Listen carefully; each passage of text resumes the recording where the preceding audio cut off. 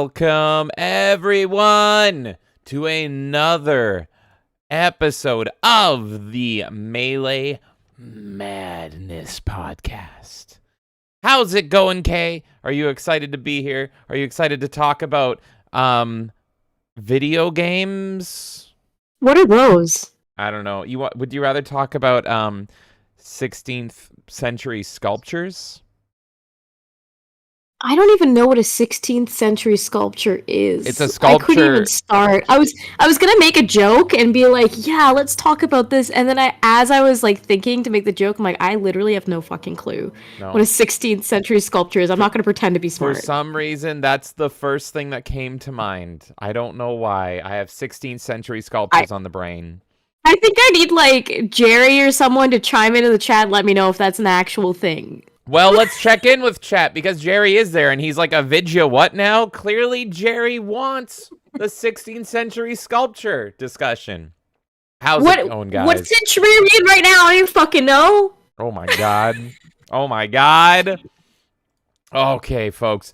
You know what it is. You know what we're doing here. If you're new, this is a Melee Madness podcast where we talk all things video games, what we're playing, news, segments, all sorts of stuff. And we've been doing it live, and we've been enjoying doing it live, and so we can hang out with all of you in real time. I've always loved the Everybody Loves Raymond live studio audience, and I think I just, you know what? Wait. Is that an actual, like, was it actually filmed in a live studio audience for Yes. Everybody Loves Raymond? Yeah.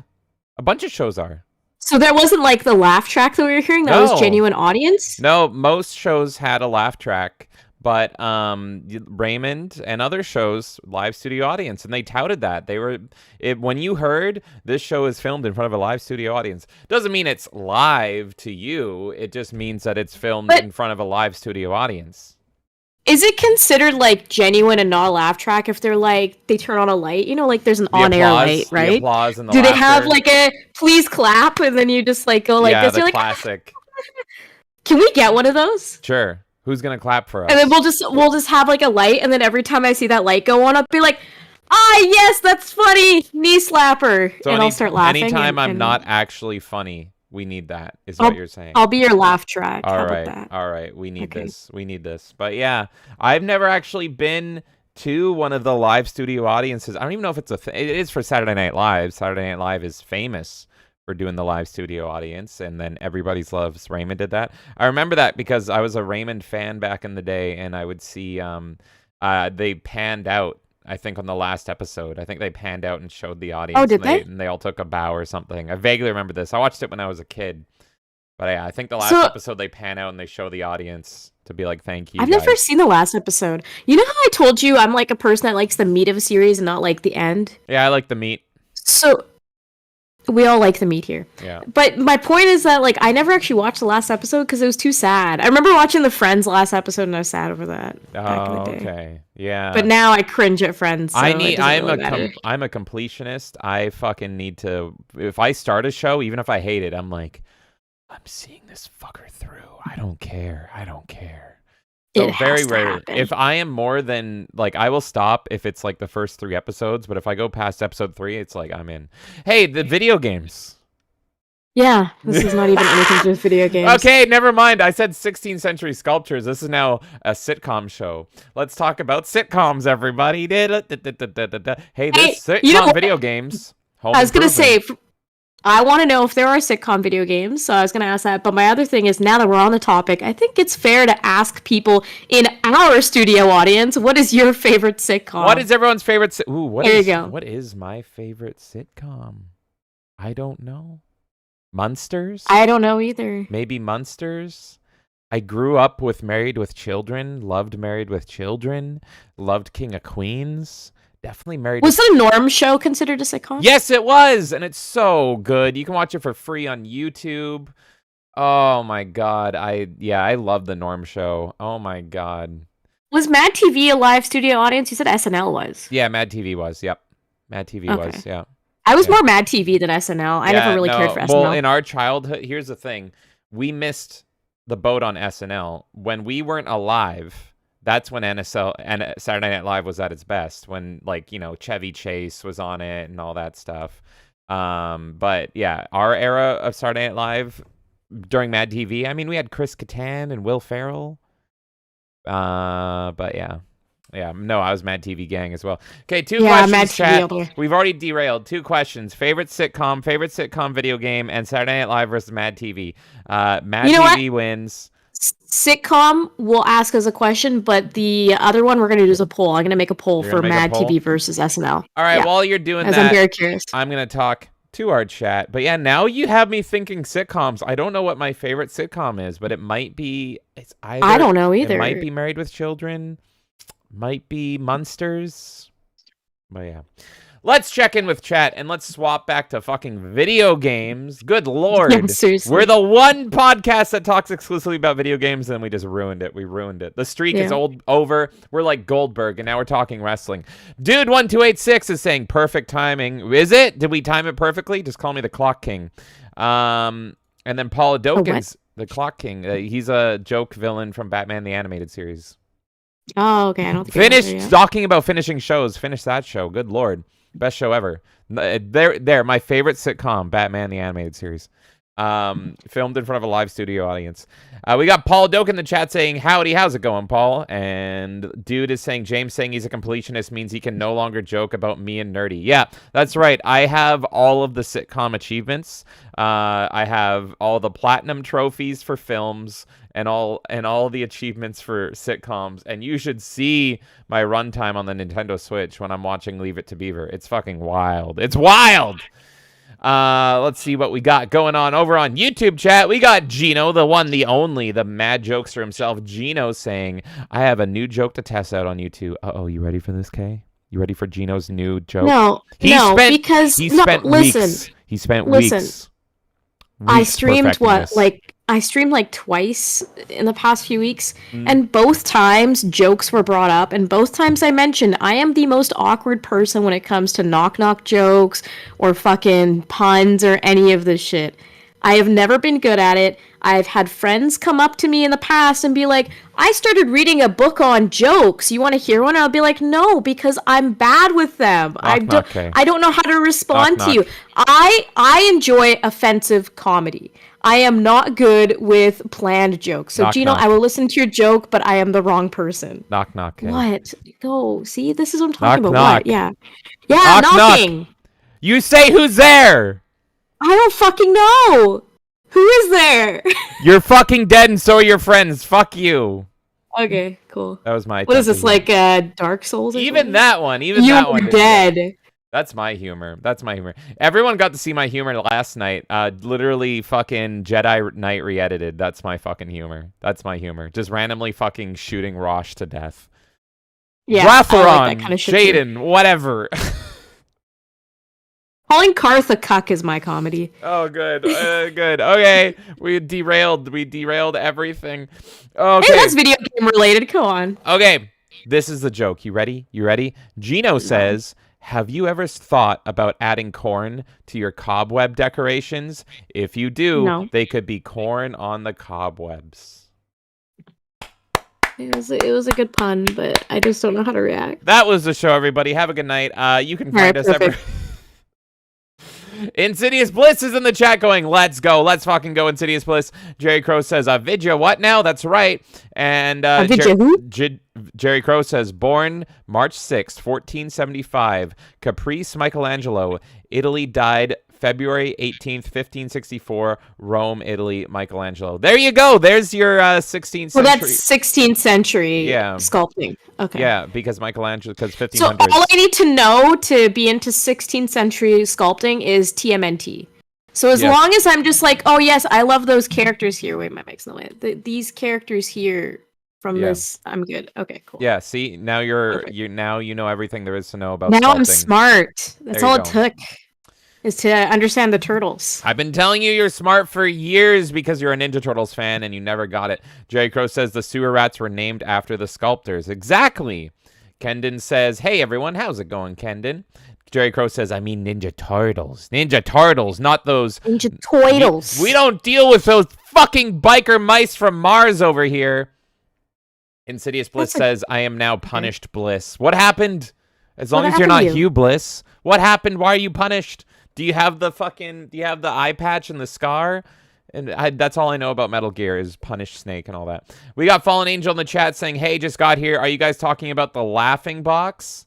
We were. The big laughing, big laughing box to tell everyone to laugh. That's what we got. That's what we got.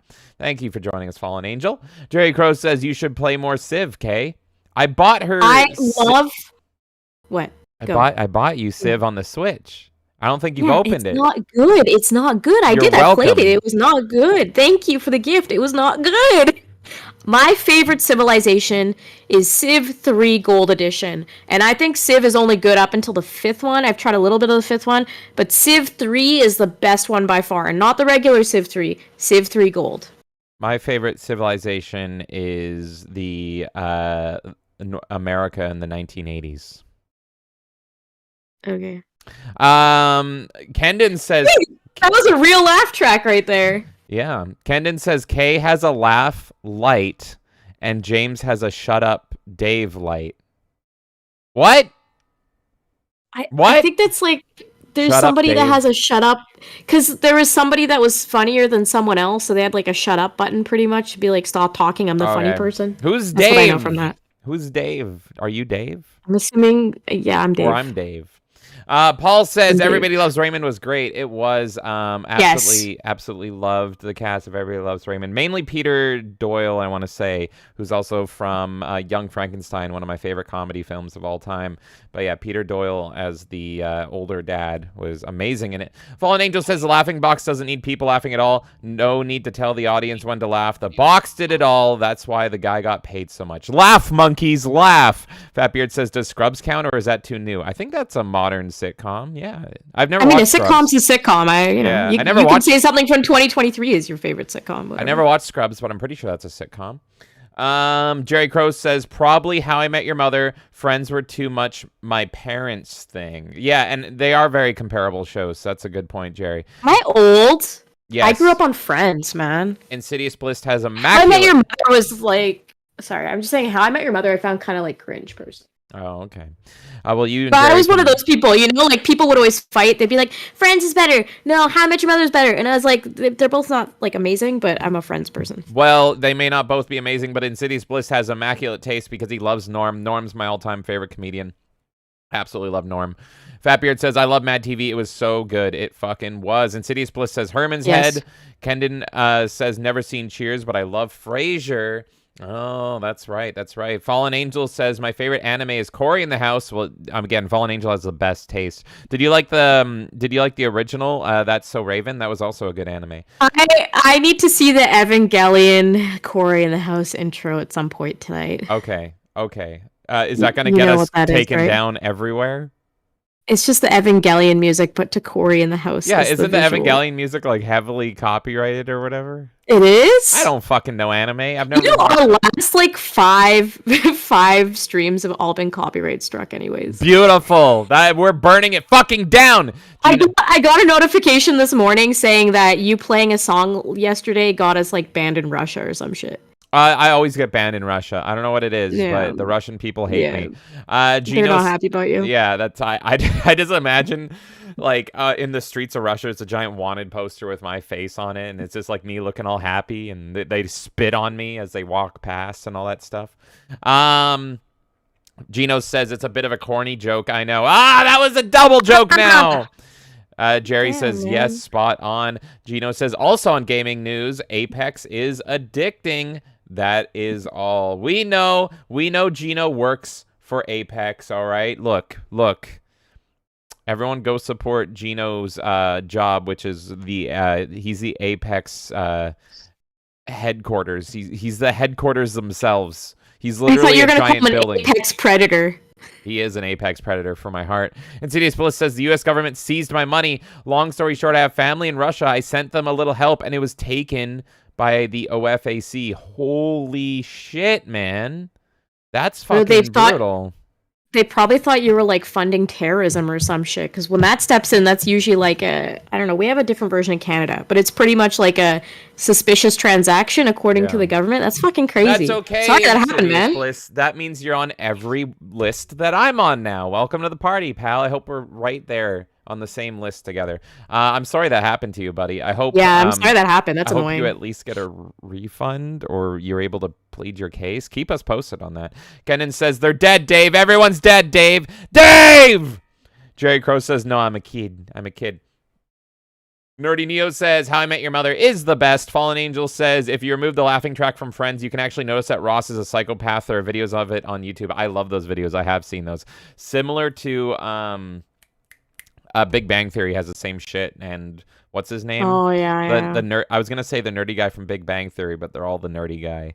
The lanky None one. of them are nerdy. No, it's the opposite. None of them are fucking real nerds. They're all fucking LARPing. We know. I know. But Don't Sheldon? get me on the Big Bang Theory. I know. I'm trying to move on. I'm trying to move on. I hate that show more than I hate Mace Windu.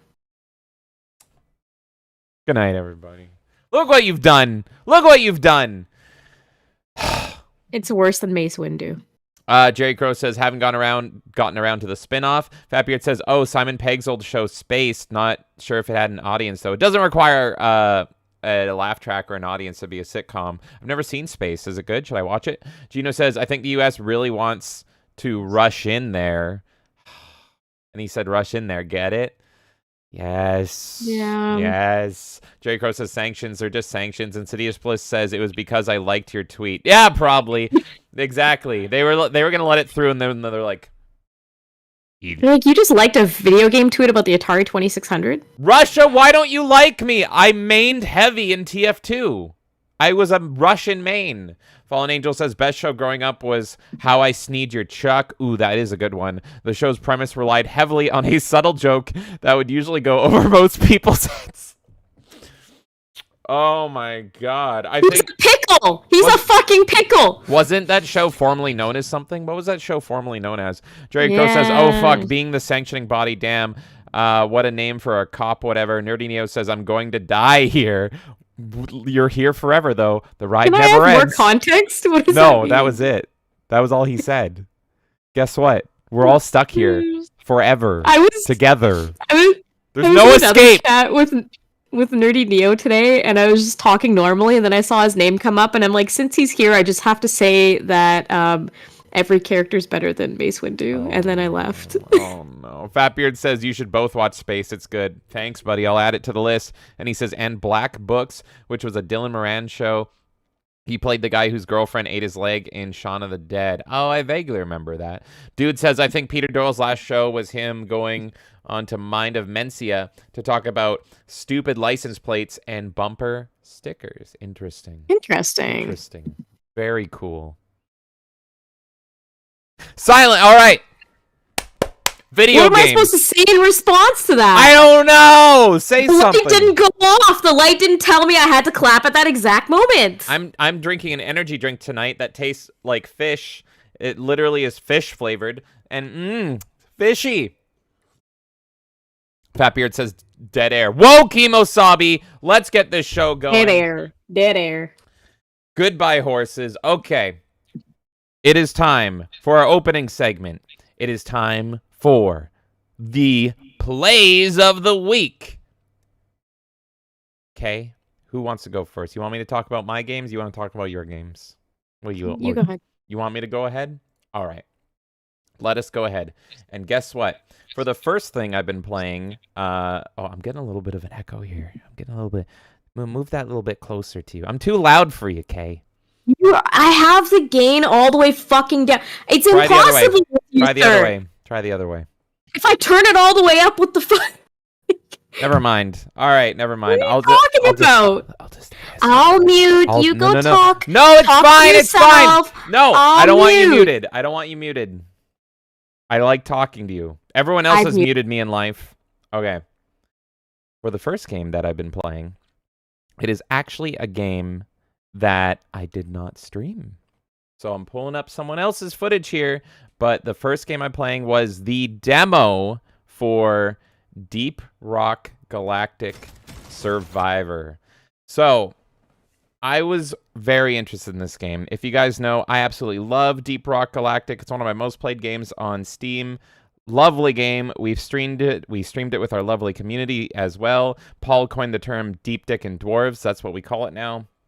So, of course, I love Deep Rock Galactic, and I love Survivor, and this is pretty much a spin-off title made by a different team, and it is a ripoff of the game Vampire Survivor. So I was like, okay, my two favorite things together. Chocolate and peanut butter, this has to work. There has been a ton of Vampire Survivor ripoffs. I've only played one other one called Halls of Torment, and it's pretty fucking good. Needs some balancing, some rebalancing. It's in early access, but it's pretty fucking good. I'm going to wait until it's fully released to play it again. But I was very interested in this, and they surprise dropped a demo. And the demo is long as fuck. I'll give them that. I still haven't 100%ed it, and I've got like 5 hours in it or something, because it's pretty much just a mini version of the full game. But I gotta say, as you can see here on screen, I don't think I love it. And I played a lot of it. I played like 5 hours to be like, do I buy this or do I not buy this? And I'm still kind of undecided. It's still kind of addictive, but it's not great. Here's what the game is like. The game is like if you took all the mechanics from Vampire Survivors, all the mechanics from Deep Rock, and you just forced them into a game, but then that combination equals kind of a mediocre experience if you compare it to either other game. It's like, well, if you want to play Deep Rock and you want to do Deep Rock co-op and have a good shooty time, you play Deep Rock. But then for the Vampire Survivors experience, you might as well just play Vampire Survivors, because this game doesn't excel at either category. And it doesn't do anything to separate itself in the genre. It is literally just they took the two games and kind of scotch taped them together. So you can see there is a top-down thing here. It's top-down perspective. You're gathering resources. And the thing is, the whole game is on a very quick timer, unlike Deep Rock. And so you see at the top meter there, it slowly builds up. But the weird part is, when you finish a mission in Deep Rock, you call in the drop pod, and then you have like 5 minutes or whatever to get back to the drop pod. In this, you only have 30 seconds. Now, here's the weird part. In a Vampire Survivors game, the goal is to out-level your enemies. So in a Survivor game, your enemies get stronger over time, and then you get stronger over time. But because of the drop pod mechanic from Deep Rock, it doesn't afford you the time to actually get stronger, and it's a very weird feeling. It's the way you play it is you play pretty much 4 missions in a row, and so you can't just kind of grind. You have to go in and do that mission, and it has objectives just like Deep Rock does. And just like Deep Rock, when the mission's done, drop pod, go. But it's like, but I need to grind more kind of thing. And it also does the Halls of Torment thing where you don't just lose at the end, and it's not how hard you can get. There is a boss you can beat, so it doesn't have that super huge, overwhelming experience that Vampire Survivors has. That's super fun. It's weird. And then it also uses 3D graphics, which I noticed, the Vampire Survivor is sprite-based, right? It's a 2D game. But using the 3D graphics, it also feels almost like underwhelming. Like you can't have as many enemies on screen as you do in Halls of Torment or in Vampire Survivors. And it just doesn't feel punchy. The good thing that's about Vampire Survivors is it's super addictive and it's super punchy. And it's super, like, it feels like loot boxy, even though it's a very cheap game experience. This doesn't have that at all. There is no hyper addictive feel. There is nothing punchy. It kind of feels slow. It's also very weird that the dwarf, as you can see, because it's a Survivor game, all of the power-ups and everything in Vampire Survivors are all Castlevania-based. Like, you got your whip, you got your cross, and all that stuff. In this one, they're all gun-based. They're literally just the different guns that you get in Deep Rock. So it's weird because all you're doing is pickaxing stuff, but the bullets kind of shoot out of your asshole. So he's not actually holding a gun, and bullets are just kind of spraying out of your ass all over these enemies. So it's kind of fun, but I don't think I like it. I don't love it. Just looking at this footage here, it looks a lot slower than Vampire Survivors, which is what I think you were saying. Yes. And also, it doesn't have the flashiness of it either. And, like, the thing with Vampire Survivors... Calm and Tilly saying fuck the Alliance, coming in with 6 viewers with that raid over on Twitch. Thank you, Calm. All you new folks tuning in, this is our podcast filmed in front of a live internet audience. Come and join the show, you guys. Calm, thank you so much for that raid. And all you new viewers, thank you for coming in and joining the show. Right now, we are talking about Deep Dick and Dwarf Survivor, Deep Rock Galactic Survivor, and it is our opening segment where we talk about what games we've been playing. So, sorry to interrupt you, Kay. No. I do that a lot. Keep on It's talking. okay. It's okay. That's what you're supposed to do. Yeah, just looking at that footage, it's not flashy. The thing with Vampire Survivors is it's a really well-oiled machine. Every single upgrade that you get feels good. You're not doing any inputs yourself. You're just moving around, but everything feels impactful. And looking at that footage, it doesn't feel impactful when you're doing anything. And also, it's super flashy. The certain sounds that they cue up. I told you this. It reminds me of like a slot machine, pretty much. And it goes into that part of your brain that gets addicted to gambling, I feel. And this game doesn't give me that vibe. And there was that game I played during Switch Roulette that was like kind of like this, where the swarms are coming towards you constantly, and it was also 3D. Yeah, and it was also 3D, and I felt similar, where I'm like, this could be fun, but there's something about Vampire Survivors flow that just feels way more interesting.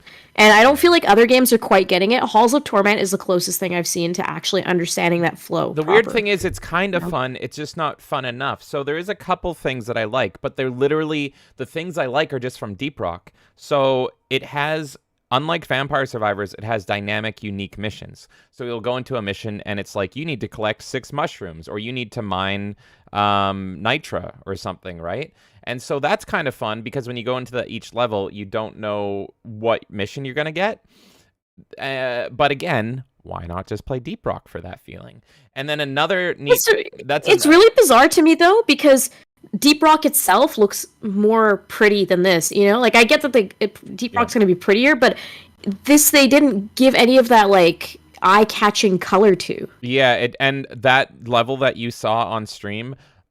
literally all the levels look the same. They all look like that, at least in the demo. Who knows, but there is one biome and that's it. The other thing I liked was because the only ability, like in Vampire Survivors, you're just trying to avoid enemies and level up. You're just trying to avoid an XP.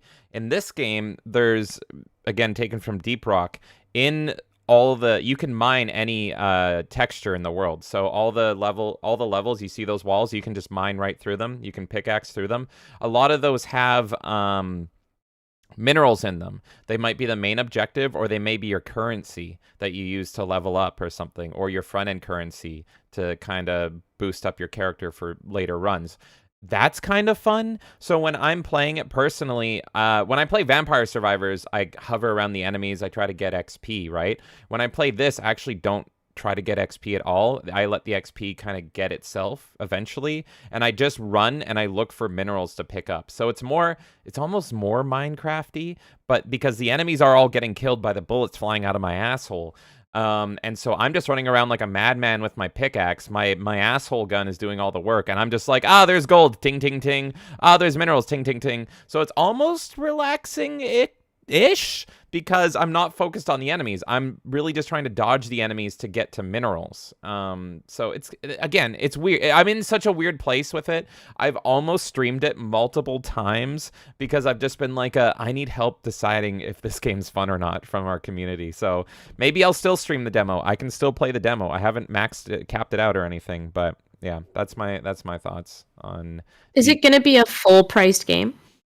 No, that would be a nail in the coffin for them. There's no way it can be a full-priced game. Every single Survivor game has had a lot of stuff in common, and one of the things that they've had in common is that they're all budget titles. So if this is more than $10, it's dead in the fucking water. Personally, yeah. Sorry, I've got some schmutz on my screen here. Another thing I want to say is that this is the first Deep Dick and Dwarves spinoff. Guess what? They announced a second one. The actual dev team from the original Deep Rock Galactic are making their own spin-off. So now you're having not one, but 2 spin-off games that are going to compete with Deep Rock, which is just crazy to me, because I played Deep Rock for years. And so the second spin-off, done by the actual dev team, is 4-player co-op. Survivor is only 1 player. And it's in first person, and it plays a lot like a first-person shooter, the Deep Rock formula. The difference between Deep Rock and this new spin-off, I can't remember the name, but it's a roguelike. So, and Survivor is kind of already a roguelike. So it's weird. It's in a weird spot. So again, with this new game that they're making, it's just going to be the first-person version of this game. So it's really weird. So their experience is, imagine more of a Binding of Isaac first-person shooter, or a Risk of Rain in first person to third person.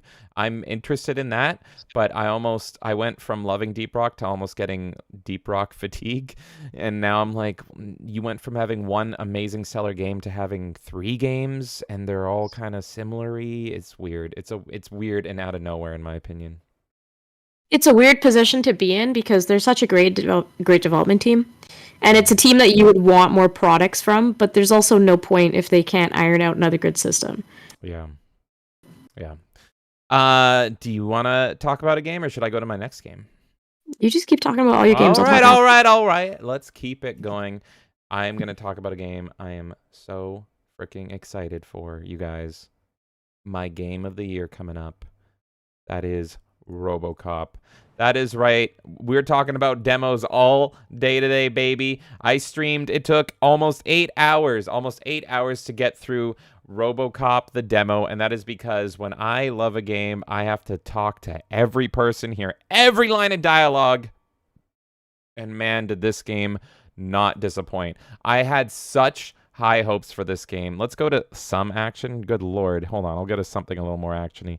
Let's go to, oh my god. All it is me looking at vistas. The vistas. There you go. This is what you do with games. I love it. Watching you. I love it. Okay. So, here's the thing. A lot of people were shitting on this game ever since this announcement. Not me. Nuh-uh. I am a huge pessimist when it comes to gaming. Modern gaming, that is. There's nothing I like anymore. But this game had me hyped, and I had absolute faith day one. And that was because of a game called Terminator Resistance. Another game a lot of people shit on, even in their reviews. I remember watching reviews for Terminator Resistance and people shitting on it, and I'm like, are you people crazy? This game looks amazing. And you know what fucking sold me finally? Someone being like, oh, this game looks like it was developed for 2008. Okay, you mean the best fucking gen of gaming ever?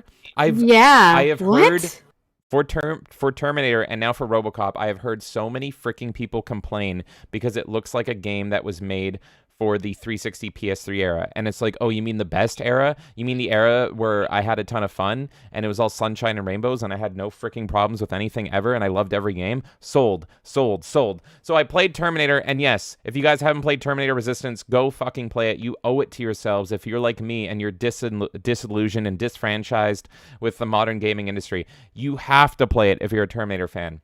Here's the thing. I love Terminator. I love Terminator so much. But in terms of gaming, I absolutely would much rather have a RoboCop game. I fucking love RoboCop, and it's a dream come true to have a RoboCop game, and I think this is absolutely the best studio to do a RoboCop game. This has RPG elements. It is heavily story-based. It is pseudo-open world, not really. It's more like open areas in a linear format, and it just works, guys. It just works. The thing that this company knows so well, and this happened with Terminator, and I can confirm now that this is happening with RoboCop, is that they understand the source material. I've talked at length at how I love movie-based games. I love the old movie-based games, and this is what these guys do.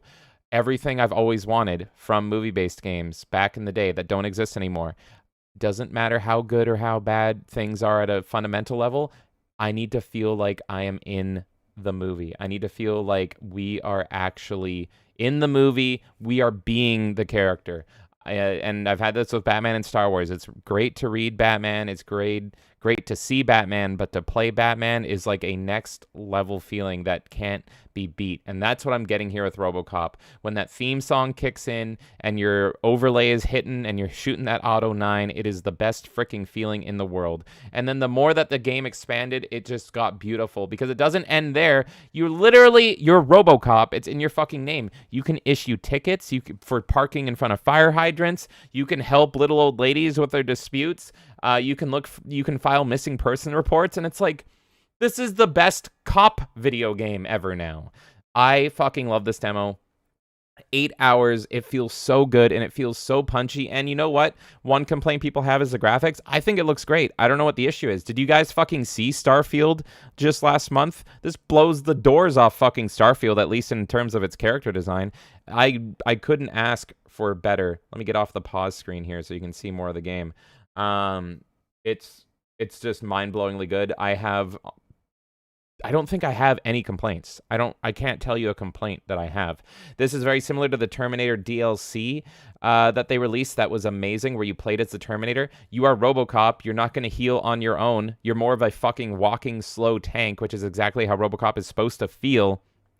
And you can heal over time via health packs, and it goes very robotic, like tick, tick, tick, tick, tick, tick, tick. It's just gold. It's just fucking gold, you guys. And it's going to be my game of the year. I can't fucking wait. November 3rd cannot come soon enough. I have no complaints. I don't know what to complain about with this game. It's a masterpiece. I have a complaint for you. We don't know if your progress carries over. That is true. That is true. And I have tweeted them and tweeted them and tweeted them, and they're not responding, which makes me think it ain't carrying over, folks. I played this fucking... a few people tweeted at them. I tweeted at them. Paul tweeted at them. You tweeted at them. No response whatsoever. I'm nervous about it. For me, it was cool that they gave you the first 3 sections. I thought that was an amazing amount to give you as a demo. And I actually got sold on the game watching you play it. And I'm like, holy shit, I wasn't sold on Terminator, but I'm sold on this game. I'm probably going to play it as well. They should make the progress go, just like we had with like Pikmin and all these other games that we've been able to demo. So that will be a big thing. And also I saw people complaining, console players, because there was no console demo. It was just PC. Yeah, and I actually don't even mind that too much because this is a AA studio. They're pretty much one little step up from indie, and they have responded about the fact that the demo's only on PC. But if the demo's only on PC, the progress isn't going to translate because you have a bunch of people on consoles, so they wouldn't be able to regardless. Yeah, it would be a PC perk, and that's pretty much it. They pretty much made the demo because Steam is a really great place to get your game discovered. And so Steam has, it's going on right now. They have a yearly event called Next Fest, and it's where they showcase new upcoming games that have demos exclusively. And so it's a big deal to get your game featured for Next Fest and all this stuff. And it's a great way to get people to play your game. And I think the studio knows that their audience is going to be mainly playing on Steam, I think, because this is a very PC feeling game. It's on console, but it is RPG-esque. It's almost Fallout-esque in a way, and so I think they know that Steam is going to be where they're going to get their sales, so they really wanted to push Next Fest. They openly said we made it for Next Fest. That's why we made the demo there. So I don't blame them, but yeah, it would be nice to carry over my progress, but I guess I wasted 8 hours of my fucking life. But you know what? It was a great 8 hours. It's definitely like a section that's going to be in the full game, I feel. So I mentioned to you, like, after you finish that demo, I'm like, what if they pull a Heavy Rain? Because Heavy Rain had an extra mission, and that was the demo. So it's not actually part of the whole game. But later on, you could download that as, like, extra DLC for free. Yeah. But it wasn't essential to the story. So I was like, if they're going in that direction, that's cool, and I wouldn't care about the progress. But this felt like there was too much story tied to it. You would have to have it as part of the game. I think if somebody didn't play that demo, they would have missed out on like important information. It's definitely part of the game. I'm hoping at least that they kind of flesh it out a bit more, maybe add more to it, maybe kind of have it so that it was a condensed section and they kind of flay it out more. So I don't want to play the exact 8 hours that I just played, and that might happen, and that's what I don't want, but we'll see. And yeah, there was one, I don't even know if it's a complaint, but it's almost a nitpick.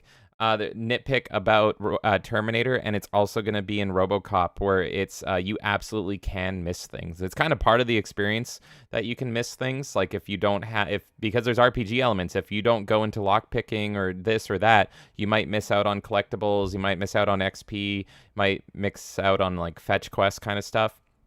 So I played the demo like I was playing the game, and I fucking grabbed everything, which is why it took 8 hours. So, but that adds to replayability, in my opinion. Yeah. I was saying that I really hope there's a new game plus. I really hope. Here's my other question: Is there an inventory system? I don't remember seeing one. Not really, and I kind of love that because I don't care for inventory systems, especially in this sort of game. Everything you grab, it just automatically goes to where it needs to go. There's no managing inventory. You just grab. Like, a lot of it is like evidence. Oh, you're grabbing fucking heroin needles. There's some XP for it because you're collecting evidence or something. And Right. Terminator was the same way. Like, I remember there was one of the ladies that you can get on her good side. She has a little brother in the survivor camp, and so you can kind of get to her heart by, being a good guy to her little brother. So he's like, "Oh, I lost my teddy bear out there," or something like that. And so while you're out on your mission, if you scavenge enough and you find his teddy bear, there's no inventory system. You found it. Boom. Next time you talk to him, he's like, "Ah, my teddy bear," and it's just like, "Yeah, that's right. I did that for your brother. You're welcome." So I honestly kind of prefer that to an inventory system. I'm weird in that I don't like things that waste my time. I like things that kind of help the flow of the game. How does that make you weird? I'm so weird. I don't like to waste my time. Well, because I think some people would prefer the management and the control of an inventory system, but for this type of game, I really like that it's like, "Yep, you got the heroin needles, move on. You got the XP for it. You got it." I'm not against it. I'm just having a hard time wrapping my brain around a fully fleshed out RPG without an inventory system. Does that make sense? Yeah, it's not that I'm fully against it. It just feels unconventional. It's similar. I wanted to bring up one of my. I still need to play this game, but one of my favorite things ever, and I've only seen this in this game, was the Mad Max game. Is Fallout-y, and it's open world, right? Mad Max. Yeah. And there's collectibles and stuff, and all this stuff that you can grab. When you're in an area and you've grabbed everything in that area, the game literally is like, "You're done here. There's no reason to be here. Go." Like, even if it's like a wrench. If that pop-up won't come up if there's a wrench on the ground, you pick up that wrench, it's like, "You're done. Move on." And I'm like, why doesn't every video game do this? That's the best fucking thing ever because of how I play games. If I don't know, I'm going to be looking for 10 more wrenches for 10 hours. So I really got to play through Mad Max. That's a little bit of a side note, but I love games like that where they take steps and efforts to not waste the user's time. And so Mad Max was really good at this, and RoboCop does this as well, where it's like there's collectibles. There's an issue of not, you might miss that stuff. But like you said, I really hope there's a new game plus, and if there is, I plan on playing this game again and again and again and again and again and doing different builds. Yeah. All right, next game. I don't know if you had anything more to say. You just look so deadpan. No, I'm just listening to you. What do you want me to do? You're doing fine. You're doing fine. All right. Next game. I go from maybe the best game ever to the worst game ever. You all know it. Our most viewed live stream on the channel, at least for YouTube. Gollum. We played at the absolute demand of Jonathan Davis, and he even joined us for this. We played Gollum for, what was it, 6 hours? And for the record, Jonathan Davis bought you the game as well because he wanted to see it that badly on our channel. He forced it. I wouldn't have played it any other way. He forced Gollum down my throat and then watched. And he didn't just buy the base game. He got you the Sindarin language pack, which anyone that remembers when that game was first coming out, that was supposed to just be part of the game, and then for some fucking reason that studio decided we're gonna lock that behind paid DLC, and that was a huge thing, and everyone was like, "Fuck this game, you're fucking kidding me." Like, that's ridiculous. A literal language pack, and I think there was even knowledge about the game that was supposed to be in there as well, and that's also behind the DLC. So it's like literal like story points for this game you can only find through paying that DLC. So Jonathan bought you that as well, and the emotes, but like who fucking cares? Absolutely fucking insane. Okay. As others have pointed out, I was either gonna love this game or I was gonna hate this game. And unfortunately, I cannot be my hypocritical detractor self and say I love this game. This game was fucking terrible. Maybe if it was in some if a terrible game to this degree was in like a property I cared about more, maybe if this was the worst Star Wars game ever or something, maybe I could enjoy it or find some fun. But here's the weird part. I think Jonathan and a lot of people were expecting it to be so bad it's good and funny and entertaining to watch. It's like suffering playing this game to the point where it almost seems intentional. Like this is like a Neil Druckmann game. Like is suffering part of the fucking experience? You play as Gollum and it tells his story about being trapped in Mordor and being tortured and a slave in Mordor. Fun, kids, right? No. You're literally doing slavery. You're playing as a literal slave. Like, if you didn't know what Lord of the Rings was, this game is Slave Simulator. No joke. Like, if this had no ties to Mordor or Gollum or Precious and all that shit, you're playing Slave Simulator. And what does that mean? You're doing menial, arbitrary, redundant tasks for no reward. In fact, sometimes your reward will be stale bread, and then one of the guards will beat you up for it, and you get nothing. The game is bleak and depressing and dark, and not to mention buggy as hell and a fucking mess, but not in a funny haha way. It just a frustrating, tedious way. And it's just not fun. There's no joy to be had. There's no excitement. There's nothing interesting. You're not, at least for the first fucking 6 hours, trying to break out and, get out of your slavery. You spend years in game time doing menial, arbitrary tasks like go to your fellow slaves and collect their dog tags, go hoard these animals, go round up these animals, go. And then the amazing thing was the point that we stopped, all the tasks that we had to repeat over and over and over again. The next thing we were going to do was now you have a new slave that lives with you, and you have to go teach that slave to do the things you did. So you're playing through him, and he dies in one hit. Game over. It's insane. Like, it's not even like an issue with them like testing it or something. It's a fundamental like, who was the designer on this game and thought this was going to be a fun experience? This game could be the most polished gaming experience ever. There could be 0 bugs, and it could play exactly like how they wanted it. It would just be as terrible of a game. It's fundamentally depressing and bleak and terrible, and there's no enjoyment to be had here. It's just awful. It's just straight up awful. I don't know if I'm going back to it. The masochist in me kind of wants to see what happens next. I kind of want to see how much worse can this get, but it's not a fun experience. There's no laughing to be had. So if I do go back and play it, it is purely morbid, sick, twisted curiosity on my part. I cannot not recommend this game enough, and I know that's beating a dead horse with this fucking game, but I don't think a lot of people have talked about why it's bad. A lot of people will be like, it's buggy, it's broken, and it's like, that's nothing. If that's all it was, there would be no issues. This game is fundamentally awful in every sense of the word. But Kay, you're a big Lord of the Rings fan. Tell us what you think. I watched maybe half of your footage on it because after a while I was just like, I can't even fucking watch this anymore.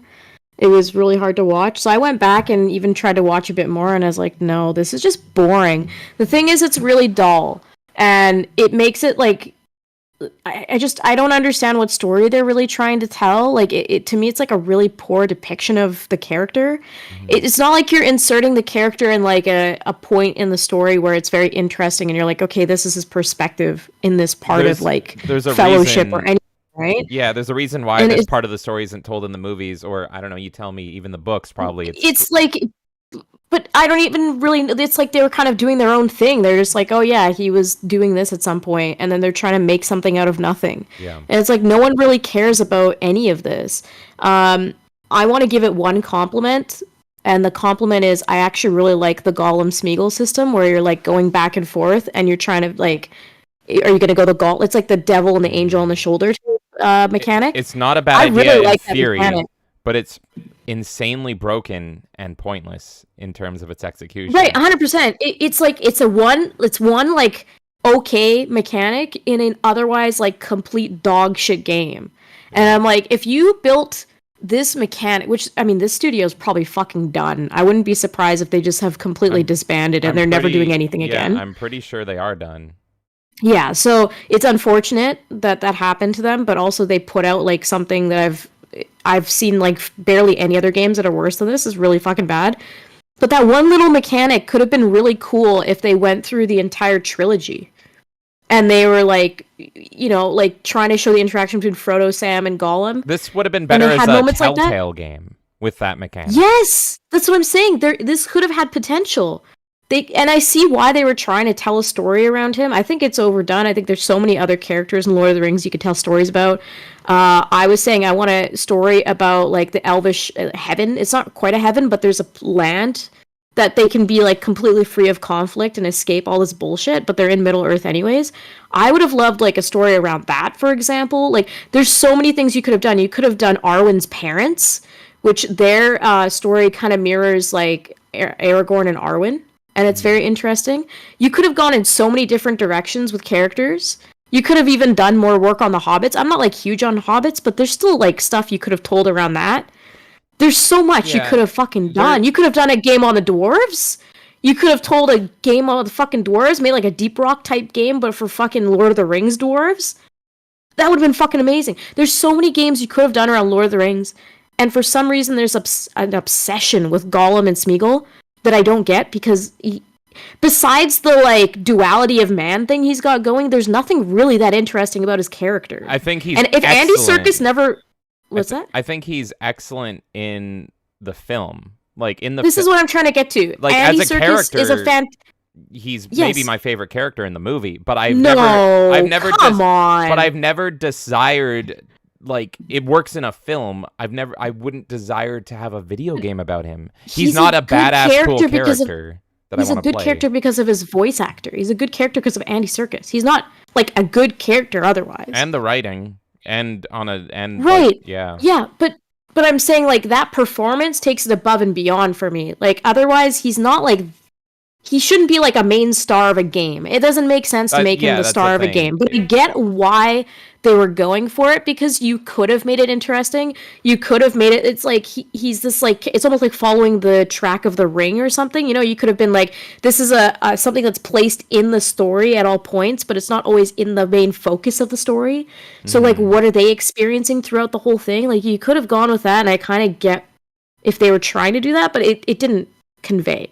So this is probably the worst Lord of the Rings media I've ever seen. I ignore Rings of Power. It doesn't exist in my world. It might be worse than this, but this is the worst I've personally seen, because I haven't even looked at the fucking trailer of Rings of Power. Yeah, the thing is, I absolutely love film, and film is a very different medium from video games, and books are a very different medium from film and from video games.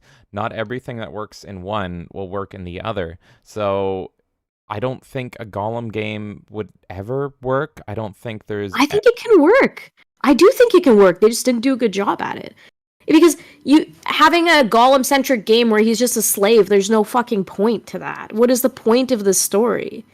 I would rather have a Gollum game called Cooking with Gollum, and it's him making tasty fried fish all day. That would have been better. And that would have been boil and mash and put him in a stew. You could have had him just making potatoes. That would have been cute.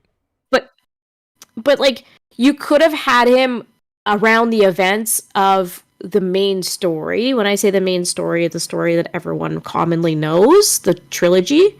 You could have had something around that. Having his own sideline story makes no sense. It's boring. No one cares. But I can see how you could build a good Gollum game. It's just they didn't fucking do it. And I don't think it's like you should never have a Gollum game. I just think they could have done a better job, and they could have involved other characters to make it more interesting. I think at its core, it's a fundamental mistake to greenlight a Gollum game. If you get the Lord of the Rings IP, not only is that going to be expensive, but you have such a vast array of characters that would make for much better games. You know what I want? I want a fucking Mouth of Sauron game where I'm like fucking leading an army as that motherfucker. Give me a villain game. I want to lead an orc army as Saruman. That would be good. That would be cool. That would be good. But literally, you're using the little frail subversive manipulator as in the character, and especially when he's a slave. Like, I don't see how could a Wormtongue game would have been fucking better than this, where you're trying to manipulate fucking kingdoms and shit. Maybe I just love Brad Dourif, and I do, but I don't know.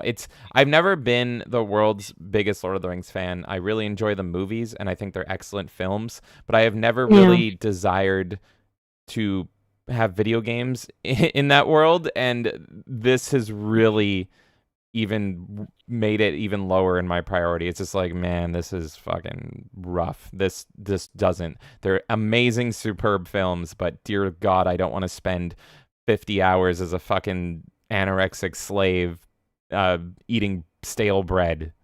What? Here's the thing, I just, like, a lot of people use the argument that you could just never have a Gollum game that would make sense. And I disagree with that. I just think it's a lack of good work on this dev team. I think you can make absolutely any Lord of the Rings character interesting. But the point is that there's so many more interesting characters that no one was desiring this game.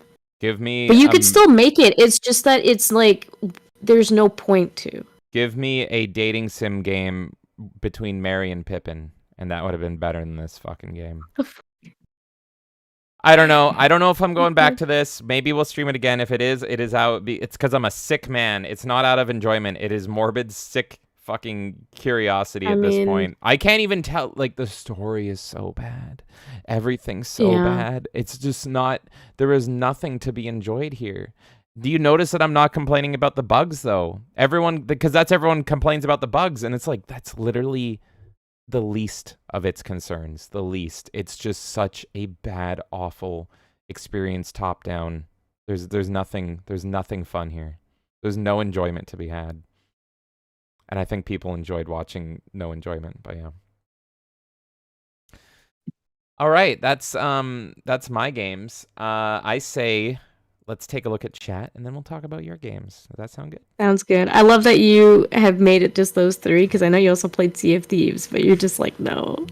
I've talked about Sea of Thieves before. And you want to hear me talk about Sea of Thieves? Go watch the fucking 9-hour stream and suffer with me. Look, we're welcome to talk about it if you want, but we've talked about it. No, I just was laughing because it was like, yeah, there's actually a lot more games you've played, but those are the three that you chose. I thought these were more interesting to talk about than talking about Sea of Thieves again. It's more of the fucking same. We've talked about it on the show before. I am so happy it's done. Actually, it's not done because they fucking broke the achievement. Right. Yeah, you have to go through it again. Talk about that quickly. Yeah. 8, almost 9 hours, I think. Almost 9 hours. You know what? We're bringing it up. You want it brought up? We're bringing it up, folks.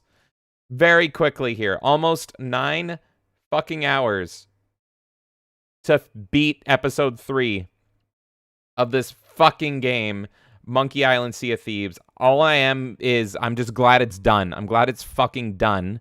And then I did everything, got 100%, had to go back again into the fucking level because of a bug. And I just wanted to get all the commendations and all that stuff. I just wanted to finish it. Because, again, big Monkey Island fan. And I know that you got unique rewards if you 100%ed it. And it's not a hard game, right? It's just a insanely time-consuming game, and it's poorly designed because you pretty much have to do it in one sitting. So I'm like, I can do this. It's just time.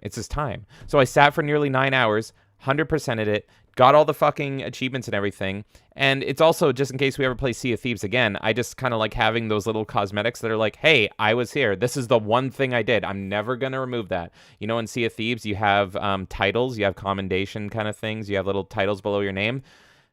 And I am never going to remove that Mighty Pirate commendation, which you got for 100%ing it. That's great. Monkey Island reference. You know what pisses me off about this fucking DLC? I have to play through it now, too. No, you're not. I have to. You know why? Because you get the fucking Monkey Island theme. But as long as you play with me, you also get it. So don't So worry I about can it. still play it with you as long as you're sailing with me. As long as I initiate the song, you can play Yeah. the song.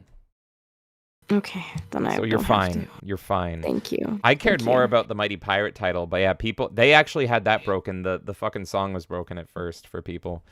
But yeah, here's the thing. Here's why I didn't fucking uninstall the game.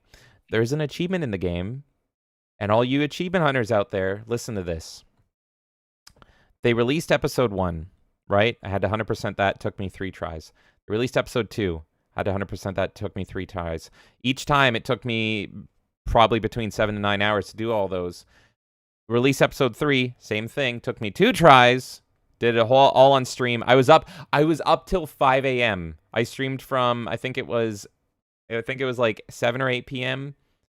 and I streamed until fucking 5 a.m. I saw the sun come out. I remember being up at like 3:30 and being like, dude, I'm fucking done. I can't stay up with you anymore. This is crazy. And you still went longer. So there's an achievement to 100% all 3 chapters. To do every single thing in all 3 chapters. And I did that. And if you've heard me rant about achievements before, I'm not an achievement hunter like some of our friends are, but if I do a thing in a game, I want the fucking achievement for it. Guess what's broken? Guess what's fucking broken? That's right. The fucking achievement for 100%ing all 3 chapters. But don't worry, there's a workaround. The bug is the fact that it doesn't know to check for the last 2 chapters. So if you played it like a normal fan would and play them as they came out, you don't get the pop. Guess what the workaround is? Doing episode 1 and 2 and 100%ing them, bugs and all over again. But on top of that, because it's already checked off as complete in the game, you have to track all of it yourself. So this is amazing. Fuck them. I'm not making the argument against achievements necessarily. I'm just posing a question because this is the game's fault. It's not the existence of achievements that are at fault here, okay? I just want to make that clear as I bring this up because I know that it's the game and the game shouldn't have broken achievements like this. How are you going to relate this to hating Mace Windu is what I want to know. Anything I say to Nerdy Neo ends in hating Mace Windu. Okay. But I just, like, that experience, if you didn't have to worry about the commendations, wouldn't that have been a much better game to play through? If you didn't have to worry about achievements with that, you know what I'm saying? It's broken, and it's not achievements' fault. Look, people can achievement hunt all they fucking want. I'm not saying it's the achievements' fault, but at the same time, that would have been better if achievements didn't exist. I liked the commendations, which are effectively the in-game achievements, which are there just as a checklist to make sure that you do everything and experience everything. And since I am a fan, just like with RoboCop, as previously mentioned, I did want to see everything. I wanted to see every Easter egg. I wanted to read every line of dialogue and all that stuff. So the commendations were a nice way. Most of them, some of them were bullshit, right? Like the last one I had to do was hit your ship with the fucking rock, and that took an hour alone to fucking line up and everything. So I like those. It's completely the game's fault. Like I'm trying to make that significantly clear because I can already feel Dude and Nerdy Neo both typing at their keyboards. The fact is, like, this shouldn't have been fucking broken. This should not have been broken. Yes, I agree. And they've gotten way too relaxed on the certification side of things. And this is something that absolutely should have been checked. They should have known that most players would be playing episode 1 when it came out, episode 2 when it came out, and episode 3 when it came out. The minority would have been playing episode 3's out, play episode 1, 2, and 3. Especially because these are like seasonal, limited time things and everything. So I didn't know going into it if episode 2 was going to replace episode 1. This is an always online fucking game. So I didn't even really want to play episode 3. I was like, I don't want this to expire or something. So it's just like, I would like... And by the way, more than the achievements, I think the bigger fault is the always online. That ruined the experience for me more than the achievements. I'm fine with the achievements in this. I just think that, like, in general, if first none of that existed, it would have been a way better experience for both of those It's things. a first-party Microsoft game. It's going to have achievements. And if I'm doing everything, I would like an achievement to say, you did everything. Good job. Yeah, of course. And now, instead, if you look at my profile, it says you didn't do everything. And it's like, I did. I literally have a title in-game that says I did it. So I'm really hoping the fix is, here's what the fix should be if you want to get technical. They should implement a hot fix just to be like, we're going to change this achievement, and we're just going to check the in-game commendation system. If you're 12 for 12 on all 3 episodes, achievement pop. That should be the fix. But it's been like a couple weeks, and there's been no word on a fucking fix, which is insane. So, yeah, I think I looked and it's fucking dumb. The achievement has a 0.01 unlock rate because you literally have to do it all now, or you have to go back. And I was looking at forum threads of people doing episodes 1 and 2 over again and being like, I just did it all again and it didn't pop for me. Some people, they were saying it did pop. Others weren't. Yeah. It's insane. It's insane, dude. So it's Sea of Thieves being a buggy mess. I mean, we saw with the second chapter with the stand locking him in the thing, that didn't work for you. And then I looked it up, and there were tons of people. The boulder thing as well. Yeah. On episode 3. So, man, I have had literally since launch, I've had such a bad taste in my mouth from Sea of Thieves because I've talked about it before. I don't agree with you on that. No, you remember my fucking issue with Sea of Thieves at launch? Because the Microsoft Store, because it was Microsoft Store exclusive. Well, that's a whole other fucking thing. You were dealing with the multiple account thing and the skins. Is that what you're talking about? Pretty much what happened, and I've told this story before. But that's not. That's on them just too. Like rare. That's Rare and Microsoft both being terrible companies. And this is also Rare and Microsoft being terrible companies. But it could have been like that. Could have happened in any fucking game ever. That's a customer support issue at that point. So they're bad from the top down. That's not down. the game. They're bad from the top down. Their customer support's bad. But that's not the game bad. because their development's bad. You never needed to launch the game to have that problem. What? Yeah. That's it what was I'm a saying. skin that you redeemed, right? So, no, like, yes, no. checking it on your account would have been the issue, but issue, like, otherwise... No. The issue was that because the Microsoft Store is the worst fucking store on God's green earth, that I was signed in to my Microsoft account and not my Xbox Live account, and I bought it there instead. And so I emailed Rare support, and I emailed Microsoft support, and I'm like, here's all the proof. That's not a Sea of Thieves issue. That is literally the companies. Because Rare said Microsoft can fix it. Yes, and then no, but Microsoft said Rare can fix it. You're literally explaining a thing that's like, this is Rare's customer support offloading onto Microsoft and vice versa for an issue. Yeah. Sea of Thieves, the game, it could have been any fucking game on Earth. But a better customer support would have solved it. Yes, but that's not the game. That's the customer support. What I'm saying is I've had a bad taste in my mouth ever since day one. That's fine, but the game at launch was a fun game. I think... Like, Sea of Thieves was a good game before, and then people got mad at the griefing, and they started, like, adjusting it there, and that's the problem. It was a fun game for a month. The issue you went through is unique, and it is nothing to do with the game, in my opinion. It is everything to do with Rare being a terrible company and Microsoft being a terrible company, and neither of them just going, hey, we can just give the fucking guy a skin. It's not that hard. It wasn't even a give skin. People context. It was a remove the fucking license off this account that I proved that I have ownership to you and put ownership for a skin for the game. What are you saying? It was literally the controller came with a skin. I didn't have any issue with the skin. I have. What was the code that you had an issue with? You keep interrupting. It was the fact that I bought the game on the incorrect account. On the Microsoft And you were Store. trying to redeem stuff, though, weren't you? It was the fact that I wanted it on my Xbox account, where I have all my achievements. But it's still not a... So you had multiple issues getting the game, clearly. But that's still not the game. That's the two companies not having good customer service. That's all I'm saying. All of this is the companies. Right. The company that made the game and the customer achievement support issue and all that shit is the game. All of that stuff is the game, but your initial issue is not the game. The game used to be good. All I said is that I've had an issue with these fucking team since day one. I could have also been complaining about their marketing or something, or how they do product placement. I'm saying that's what I'm saying. Yeah, but that's not the game. There is a grand scale of issue I have with Sea of Thieves. That you had a bad taste in your mouth walking into the experience, but it doesn't mean that the game itself used to suck. The game itself was good. I have better experiences when I leave with a bad taste in my mouth, not entering. Fuck Sea of Thieves. Fuck Sea of Thieves. Should we catch up with chat? Sure, go catch up with chat. I hate Sea of Thieves. It wasn't a bad game. No, I don't like this because the game was not bad when it launched.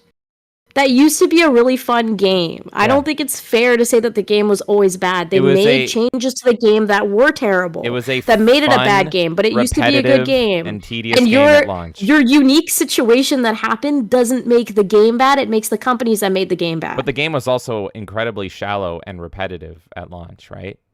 It was fun. I didn't feel that way.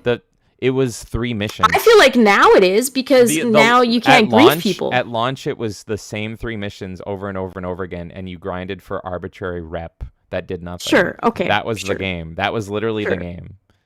That was literally the game. It was either you get skulls, you get treasure, or you kill a target. And it was those 3 missions.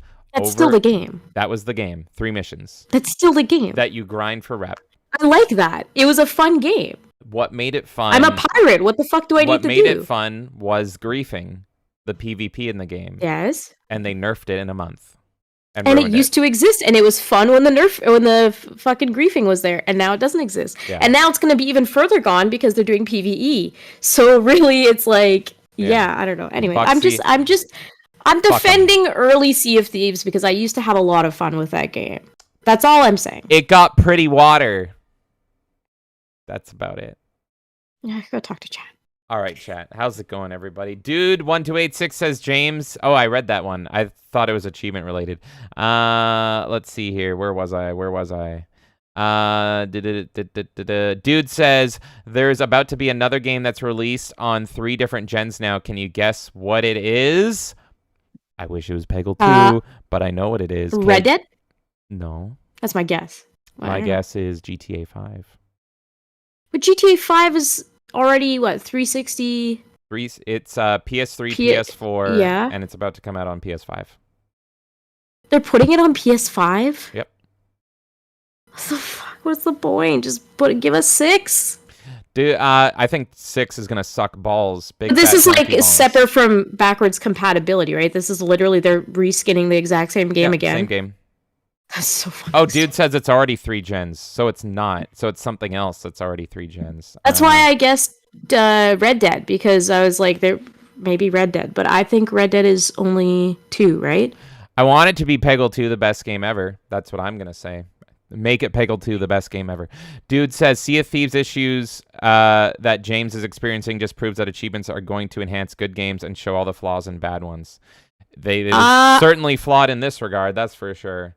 I want you to expand on that, dude, because I don't think achievements necessarily proved that at all. And YouTube chat is popping the fuck off. He says the game I'm talking about is Dragon Ball Xenoverse 2. I played exactly one Dragon Ball game in my life, and it was a fighting game on PS1, and it was actually pretty fun.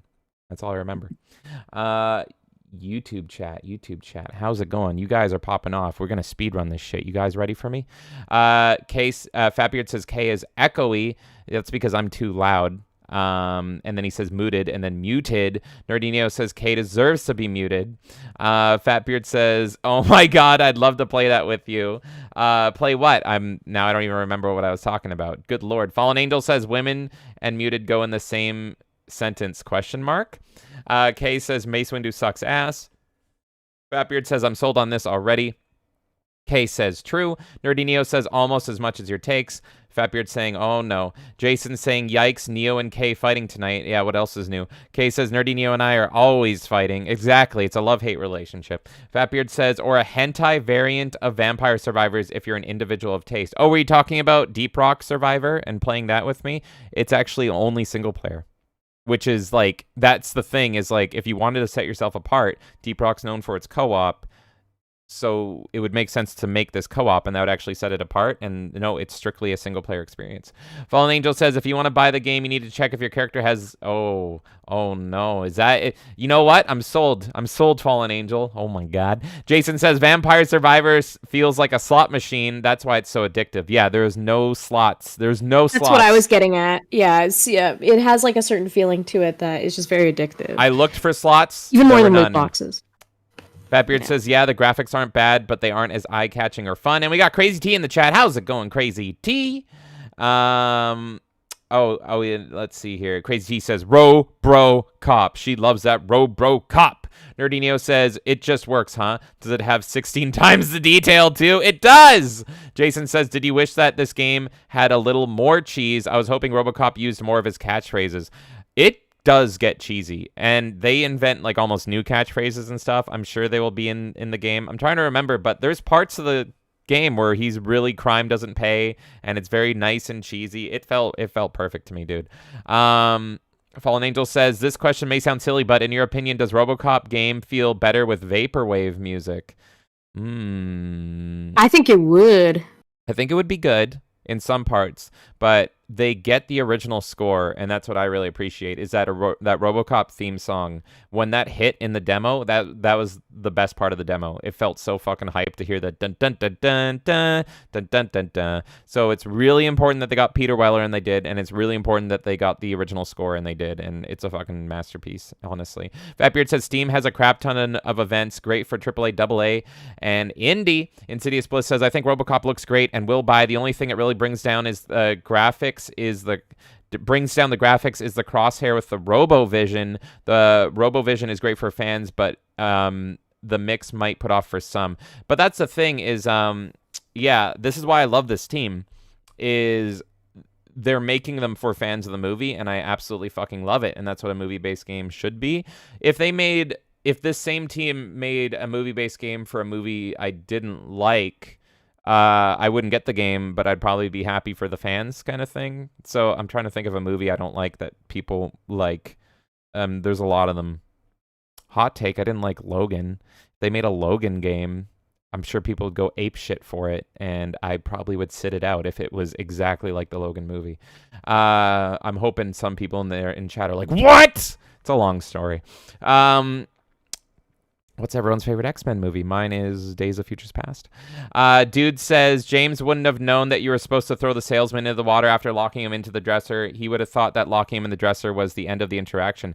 But it would have been a better experience if it still remained broken and the achievement wasn't there, and I just said, fuck it, because I wouldn't want to do that, instead of having to play the whole fucking thing again just to get that fucking pop. I just don't agree. Like, I just don't agree that you need achievements to know whether or not a game is a buggy mess or not. I don't need the achievements to know that. Yeah, like, I already had issues. Yeah, it makes it a worse experience, because now it's like, not only am I playing a buggy, broken mess, but now I have the frustration of not getting that achievement pop. So I would rather, if it was as broken as that scenario was, and it didn't have the achievement, I would have preferred that, because then I would have just been like, fuck it. Like, I've played games on the Switch, and if I don't do everything, it's like, it's fine. And I just move on. It already felt like a nostalgic cash grab. We already had issues with the sword fighting in it, which had no achievements linked to it that I'm aware of. Maybe it did with the commendation of getting all the different answers, maybe. But regardless, I still had an issue with that, even if I didn't personally try to get all of those. It just, they broke a mechanic in the original Monkey Island and put it in this game. The achievements didn't need to tell me that. Yeah. Right? And then there were certain characters that had dialogue, like the Ask Me About Loom guy. The achievements don't tell me that shouldn't be there. I know that as a Monkey Island fan. I'm actually a fan of what Nintendo is doing lately. And what Nintendo is doing is that they have more of a system quest scenario, and they have weekly quests. And those quests get you platinum points, and those platinum points can earn you avatars for your profile, and I much prefer that. And so instead of having achievements, so to speak, it will tell you things like, hey, this week you need to play Kirby on the NES, and then you can literally launch it for 1 second, and then you get platinum points. And those platinum points you can use for real rewards on the Nintendo shop as well. You have to pay for shipping, which sucks. There's actually a reward I wanted that dropped today, and I'm like, that's not worth like $12 in shipping.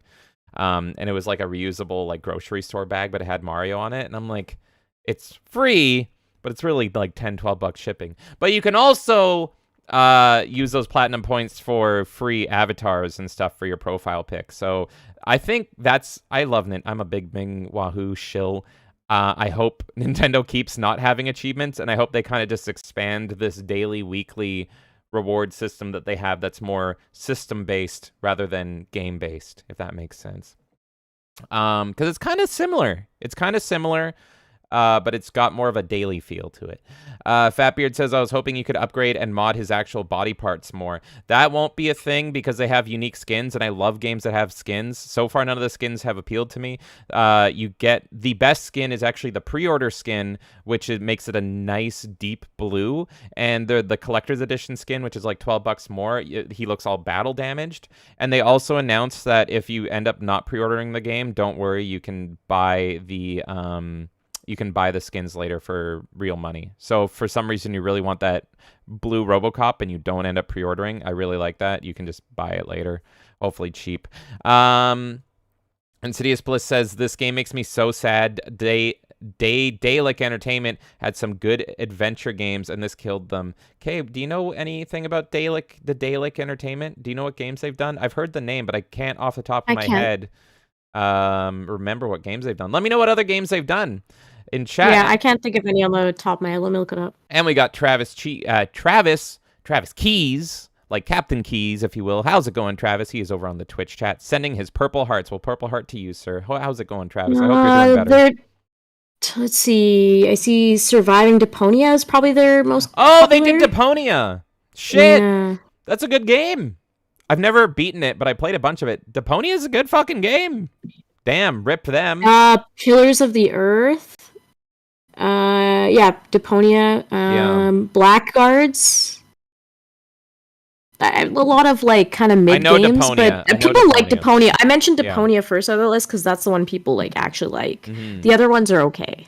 And also, again, thank you, Com, for that raid earlier. He had baby emergency. Baby emergencies are always top priority. Had to put the little lady to sleep.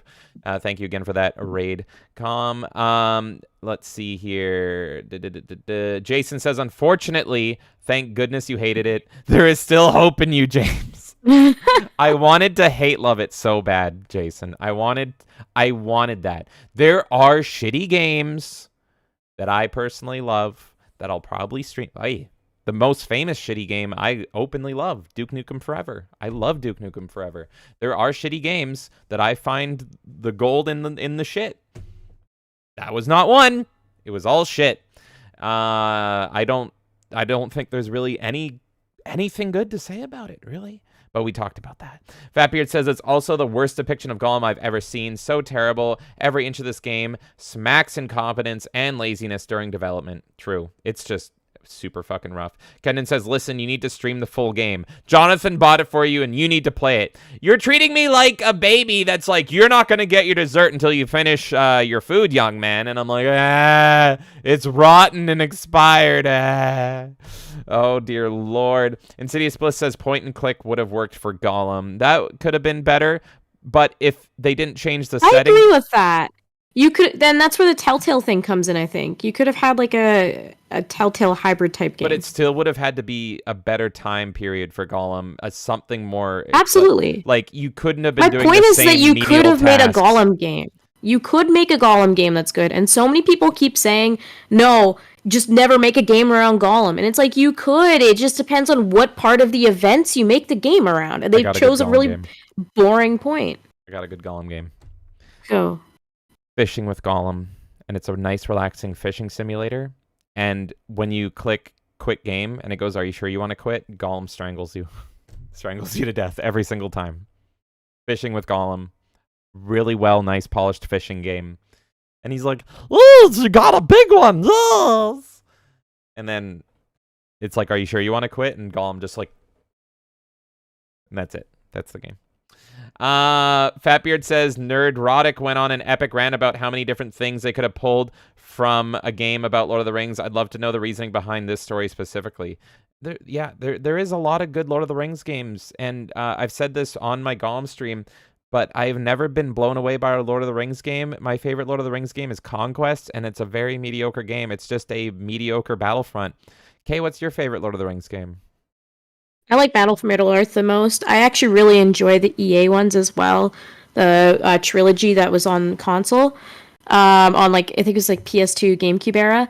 I have a feeling my favorite one is going to be Third Age because it plays kind of like a Final Fantasy Lord of the Rings game, but I haven't beat it yet, so I can't confidently say that. But as of right now, Battle for Middle-earth is my favorite Lord of the Rings game, and I think Third Age will end up being it. Jerry Crow says, "What's the game loop on this game? I was so lost watching this. It's literally doing the same thing over and over and over and over and over again, and it's not fun, and it's buggy, and it's broken, and it's depressing as fuck." Fatbeard says, "Isn't there an RTS that lets you use the Mouth of Sauron?" I'll use the Mouth of Sauron. Maybe. I beat Battle for Middle-earth 2 actually on the 360. It was an RTS game I beat on the 360. It played surprisingly well. I didn't love it. I beat it and dropped it. I don't remember if Mouth of Sauron is playable in that. I remember Shelob is, and it's not super sexy Shelob. It's been a long time. Yeah, I'm trying to remember. Because the first game I didn't play, and that's based on the movies. The second game, it's like, here's everything not in the movies. And so it's neat if you're a fan.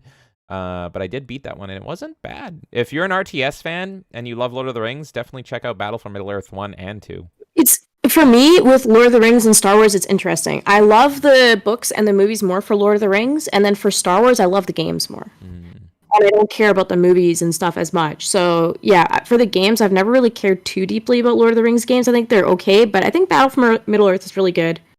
And Third Age, from what I've tried, is awesome. So. I'm gonna have to get you to try Conquest. I'm very curious what your opinion on that is. It's neat. It's not great, but it's neat.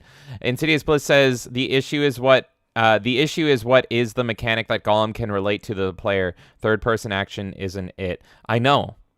I want a dating sim with Gollum where we sit down and have coffee. To what Fatbeard was saying, the only thing I can find is Rise to War. That's the only thing I can find, but I don't know if there's something else. Jerry Crow says contemporary games are all about immersion. Why would you want to immerse with sewage? Hey, give me that Conquer 2, baby, and I can immerse with the great mighty Pooh. But apart from that, yeah, I'm not down. I'm not down. Nerdy Neo says, I don't know any achievement hunters. None at all. Jerry Crow says, F that. It's the devs. It's the engine. Jerry says, cookie cutter, incompetence. UE is powerful, as is a Ferrari. Vroom, vroom. Vroom, vroom, Jerry. That's the extent of my car knowledge. Car goes vroom. Let's see here. Nerdy Neo says, I hate broken achievements. I have a ton in Syndicate. It's the fucking worst feeling, man. It's so bad. Fatbeard says, that is so frustrating. And yes, I agree with your take on Always Online. Insidious Bliss says, I installed it and got wrecked by 12-year-olds, immediately uninstalled. My ego is too fragile. What game was that for? Oh, Sea of Thieves? Yeah, that it can be a bitch, for sure. But that was the fun of it. It's a fucking nightmare sometimes, and it was super fun. Jerry Crow says F and Rare using a third-party engine anyway. The GTA remasters were unreal as well, and those were rough, weren't they? Nerdinio says devs are the ones responsible for achievements. It came out. And then Jerry Crow says it came out on PS5 a year ago. It has 4K textures. Red Dead 1 was PS3 and PS4 just now. BWC for PS5, but with PS4 code. I'm not sure what BWC is. Jason says Red Dead 1 comes... That's why I guessed Red Dead, because it has technically been on 3-generation consoles. Right. No, it was a good pick for sure. Jason says Red Dead 1 comes out on Friday for Switch and stuff. Jerry Crow says the achievements can be an afterthought coded by some intern. Steam, like, retrofitted his games with achievements. There's a lot of Steam achievements that are just outright broken because it's very much an afterthought on Steam. But also, I think the users don't really care about achievements on Steam. They're like a nice to have. They don't... Well, Steam people care about badge support specifically, don't they? They don't necessarily care about... Like, they care about the profiles and the cards. Yeah, Steam, it's more about does the game run well? I think Steam players are more like, Yeah. is it a good, solid fucking experience and not a shitty port? If this is an old game, does it work well? That's more. But if you're going 1-to-1 on the achievement side of it, I don't think people on Steam care. No, I guess you they're do nice get to have. achievements tied to like your profile, right? That would matter, but otherwise people care more about like their profile picture, the banners, the fucking like the cards. I like the badge system, but I'm gonna be honest. I think I'm in the minority. I think people care about achievements even more than that system, and not a lot of people Right. on Steam care about achievements. Steam Well, out of any system, the Xbox achievement system is the most popular, and PlayStation right? is Like really it's popular. Trophies, people get yeah, addicted to but trophies. trophies are just a knockoff. Like I'm not an achievement person, but at the end of the day, Microsoft's system is the best system I've for always it. felt that, and our achievement hunter friends might disagree, but I've always felt like the majority for achievements on Xbox, it's about getting your number as high as possible. And then on PlayStation, I've always noticed it's about getting that platinum, 100% per game. It's about having more platinums, whereas How is that on different? because achievements, it doesn't like I don't think they care as much on average about 100%ing a So game. you're saying like people care more about the actual like number total and being ahead of somebody, even if it was like spread across several games, Yes. unless it's this niche group of people that specifically track achievements and I'm do the saying, beam dive like, thing or I'm saying whatever on that Nerdy Neo average. told me about. Yeah. Yeah. Whereas you're saying with Sony players, they care specifically about 100%ing games. Yeah, with the platinum. every Sony player, like the people that are 100% on Sony's side, they always love those platinums. It's always about those platinums. Always. Right. It's I and so yeah, I don't I know know. so many Sony exclusive players that will play a game they hate until that platinum pops. Whereas I on think it's Xbox side, all people will go to me and be like, "What's your gamer score? What's your gamer score?" They don't say I how think many it's games have you anecdotal though. 100%ed.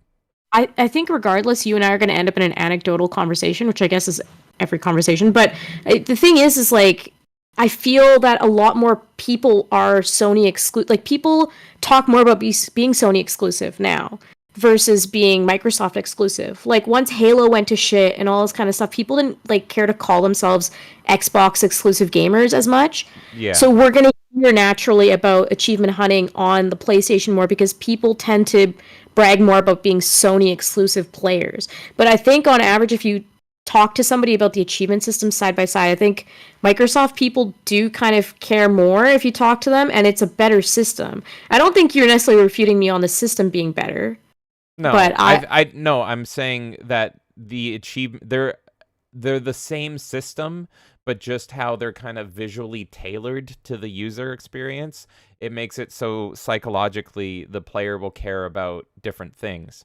And so on average, I have found that Xbox players will care more about getting number bigger, whereas yeah. PlayStation players will care more about getting platinum total bigger. They don't care about their bronze, silver, and gold platinums because on PlayStation ends, it's not like you get 20 points, 40 points, 60 points. You're getting one bronze or one silver or one gold or 100% as a platinum. All it is platinum talk. It's interesting because you would also have to measure how many casual players are on each platform too. Obviously, this is a different conversation for another day. But if you have a bigger pool of like casual players on Xbox, then you would naturally hear that conversation more just about the number. But if you have, more casual players on Sony, then you wouldn't hear about trophies as much either. So it's like it almost feels like the common gamer kind of goes more to Sony nowadays, even though like the PS5 is dog shit in terms of exclusives and everything. But people tend to like stick as like Sony people, and that's considered more hardcore gaming, I would say. Nowadays, I don't think that's always been the case, but I think Xbox has kind of lost a grip on that. A lot of more casual players on Xbox now. I think And Game Pass aids to that, right? Like, Yeah. Game Pass is really good for casual gamers who don't really care what you throw in front of them. Therefore, that's why so many people buy Game Pass. It's like, oh, I'll just play whatever fucking game is free for me right now, free. I have So, recommended so many I like think there's casual gamers Game Pass for that reason. yes, I think it's a larger casual group on Xbox now in the modern era, and that's why maybe you don't hear about achievement hunting as much from the Xbox crowd. But the people who are dedicated to it really, really care about 100% in games. It was the first. Yes. It was the first system. Xbox invented it with the 360. That's why there were so many PS3 games that didn't even have it. Let's see. Jerry Crow says the achievements can also be an afterthought. Code. Oh, I read that. Nerdy Neo says Shadow of Mordor is a great game. It was all right. It's in a weird scenario. Like, look, usually on the internet, people will be like, I love this game or I hate this game. I beat Shadows of Mordor. Wait, what? I beat whatever the first one was. Shadows of first. Mordor is first, War is second, I think. Okay. It was all right. It was like a 6 out of 10 experience for me. There's a reason you feel that way, though. Everyone has their Warner Brothers game that they care about, and Batman is yours. That's why you feel that way. Well, but there are people that will swear by Shadows of Mordor and Shadows of War, and I will say the Nemesis system is fucking amazing in those games. The Nemesis system is inherently flawed and broken, in my opinion, if you're at all a competent player. And I've talked with Elvis about this a lot. The Nemesis system serves... Oh, yeah, I mean the comedy of, like, everyone charging in at you, like, 10 people at a time. Ranger? It's funny, the Ranger there? but it's a cool system. It's a really cool system. In theory. But yeah, me and Elvis have talked about it a lot, where it's like, look, if you played Batman before playing Shadows of whatever, and you're good at the combat, it gets hilariously bad because the Nemesis system just tries to kill you so badly, and it puts you in unwinnable scenarios that you should win, and it pretty much, you're revealing the flaws of the system, because it's like the game just wants to kill you to give you that nemesis, and it just breaks everything. And then so you'll be doing one hit on a guy, then comes in another guy in the cutscene. Is that the Ranger over there? Now I have to fight 2 of them. Hit. Oh, I'm almost gonna kill one. Here comes another orc. Oh, I think that's the Ranger. And it's like, Jesus Christ. So I was so done with the game by the end of the game. I don't even know why I tried playing Shadows of 2. I got about 10 hours in, and I'm like, fuck, it's more of the same. And I just stopped. Really, the only Arkham games I like are the Arkham games. But I am very curious about Mad Max. Another hot take, I don't really like post-apocalypse scenarios. My favorite Mad Max movie is the first one. And so the one reason I've not played Mad Max yet is that I kind of just get exhausted when it comes to... Well, that's my issue with Shadows of War as well, and Shadows of Mordor, is that it's a very bleak environment, which you have so many pretty environments, Lord of the Rings, and they just pick the most depressing, like, void environment you can be in, because they're trying to make it inconsequential to the entire timeline. Like, that, those games don't really have much impact. And so that's why they also have mentions of Gollum in them too, because you can talk about Gollum at pretty much any point in a fucking story. Yeah. But there's not really, like, they're trying to avoid, like, anything that's, like, major, right? So then they don't give you any of these pretty backdrops that you normally have in Lord of the Rings. Yeah. I find it feels way too post-apocalyptic to me too, because it's. I was actually talking about Mad Max with my post-apocalyptic take. That's the only reason I haven't played Mad Max. Right, but they both are. They both are like that to me. Like, they both have that bleakness. But I will say the DLC for I think it was either Shadows of War, it might have been Shadows of War. There was a DLC I played that I liked more than the base game for those games. So it might be, if you haven't tried any of the DLC, you get jumped ahead, you get a bunch of, like, extra buffs and stuff like that. You've got a mount at that point too. I found that really fun. Interesting. Yeah, look, I recommend playing that. Chat is popping the fuck off. This is going to be a chat show if we don't go over to the games you play. So would you like to talk about the games you've played? Sure. I can speedrun them. You can speedrun them, and then we'll talk to chat more. Whatever. Let's talk to you about what games you're playing, and then I'll talk more with chat. How about that? Okay. Games I've been playing. I've been playing a lot of games lately, actually. I'll go with the really quick ones, like Sonic 2. I've been doing a few random runs of that. My first game I ever played in my life when I was a young little one. So it's been fun to revisit Sonic 2. I feel like I don't need to explain that to people. Most people know that game by now, but I am happy I'm playing that. Sea of Stars. I've talked about that every episode for the past 5 episodes. Have you still been playing Sea of Stars? Yeah, a little bit, okay. Not much. Play it, it's great. If you like Earthbound, if you like classic JRPGs, it's fantastic. The story is okay. The game feel is what gets you. The music is okay. It's a bit repetitive. Some people really like it, but I'm like, bleh about it. It's a great game if you want good game feel. What else have I been playing? A lot of Dead or Alive. That's right. I have been having so much fun with Dead or Alive. Oh my goodness. Dead or Alive 4, I've now beat with every single character. So now I'm just replaying the story to get all the skins. I've got most of them now. I fucking love that game. It is so fun. The combat keeps me on my toes. It doesn't feel like super balanced all the time, but you know what? I think this is my favorite fighting game now. Oh my god, wait. Hold the phone. Your favorite fighting game. Does this top Soul Calibur 2? I'm stunned. I'm stunned. On the Xbox, okay? I have Soul Calibur 2 on there. I've 100%ed Soul Calibur 2, including in Weapon Master, there's extra missions that you can unlock that are not very clear. You have to go through like lengths to get to that point to open them up. I've 100%ed everything in Soul Calibur 2. I've gotten every single weapon possible. If you open the shop on my account, you literally can't buy anything anymore. I have bought like the weapons that cost like infinite currency. I have played so much Soul Calibur 2. And that has always been up there for me as like one of, besides Smash Bros. Melee, but I kind of classify that in a different way because it's more of like a party fighter, if that makes sense. Like it's its own thing. But if I'm just going on this like era of like 3D fighters, Soul Calibur 2 has always been like my game. I fucking love it. I love the exclusive characters, having Spawn in one, having Link, which by the way, chat, I'm curious to know. Actually, James, do you want to make a poll between Soul Calibur 2 exclusives, the All 3? right, I already know the question. Well, I'm talking. I got it. Yes, you know the question. I want to know what people prefer. My favorite is Spawn, actually, out of the 3. Mine too. And even though I love Link, Spawn has always been my favorite. He just feels like it's a cooler character to play as, and there's not a lot of Spawn media. Sorry, chat, I have no fucking clue how to spell Hiachi, but you get the point. That's fine. And so yeah, I love Soul Calibur 2 a lot. I'm more into that 3D fighting era. I know people love Street Fighter, all this. I like the Tekkens, that kind of stuff. Dead or Alive 4 is so fucking fun. And part of the reason is because there's a fundamental thing that exists in a lot of fighting games. Like, I'm not calling myself a big fighting game connoisseur. I'm just saying, for my personal taste, I love Dead or Alive 4. One of the things I hate in fighting games is having to memorize all these fucking combos. That's why I don't find, like, Mortal Kombat as exciting for me. That's why I don't always enjoy Street Fighter. Because you have to memorize all of this shit to really get somewhere.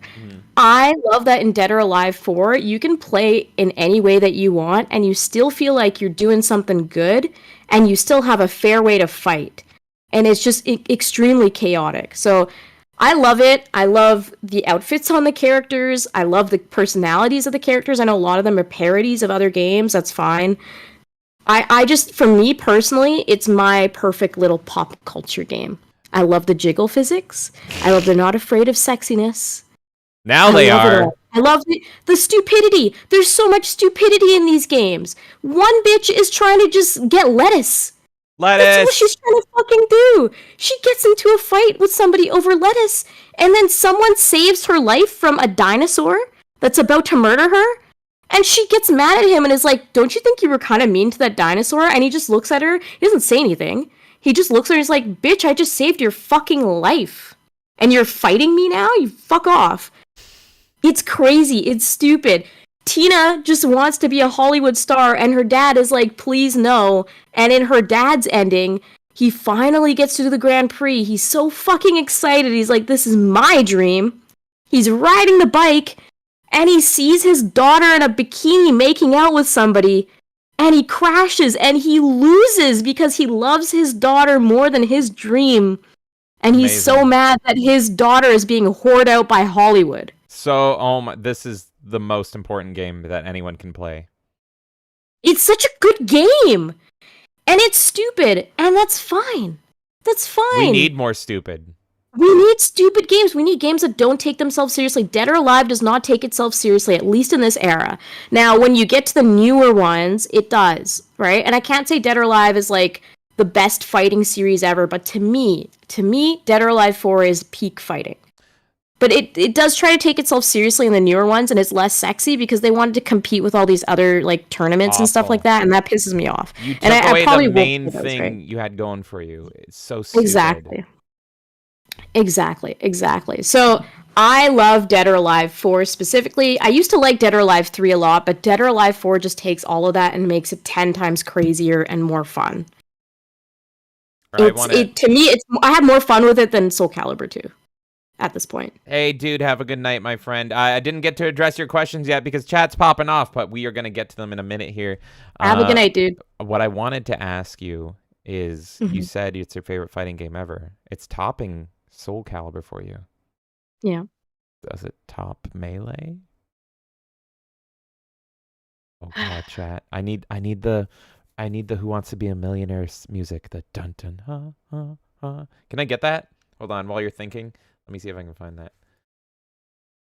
Dramatic Who Wants to Be a Millionaire. Yes! Oh my god. Okay, I have one question for you. Yeah. What is your favorite fighter of all time? Is it A, Soul Calibur 2, B, Super Smash Bros. Melee, C, Dead or Alive 4, or D, Star Wars Masters of Terrakasi? Would you like to call a friend? Would you like to phone a friend? It hurts. You still have one lifeline. It fucking hurts. I think it's tied with Melee. Can't answer 2K. This is $1 million question. Have you seen the fucking show? This is not how this works. Would you like to phone a friend? Who am I phoning? Well, we choose, I think. I'll choose. Who do we choose? Would you like to phone a friend? Who am I choosing? Tell me. I don't know what you're saying. Like, who am I choosing? Is it you? Are you the friend? Hello? Who is this? Oh my god. Regis Feldman? Why, yes, I do think you're handsome. Uh-huh. She's having problems, huh? Yeah, that's a tough question. Well, Regis, that is your real name. I've known her my whole life, and I'm gonna have to... I think I know the answer. And it is... D, Star Wars Masters of Terrakasi. Goodbye, Regis! That's terrible! If all right, I was on the show, you don't have to take his answer. You don't have to take his answer. But James there said your favorite fighting game is Star Wars. Do you agree? Oh my god. No, I don't agree. Thank you for wasting my lifeline. I appreciate it. Not me. I'm Regis Feldman. That's true. I think Melee still slightly tops it, but I don't really consider them the same style fighting game. Is that your final answer? It's like, I would say, like, I wouldn't compare, like, Tales of Symphonia to KOTOR, for example. Right? But they're both technically, like, role-playing games. It's such a broad category. But if I'm going in this, like, Street Fighter, Tekken, Mortal Kombat... Okay, this is a network show. What's your answer? Why am I on Who Wants to Be a Millionaire? It's like the worst you fucking signed game up show for ever. it, hey! No, I didn't! I signed up for the fucking Melee Madness podcast. What? So is your answer Smash? Final answer? Yeah, it's still Melee, but I love Dead or Alive 4. Alright, let's see. She's going Smash Brothers. Oh, I'm sorry. It was Star Wars Masters of Terrakasi. How do you lose a question on preference? This is already flawed. It was Star Wars Masters of Terrakasi. I'm so sorry. What the fuck just happened? I'm so sorry. We have nice cheeses in the lobby. Okay. Feel free to take some home. Not too many. Thank you. All right. How many cheeses? You can have a few. Okay. Yeah. Thank you enjoy that. That's a hard question. Okay. Anything else you've been playing, or should I catch up with chat? I've been playing KOTOR.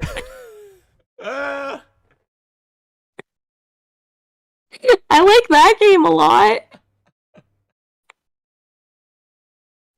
It's a good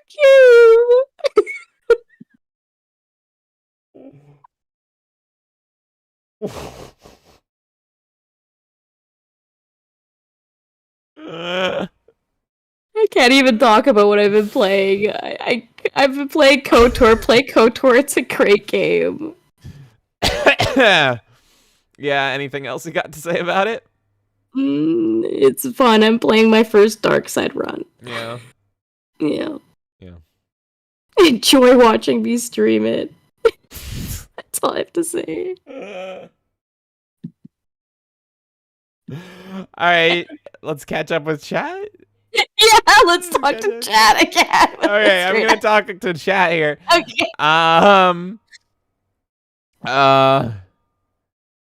Dude says I didn't say they were needed. More people will experience some of these things because they go for achievements. I don't care about more people. I care about me. Wait, what? He's saying achievements are good because more people experience it. I don't care. I don't actually no, I do have things against achievements, right? But at the end of the day, we can all exist in our ecosystem together, and there can be people that care about gameplay, people that care about story, people that care about achievements, whatever the fuck. We can all exist in this sphere. That's totally fine. This is a huge medium. I just personally feel like for me, yes, me, me, I cannot deal with achievements. It's like, I'm not gonna like jump in the same spot 100 times when I can go and play the game still. Like, it's just, to me, they bog down games. They make it so you're more worried about achieving things than just enjoying the experience. And I'm not just talking about story.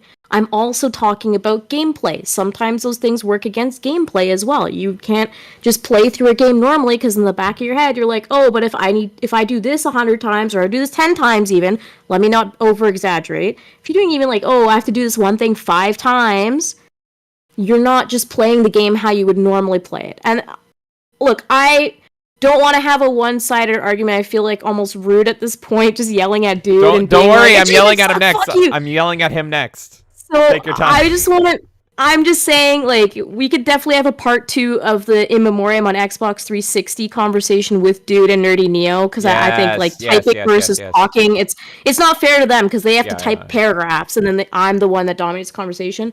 So I would love to have another conversation with you guys on this. I just stand firm on the fact that I think gaming is a bit more enjoyable for me personally, and for some other people, without worrying in the back of your head about, I have to tick off this checklist in order to reach this goal. And being able to just play a game, and Nintendo lets me do that, being able to just play a game freely and being like, okay, I'm going to play this game and get to the end and not worry about it, I get to enjoy it, and I don't have to stress out about anything. It sucks for people, and I know achievements are optional. I get that. It's there for people that care for it. But I'm just saying, like, there are people that don't play games on certain systems or don't get to experience certain things certain ways because they're worried about the achievements. That's their prerogative. They're enjoying the game that they feel they enjoy the game. In my brain, I just go, are you really having the best experience you could have? You having the time of your life, chat? Are you? I'm going to yell at Dude next. Don't worry. So we're going to keep bullying people that aren't even watching the show anymore. No, we love Dude. It's great. Look. We're talking about video games. We get heated. But he said, I don't need more battle passes. That's what Nintendo quests feel like. It's totally optional and free, and you get free stuff for it. It's amazing. It's a great fucking system. It's just there, and it's just like, hey, go play this game if you want. We'll give you free coins that you can get physical rewards for, or you can get cosmetics for it that you otherwise just wouldn't have. It's fucking amazing. Like, zero complaints about it. Zero complaints. I would say the only complaint is that it's maybe a half measure compared to what Steam does with their badge support, and I'm a whore for that.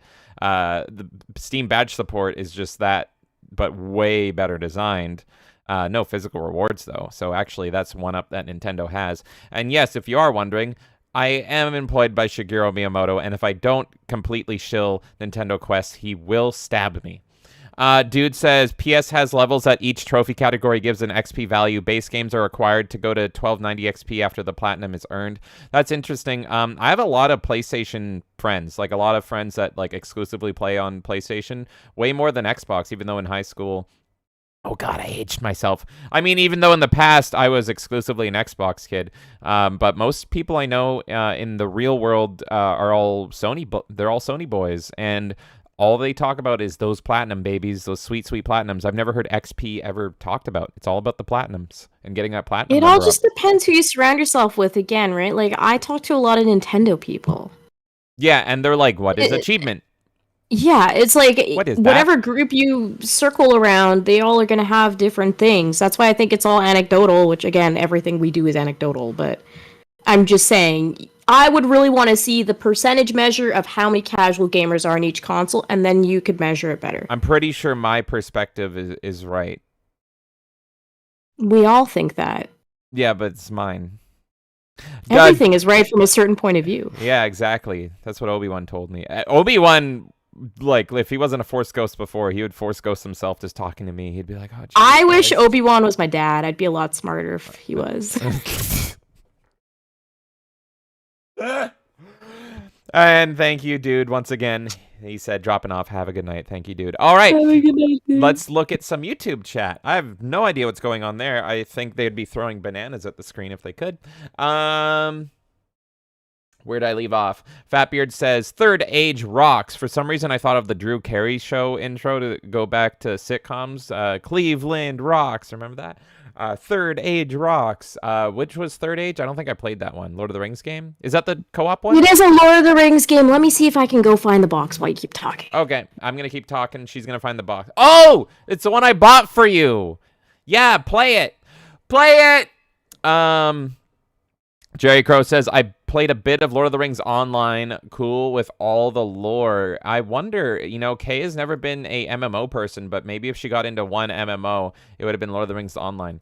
Hey, do you want to play Lord of the Rings Online? I have AirPods in. You're just yelling in my ear. Yeah, that's right. That's right. And everyone's watching. You're just screaming in my ear. I can fucking hear you. That's right. I forgot. And everyone else's ears. This is Third Age. I just wanted to find it on the shelf. I have it for the GameCube. I bought and that I'm gonna for play you. through this. Yeah, I'm very curious your thoughts on that because that is literally I bought it for you because it's like you love this and you love this. What if we put this together? Lord of the Rings and fucking turn-based like Fire Emblem-y type stuff. Yeah, exactly. That's why I'm like, this is my fucking game. I can't wait for you to play it. I want to see you play that shit because I would be shocked if you hate it. Nerdy Neo says Fatbeard Shadows of Mordor never had microtransactions, but Shadow of War did, and yes, definitely also a good game after they were removed. Jerry Crow says big backwards compatibility. Big indeed. Insidious says could also apply to Gollum. My joke about 12-year-olds. What? I love reading chats like an hour later, and the context is just totally lost, and it makes it even funnier to me. It's beautiful context. Fatbeard says, I care about achievements on Steam. One of the few, though. The best part about Steam achievements is that you can have a showcase on your profile that says, like, your rarest achievements, and Steam's always been, like, their achievement quirk, which I know Xbox does now, but I don't think they did until later, is that it says your achievements based on ownership of the game. So based on how many people own this game, how rare is this achievement? So I found a hack for it because there was an achievement on my profile I didn't want listed there. I'm like, this one's annoying. Get it out of here. So you know what I did? If you own the Sega Genesis collection, which you played on stream, but if you buy it on Steam, it's actually a la carte and you can buy them per game. So you own the Sega Genesis collection if the only game you've bought in there is Sonic 2.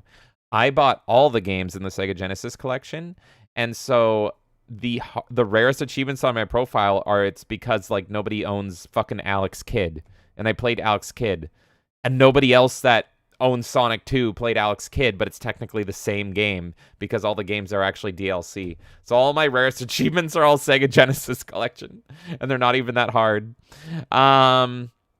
Nerdinio says Xbox invented achievements. That is true. Jerry Crow says Microsoft does great software. And Bill Gates gets me hard. Nerdinio says, now that I've got a gaming PC, I don't care about the Steam achievements. Yeah, I think I've talked about it before, but my line in the final time I cared about achievements was when I bought a PS3 just to play the Twisted Metal game, which was disappointing because I'm a big Twisted Metal fan. And I was like, well, do I not play games on my PS3 just for achievements? And then that was the day where I'm like, nah, I don't fucking care. I'm always gonna play on the same profiles, but like, I don't know, it's like whatever. I'll get trophies, I'll get achievements, whatever. Fuck it. Jerry Crow says, I just realized we're not even on our second segment. I'm getting another Nitro Pepsi. I need a part two. You keep talking. Okay. I love hanging out with chat. Do you guys like hanging out with me? Probably not. Wait, that's not what I was saying. I wasn't saying I don't love to hang out with chat. No, I didn't. I wasn't implying that. I was saying I will I will hang out with chat while you're going to drink off screen. Jerry Crow says, I love basic myself, but going thin and letting the CPU throttle. Come on, I am basic.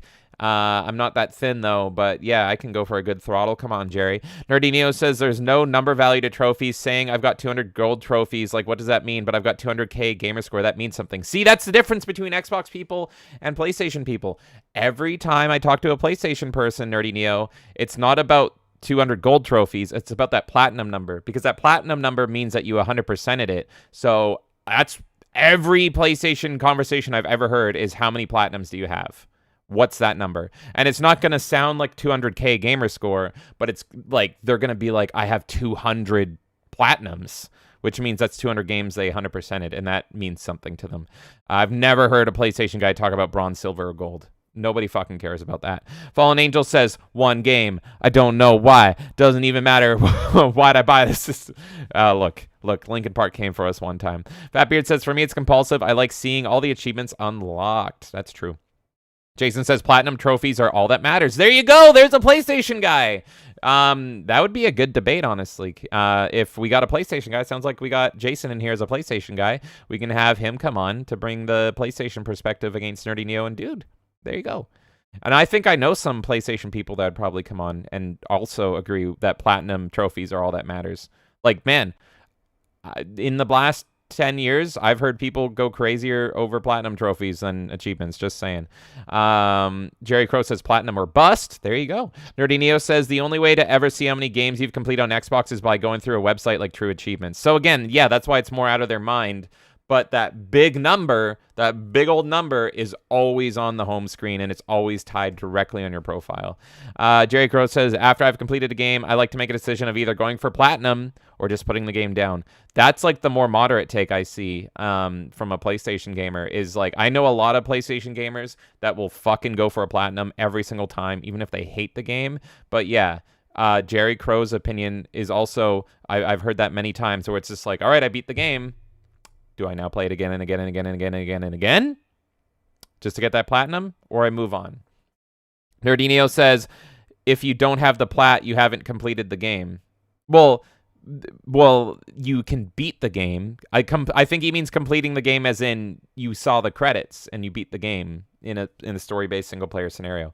This is my problem with achievements! Jerry Crow says, yeah, Steam introduced achievements with the orange box release of Half-Life 2, Portal, and TF2, 360 and PS3. Jerry, you just reminded me, I really have been dying for some TF2 lately. I really got to get back into it. Where are we going? Oh my god, the chat auto-scrolled. Fucking auto-chat! Fatbeard says, I like a boy and his dog, and he says, DOA is great. Insidious Bliss says, I have a bone to pick about Dead or Alive Extreme 3 Fortune, and the first thing is the game tells me that I can't access 3 girls. Give Insidious Bliss his 3 girls. Jason says, DOA being your favorite fighter, I need a list of the fighters you've played. Okay, do you want to speak to some fighting games that you like better? I have a feeling you're gonna love Tekken, the new Tekken, by the way, because DOA and Tekken I've always compared is like they're the more simple but almost more tense fighters, because it's more about the combos and it's about anything else. Yeah, I mean, DOA is the poor man's Tekken. Like, yeah. I'm not sitting here saying that DOA objectively is the best fighter ever. What's your favorite? I personally believe it is. Yeah. For me, I'm like, this hits all of the things with my personality that it just like I love it. can see Fighting that. games I've played. I have played Street Fighter. I have played Mortal Kombat. I have played Tekken. I have played Soul Which Calibur. Mortal Kombat? I've played Killer Instinct. What do you want me to list off? In every fucking series, you want me to list off what Street games? Fighter, Am I I assume trying you to mean prove 2. that I'm a gamer and Yeah, not a gamer gamer girl, What's go going on? home, gamer girl. No, Go I'm just curious. home. I'm just fucking curious. I'm just curious. Settle down, Fucking at Beavis. home. Bitch, I'm at home. With 2, I assume you're talking about, or Street Fighter, I assume you're talking about Street Fighter 2. That's the Street Fighter game. But Mortal I've Kombat, played more than Street Fighter 2. yeah, you probably played 3. I've played a lot of Street Fighter. I was just curious as your. But what's the question? You want to know just like wanted every to know. single fighting game I've played, or No. Mortal Kombat? Well, every Mortal Kombat's different. Like Deadly Alliance is very fucking different from 3. I played whatever the Sega Genesis. I think it was like 2 or That would something have on been Sega 2 or Genesis. 3. That would have been probably 2 or 3. I think I played 2. I was just don't shoot me. I was just curious No, because it's fine. I I'll love answer the Mortal question. Kombat. I love Mortal Kombat, and I will wanted answer to the know. question. We have my I Mortal will Kombat answer the collection right question. behind you, actually, over your shoulder, right there. It's right there. That's my little between Scorpion and Sub-Zero. It's kind of hard to tell, but that's all the Mortal Kombat's. You That did like a soy point there. There you go, thumbnail. No! Oh my Look, god! Kombat collection. No! So yeah, you probably play Mortal Kombat 2 or 3, which I was just asking because it's the very different experience I've from like played Deadly Alliance, 2, Deception, and 9. I've either played 2 or 3, probably both at some point. I've played 9. I played that DC one that's shit MK a little versus bit. DC. Or Injustice? Injustice or MK versus DC? Not Injustice. No. MK versus DC. Okay. I've played Injustice as well. There you go. That's another fighter I've played. I love I've Injustice. tried 10. I've tried 11 briefly. Yeah. I'm playing that 3D one with you. That's co-op. Do you want me to keep listing other fighting games Well, that I've 3D played? one isn't really a fighter. That's like a beat 'em up. But yeah, I'm trying to think. Yeah, you've played a lot of Soul Caliburs. I've played Killer Instinct. I've played Clay Fighter. I've played like the most random shit Do ever. we own Clay Fighter? I want to play it. I think we do. I'm pretty sure we do because we I've never did given it. a long time ago before Melee Games even existed. James and I hosted just a party with people that we knew, and we actually did a Right. fighting game roulette. Yes. That was our first ever roulette. Technically, it's not even under the Melee Games brand, It was but we for did a that party, for fun. and we hosted a Yeah. tournament, and I loved it, man. It was so fun. It was really fun. A lot Yeah, of and work. it was It was pretty much like we had a wheel of all of like 12 different fighting games, and it was like a tournament bracket, but you didn't know who you were fighting in the tournament, and it was so fun. Yeah. So like we couldn't, like, if one guy was really good at Mortal Kombat, you might land on Primal Rage, right? Like, we don't fucking know. And so we'd bring him over to the wheel, and we'd spin the little wheel. It was so fun. We were all drunk. It was a though, lot on of that fun. We wheel. had an actual like physical wheel too. It remember? broke by the end of the night because I was drunk, and I'm Yes. like, spin that wheel! It broke. Yeah, we had like a literal like Wheel of Fortune type wheel for that shit, and we would spin it, and then that number would correspond in person. And I would to this switch huge out the list that we had. console and boot up the game and all that. It was so fun. It was so fun. So that's technically our first ever roulette that we did. Yeah. But yeah, I've played Sonic Fighters because of that. I just want to answer Nerdy Neo's question. Have I played Terra? I actually did play that because of that again. I don't think I have, So- actually. That we landed on that though. I don't know if it was you that ended up playing it. I'm pretty sure we landed on that during the. We don't own the it, though. We don't roulette. own it. We don't own Terrakasi. I thought we did. Maybe I included the Revenge of the Sith fighting game. There was a Star Wars game that was really fucking bad that we played. It was a fighting game. Was Do that we not own Terrakasi?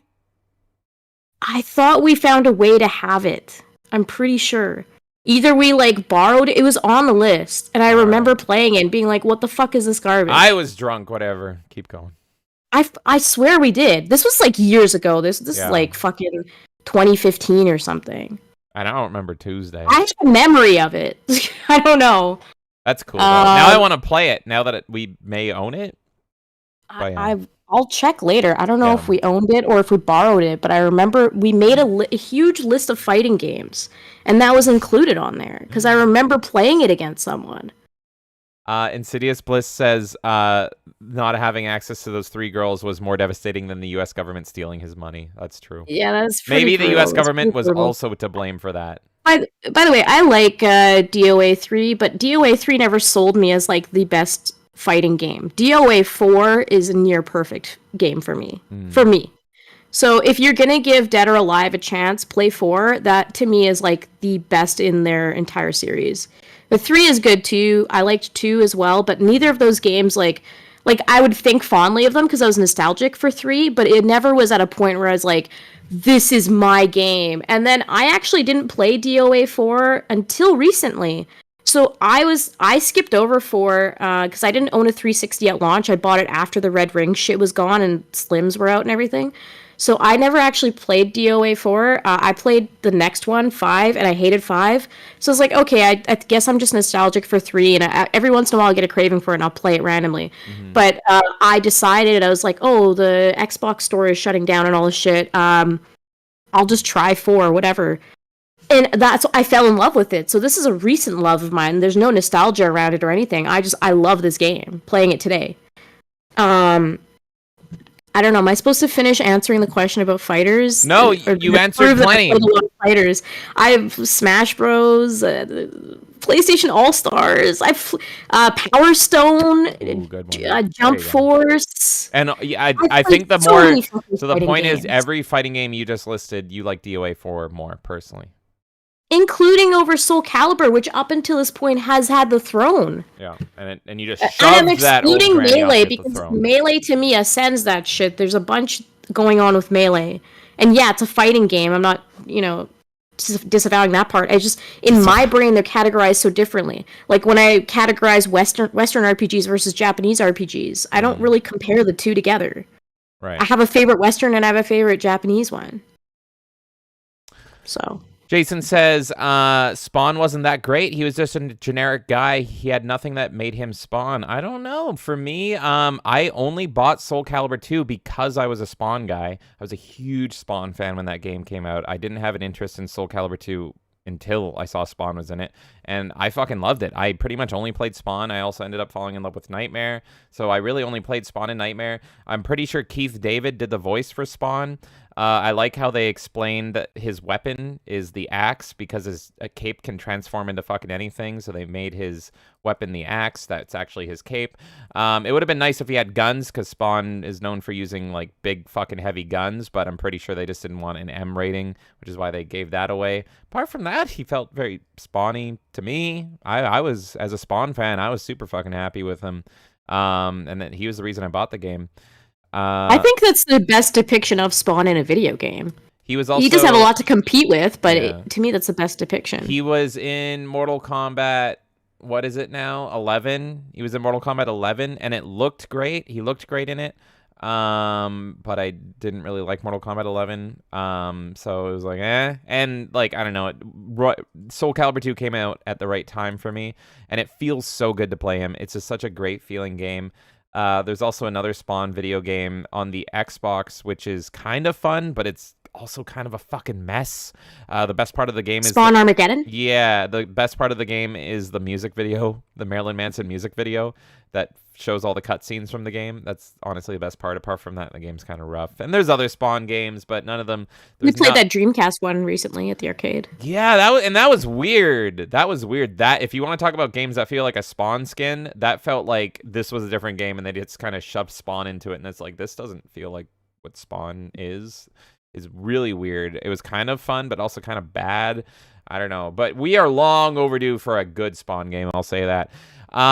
Chat is just popping tonight, and honestly, you guys hanging out with us is so freaking awesome. But I think once again, I'm gonna pause chat because I have one question for Kay. Kay, what the fuck is going on in gaming? A lot. Yeah.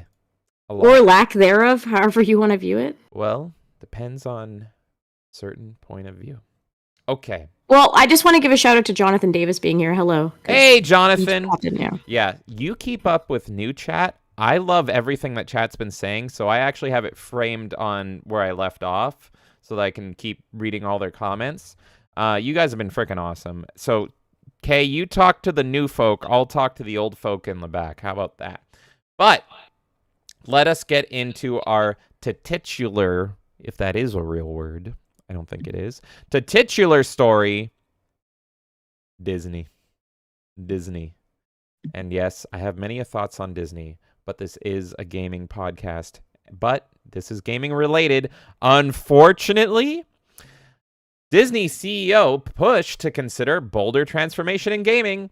Disney executives reportedly wanted to become a gaming giant and considered acquiring Electronic Arts. However, Disney CEO Bob Iger isn't committed to the idea. Maybe the best decision Bob Iger ever made. According to Bloomberg, Iger's deputies, you're my favorite deputy, are pushing him to consider a bold transformation of Disney from gaming licensee to gaming giant through, say, an acquisition of Electronic Arts, but as with everything else, he's been non-committal. Hey, why didn't you just not kill off LucasArts? How about that?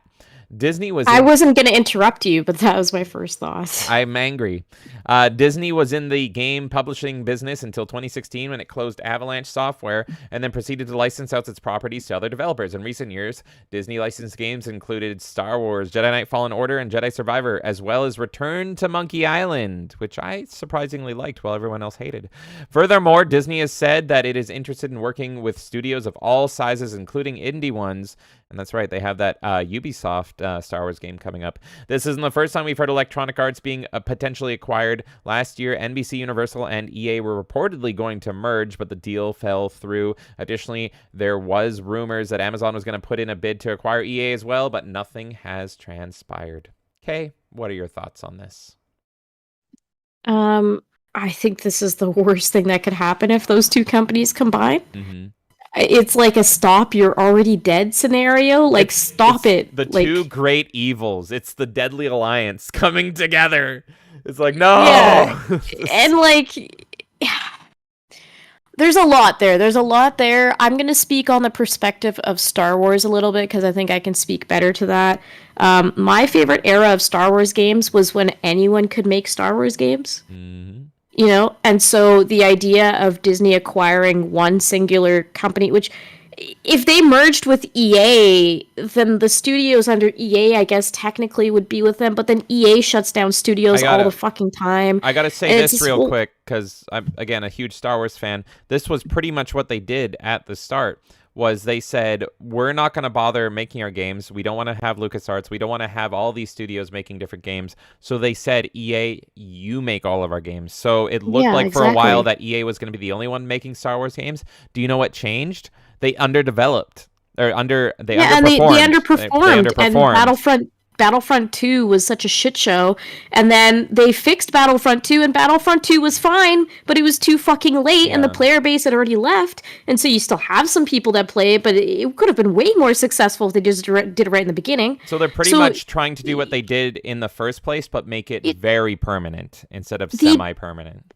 But it doesn't make sense because they literally are letting Ubisoft make a game too? So like, right now we're in the period... I'm losing the plot. Yeah, so right now we're in the period where literally because EA fucked up so many times... they're letting other people make Star Wars games. They're letting other people make Star Wars games, but Disney is stupid and they don't know how to handle it. And so they're pretty much once again being like why don't we just buy one studio and force them to make all the Star Wars games and all the Marvel games and all the Disney games. Right. And look, Marvel's a whole other thing too. I'm just speaking on Star Wars because I think that's where you and I can go back and forth better. Mm-hmm. It's just like we already have an issue with Disney being such a monopoly on geek culture and fucking everything up and all of the results of that and things being shit and nobody caring. It's such a big company that you have so many fucking cogs in the machine that don't fucking care about what they're doing, and it's a soulless product at this point for Star Wars, for Marvel, for anything under Disney, to the point where parents don't even trust their kids to go to Disney movies the same way that they used to. It doesn't have that same seal of approval. The parks are at an all-time low. They've had to shut down tons of shit, right? And Nintendo's emergence, I don't want to step too far, but the Nintendo's emergence of them making the parks and them going, and doing the movies and all this stuff, I've said this since the Mario movie came out. Nintendo is completely in a position to dethrone Disney. Completely. Because people still trust Nintendo. People still love Nintendo. It still gives them the childlike wonder. And they still put a lot of love and quality into their stuff. Disney doesn't do that. And guess who else doesn't do that? EA. EA is like a plague on this fucking video game industry. It's a In match made in hell for sure. they're awful. They're terrible. They've shut down. Look at Kingdoms of Amalur. Yeah. Oh well, that's. You know what I mean? Like, You want there's to be so here many for 8 things. hours? We'll talk Kingdoms of Amalur. That's It's what I'm like, oh my saying. There's god. so many fucking things that are just wrong with how EA has treated IPs. There are some games I've liked under the EA umbrella. I'm not gonna sit here and pretend. Broken But at the end clock. of the day, they're a glorified sports company. That's where they make their money. That's where they're having a good time. And they're a monopoly in video games in some ways. They get a lot of like really good licenses and they fuck them up and there's no soul and they don't care. And Disney gets a lot of licenses that they don't put any soul into and they don't care and they break all of it. You put those two together, they are a match made in hell. They're awful. I don't want this. But this industry as a whole both need dethroning completely. You're just creating the death of those IPs by making that combination if it were ever to exist. And it would honestly give an opportunity for people in the indie scene to come up.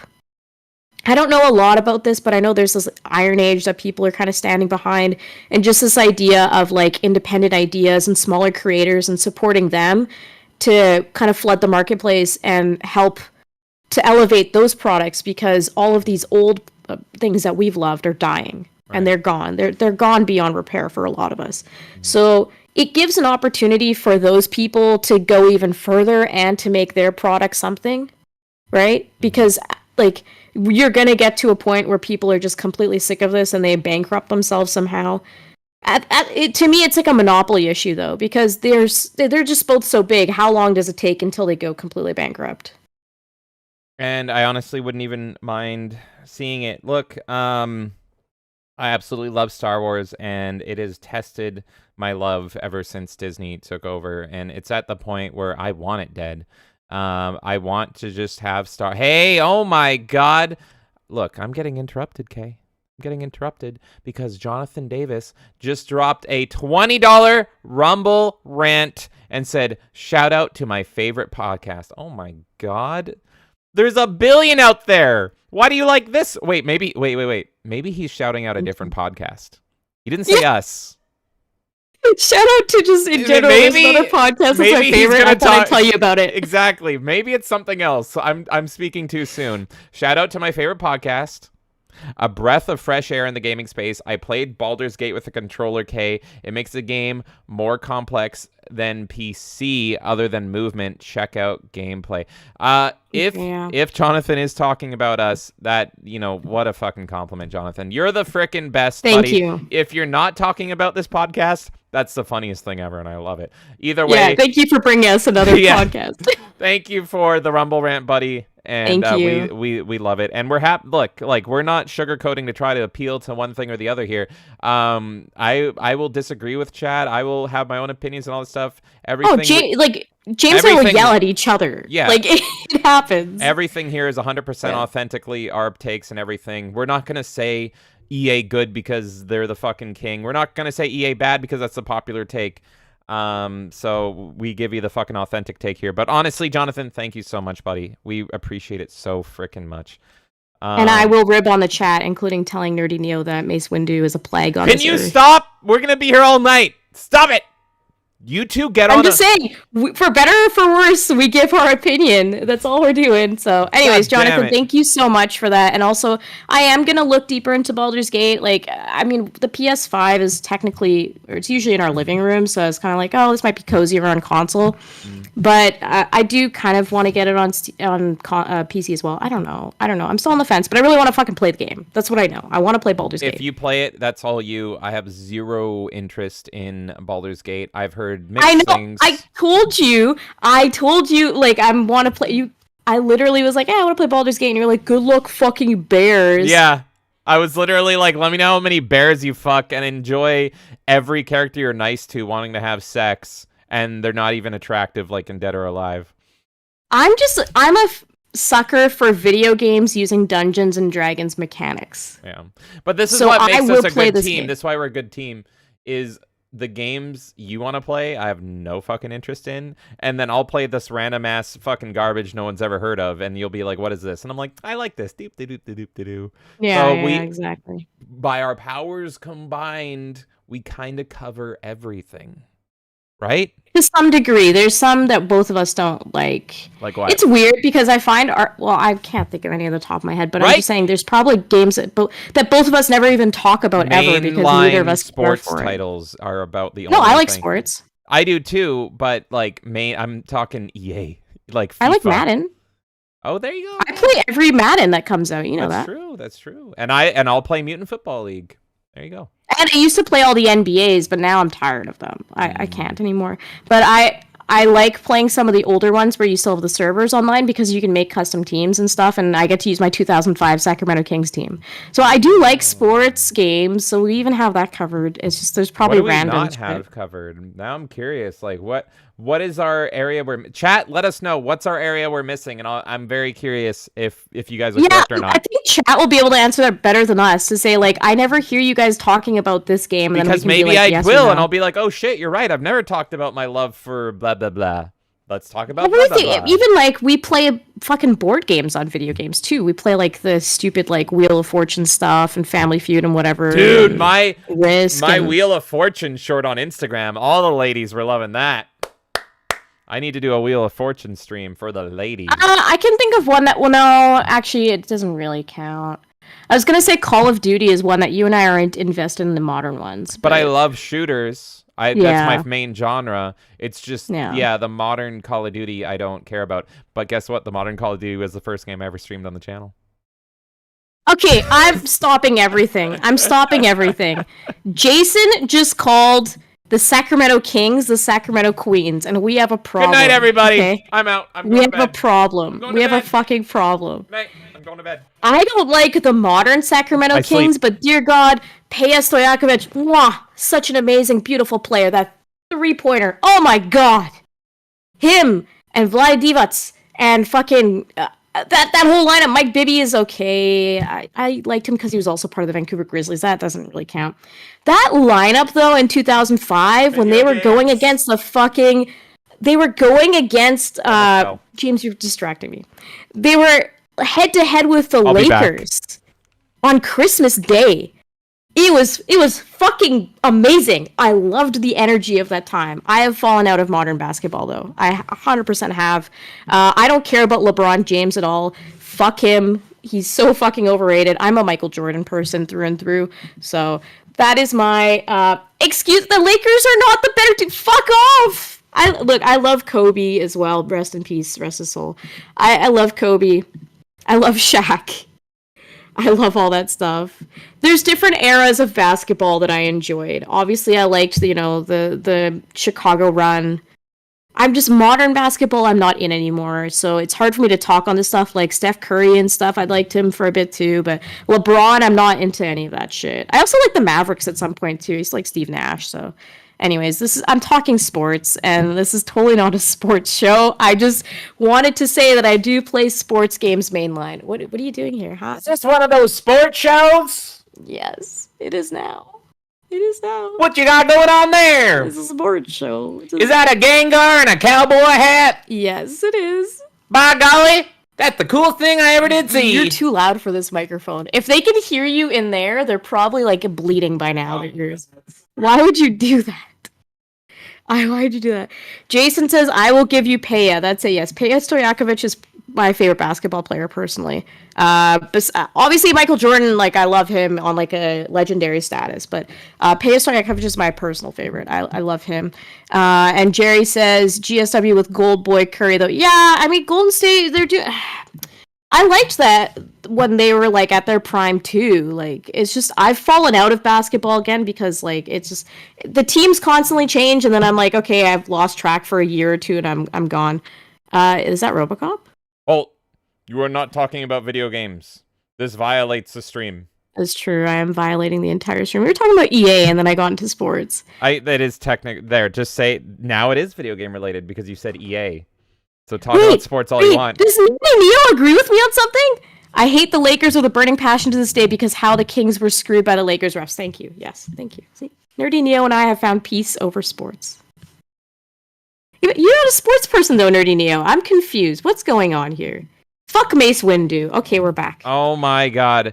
Okay, let me talk about this really quick here. Let's go back to EA Disney. I'm so sorry. am just very quickly. I'm a huge LucasArts fan. Most of my favorite games of all time are Star Wars games, and they're all on the Xbox and the PS2.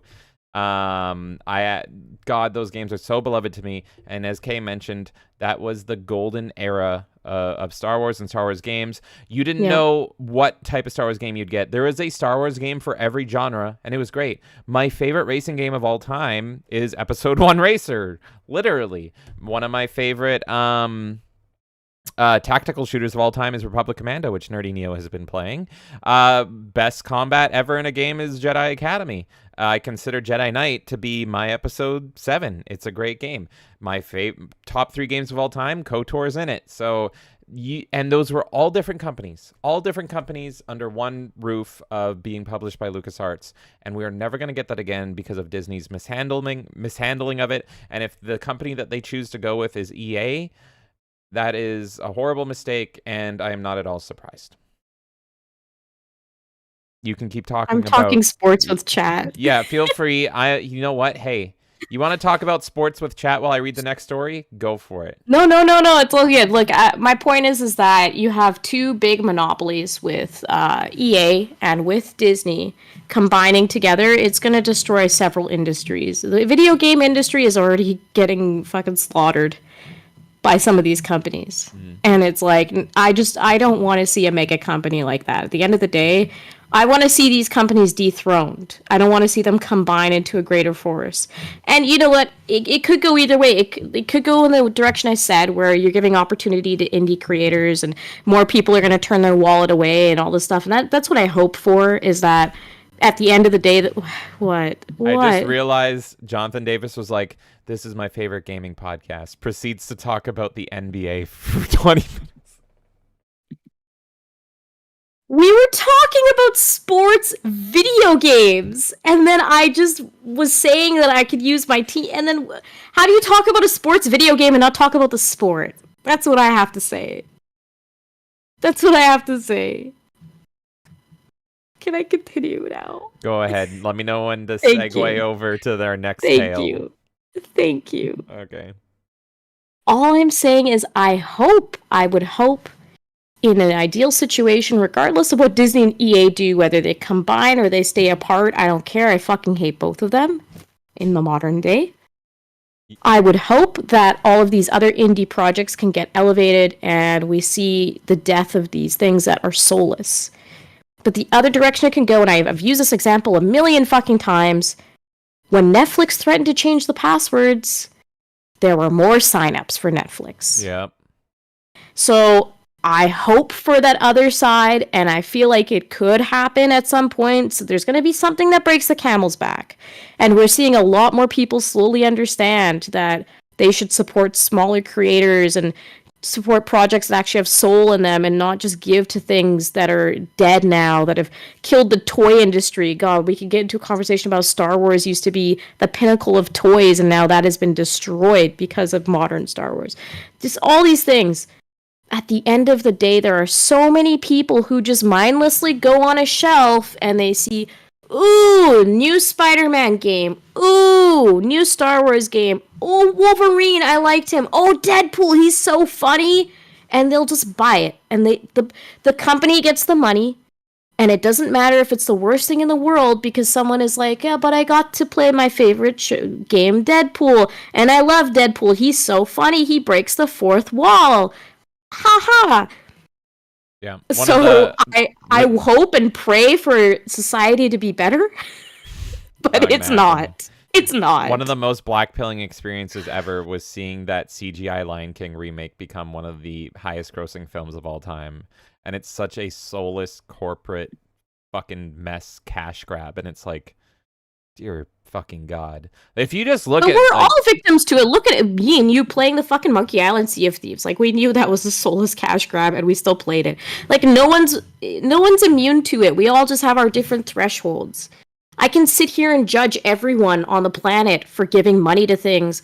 The truth is that we do vote with our wallet and it matters, but at the same time, everyone has a different threshold and we're not all unified in what we're against or what we're for. Therefore, these things will continue to flourish in these big companies where they don't have to do anything because there's not enough of us that go like, hey, fuck that. Or there's some of us that go, yeah, fuck that, but also I owe it to myself as a fan of this series to still keep playing it. What you're saying is no hate buying. No fucking hate playing. No hate playing here.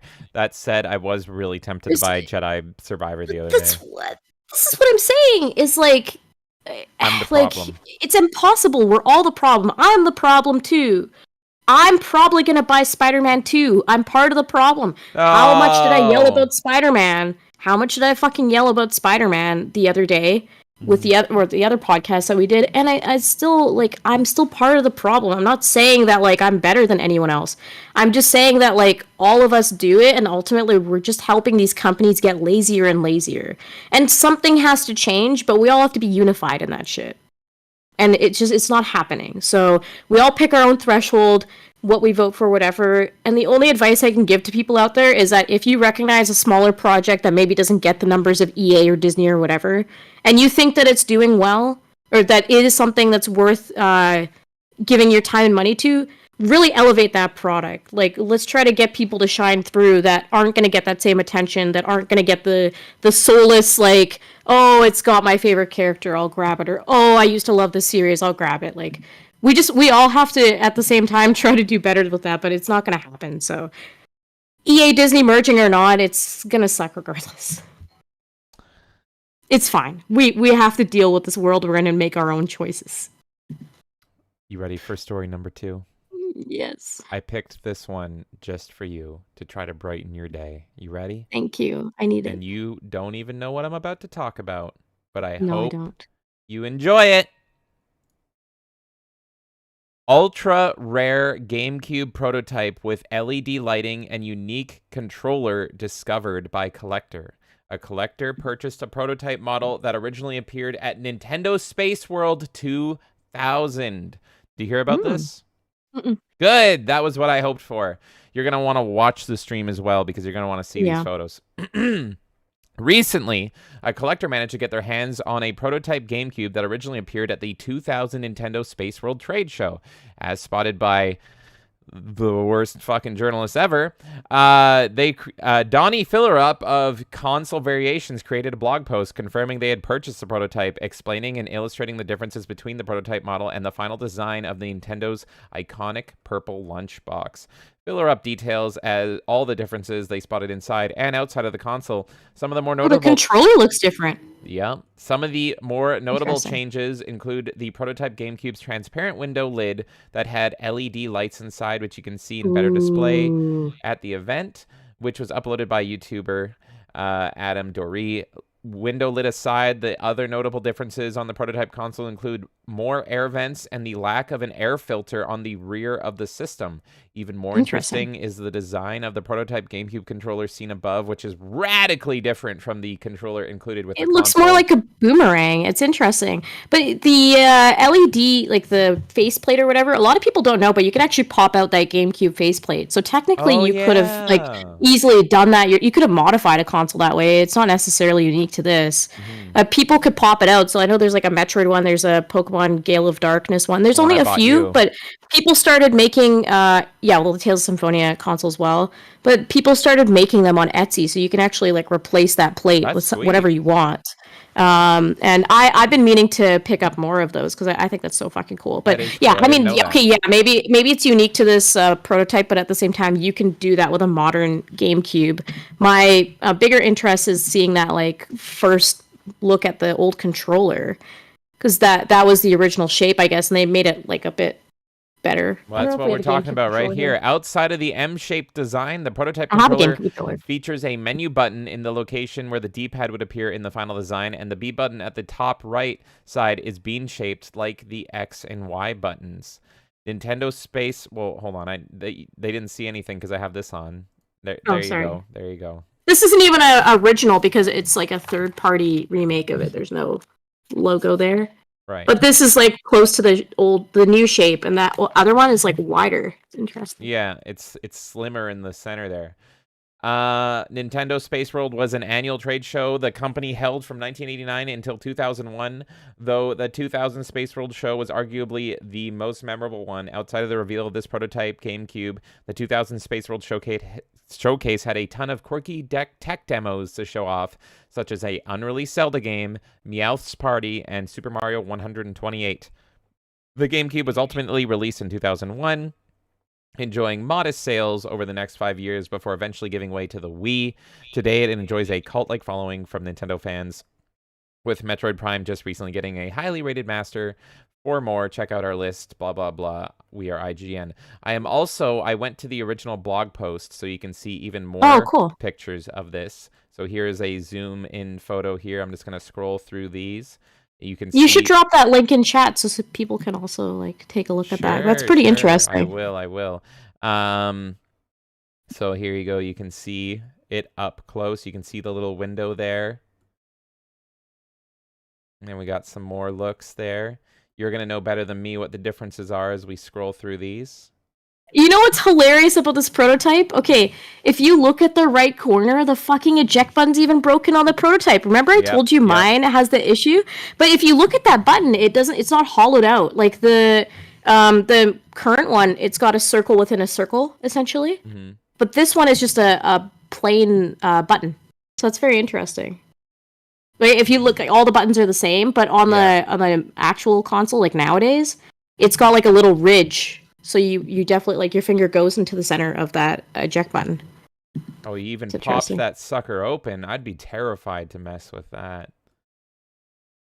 This console, to have this is even iconic on a level of, that's a super famous event that happened. What I want to know, and I haven't seen it, is how much did he pay for this? I haven't seen the price anywhere. Maybe it's in here. I'm just skimming through this.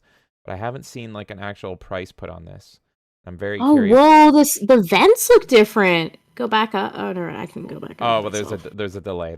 Yeah, exactly. Yeah. Because I'm just going down and down and down. Oh, even like when you open up, the laser is slightly different too. Huh. That's very interesting. I prefer the larger vent personally on it. This is super cool. I'm glad that you made this a story. Yeah, I picked it just for you, because I think this is your favorite system ever, right? Yeah. So the plate, you can see all the way through, whereas on the actual console that came out, you can't. So you could have gotten like an LED installed, but you would have to make the plate itself have the LED. Interesting. And there, I'm leaving the controller up with the console, so you can take a look at that. The controller looks goofy. There's too much real estate in the middle for no reason. It's free. And it's free real estate. And the like handles on it, like they're way too thin on that version. But yeah, not much to comment on that. The button on it too. What the hell? Wait one second. Yeah, the B button's different on that. That's so fucking weird. I picked this just for you because makes me so happy. My favorite system is the original Xbox, but I know yours is the GameCube, so I thought you would get a very nerdy kick out of seeing this prototype and everything. It's cool. I actually prefer the window. I like that window look. I wonder why I like the window too. I wonder why they got rid of that. Maybe it was just expensive to add that see-through window or something. I was actually a big fan of the original Steam controller they were going to do. I don't know if anyone remembers this, but the Steam controller they released is very different from the original one they were going to do, and it was going to have a touch screen in the center, and that touchscreen was going to be different for every game. So effectively, imagine a normal controller, but with a little mini Wii U element in it. And I thought that was so brilliant, and they showed it off. Like, if you're playing an RTS on that, you can, like, scroll through your units in that and, like, press it to send out units, and it was freaking cool. But once they stripped that away, I stopped caring about the Steam controller. So anyway, yeah, do you have any comments on... I'm just in awe at this. I'm looking through the article myself now, and yeah, looking at the Dolo one, like the original plate that's on there versus the LED, I much prefer that Space World lid. Mm-hmm. I wish that was a thing, and I'm probably going to try to mod my GameCube to look like this, actually, because it's fucking awesome. But the controller is what, like, really caught me off guard, was seeing the fucking B button. Because the B button is just like a normal tiny button on the actual controller, but on this one, it's the same color coding as the A, and it's got the shape of the X and Y. And I wonder how that would have felt, like playing games like Melee, one of my favorite fighters. What that would have felt like on a controller shaped like that. So, as everyone knows, Melee Games is a multi-fronted company that we got going on here. But at its heart and its soul, it's a store. It's an eBay store where you sell games to all of our fellow Leafs in the world.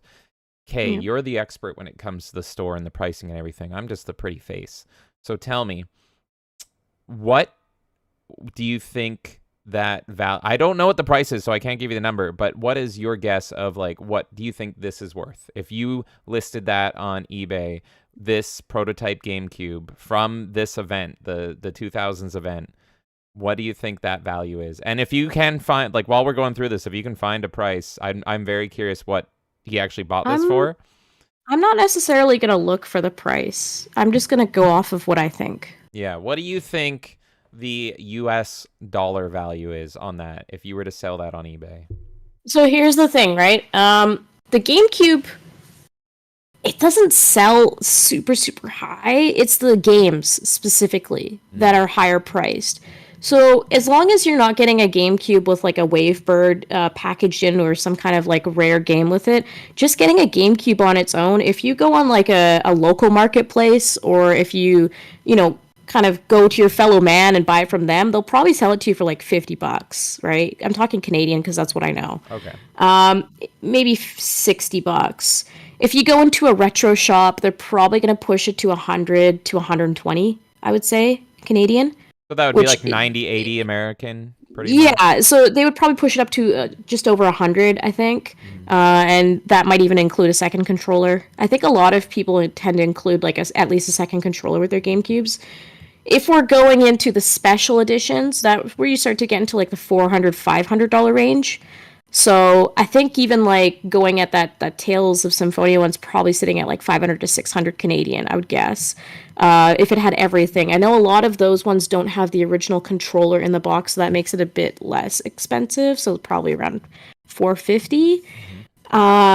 There's the Gale of Darkness one and the Metroid ones with the plates. Those are probably pretty much up there too. I don't know the current value, but I could look at price charting if I really wanted to. I'm just trying to do this off of my own head.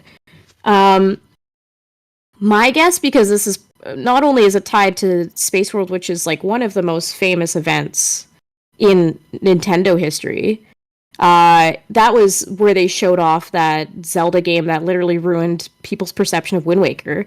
That's where they showed off the Mario demo, where they had like tons of Marios in one pit together. Mm-hmm. That's where they showed off the concert, the Pokemon concert, right? If you guys remember that. This is probably I would say, biggest event for Nintendo that wasn't so bad that it's good, like Wii Music and all that. This was an actual good event where everything was well received. Really good feeling event. Yeah. Oh, and to talk, the Panasonic Q would be another thing too. The Panasonic Q, I think, goes up to close to 1,000 at this point. Mm-hmm. It's hard to find a Panasonic Q with inflation that is below 1,000, maybe 800. Fuck. I want to still get one. I don't actually own one. But that's like one of the few things in my collection that I'm still like trying to get. I would guess that this would skirt around like 1,200, 1,300. 1,200. That's my guess. $1,300. Canadian, maybe. No, maybe more than that. Maybe 15. Interesting. I just wanted to showcase your talents in that regard because our lovely community doesn't get to see your store capabilities that you got going on all the time, unless they're. That's just all guessing. That's not what I would price those things at. That's just what you see out there. Yeah. I mean, like, this is like a one-of-a-kind item, pretty much as well. Yeah, I mean, I don't see it going above 2,000 personally. Interesting. That's just me, because I also think like the GameCube has a cult following, but it's not like everyone feels like they need to have one in their household type system. Like, I think people would go more apeshit over like an NES or an SNES that was like in this kind of prototype, versus a GameCube. I don't think it has that same pull. I think it does, personally. like for the gamer crowd. So I don't know, but I know, but it's like I feel like that's emerging now. That's not like I think as the demographic ages, that's where people are starting to pull for the GameCube. But it didn't start out that way. Like it still felt too new to people, and it still was like that black sheep console that like a lot of people didn't like just as much as they do. Right. Right? Like during that era, I think the original Xbox was the cooler thing to own than a GameCube. I'll agree with that. X-Bros, hell yeah, baby. That was my favorite. But I'm a traitor because I was begging my dad for a GameCube because I thought the GameCube was the place to be for wrestling fans, and I wanted a GameCube, and my dad was like, "No, we're getting Halo," and I'm like, "Oh," but then I ended up loving it, so I was forced to love the Xbox, and I happily did. I'm trying to search it right now after my guessing to see if I can find anything, but I don't actually see anything. I will read some chat, and you try to find a price on that. I think people will overestimate the price. I haven't looked at what chat or anyone's saying, but I think people will overestimate that. I think that nowadays we're in an era where there's so many prototypes to everything, and there's going to be the ones that always will be really high up, but I think it would surprise us, and it's not. Price guess? What was your final price guess? I think it would hover below 2,000. I don't see it exceeding 2,000. Maybe 15,000. My guess, 2001, Bob. 2001. That's my guess. Anyone gonna do the dollar? Let's look at chat for a little bit, and then we'll go to our third and final story. Insidious Bliss is saying, "Given to the DOA, DOA, DOA, DOA," and then Jason was guessing Soul Calibur. Ooh, that music was tense. He said Soul Calibur. Nerdy Neo says, "I knew James was gonna say the D." Look, I always go for the D. Jerry Crow says, "WWE 2K22." Final answer. Jerry, I love how you play Who Wants to Be a Millionaire. Jason said, "I'll take some nice cheeses." There you go, Jason. You enjoy those nice cheeses. Nerdy Neo says, "I like this version of Who Wants to Be a Millionaire." Maybe we'll do more. It was funny. It was right off the cuff. I loved it. Nerdy Neo says, "Next question, Kay. What is your favorite RPG?" Oh, favorite RPG? Probably Tales of Symphonia. More than KOTOR? Mm. Ooh, should I look? Do I need to put the music back on? I will. I'll turn into Regis. No, we're not doing this shit, man. Yeah, I would say that the Tales games are my favorite. They're my favorite, kind of overall format. Mass Effect for everything. Tales games for me personally. 1,000 Year Again, Door. I don't talk in I mean when we're in Get Ranked and stuff, I'll go a bit more. I'll try to be slightly more objective and be like, okay, even though I love this is whatever, but it's all subjective to me still, right? It's at the end of the day, it's just my opinion. I think with RPGs, Tales kind of hits that niche for me, you know? Yeah. Insidious Bliss says, "Love you guys." We love you too, Insidious Bliss. Thanks for saying that. Jerry Crow says, "Build a sewer within a city that houses art from Leonardo, Donatello, Michelangelo, and Raphael, and on the turn the sewer was built." I love Jerry Crow's art pieces. I love them. Nerdy Neo says, "It depends. Come games give you cum games. What are cum games? Cum games give you all the achievements just by playing through the game, so it depends on the achievement design." And he corrected to some games. No, cum games. Cum games give you all the achievements. Nerdy Neo says, "I wish Mace Windu was your dad, Kay." Oh my god. You want my dad to be dead.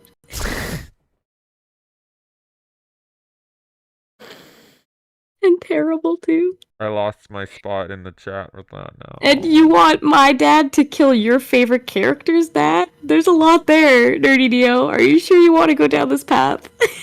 You're going down a path I cannot follow. Jerry Crow says, "I'm not from my dad." Obi-Wan Kenobi. It was Padme. Whatever. It's Obi-Wan now. Okay. Jerry Crow says, "An achievement is topping the scoreboard." That's true. Oh yeah, that's the original achievements. Was going for that leaderboard, right? The original arcades. But I never cared for that shit either, honestly. I didn't until I became #1 at Smash TV at my local arcade. Fuck them kids. Smash TV is mine. As soon as I see my spot taken, I'm going back. Here we go.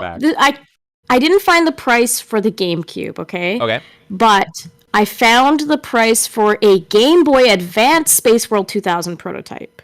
Okay. Okay. And the number that they gave was $700 was the auction price for that. Really? So for me to say that the GameCube would be about double that, to me makes complete sense. Look at you. Look at you. That's the closest answer I can find. Chat, if you find the price of this GameCube, it might even be in the article I skimmed through. Let us know. I'm quite curious. And also, This is from the exact same event, by the way. Interesting. Okay. And this was, there's no year on this, unfortunately, for when they wrote this article, but... Does it look older? It's the exact same event. Interesting.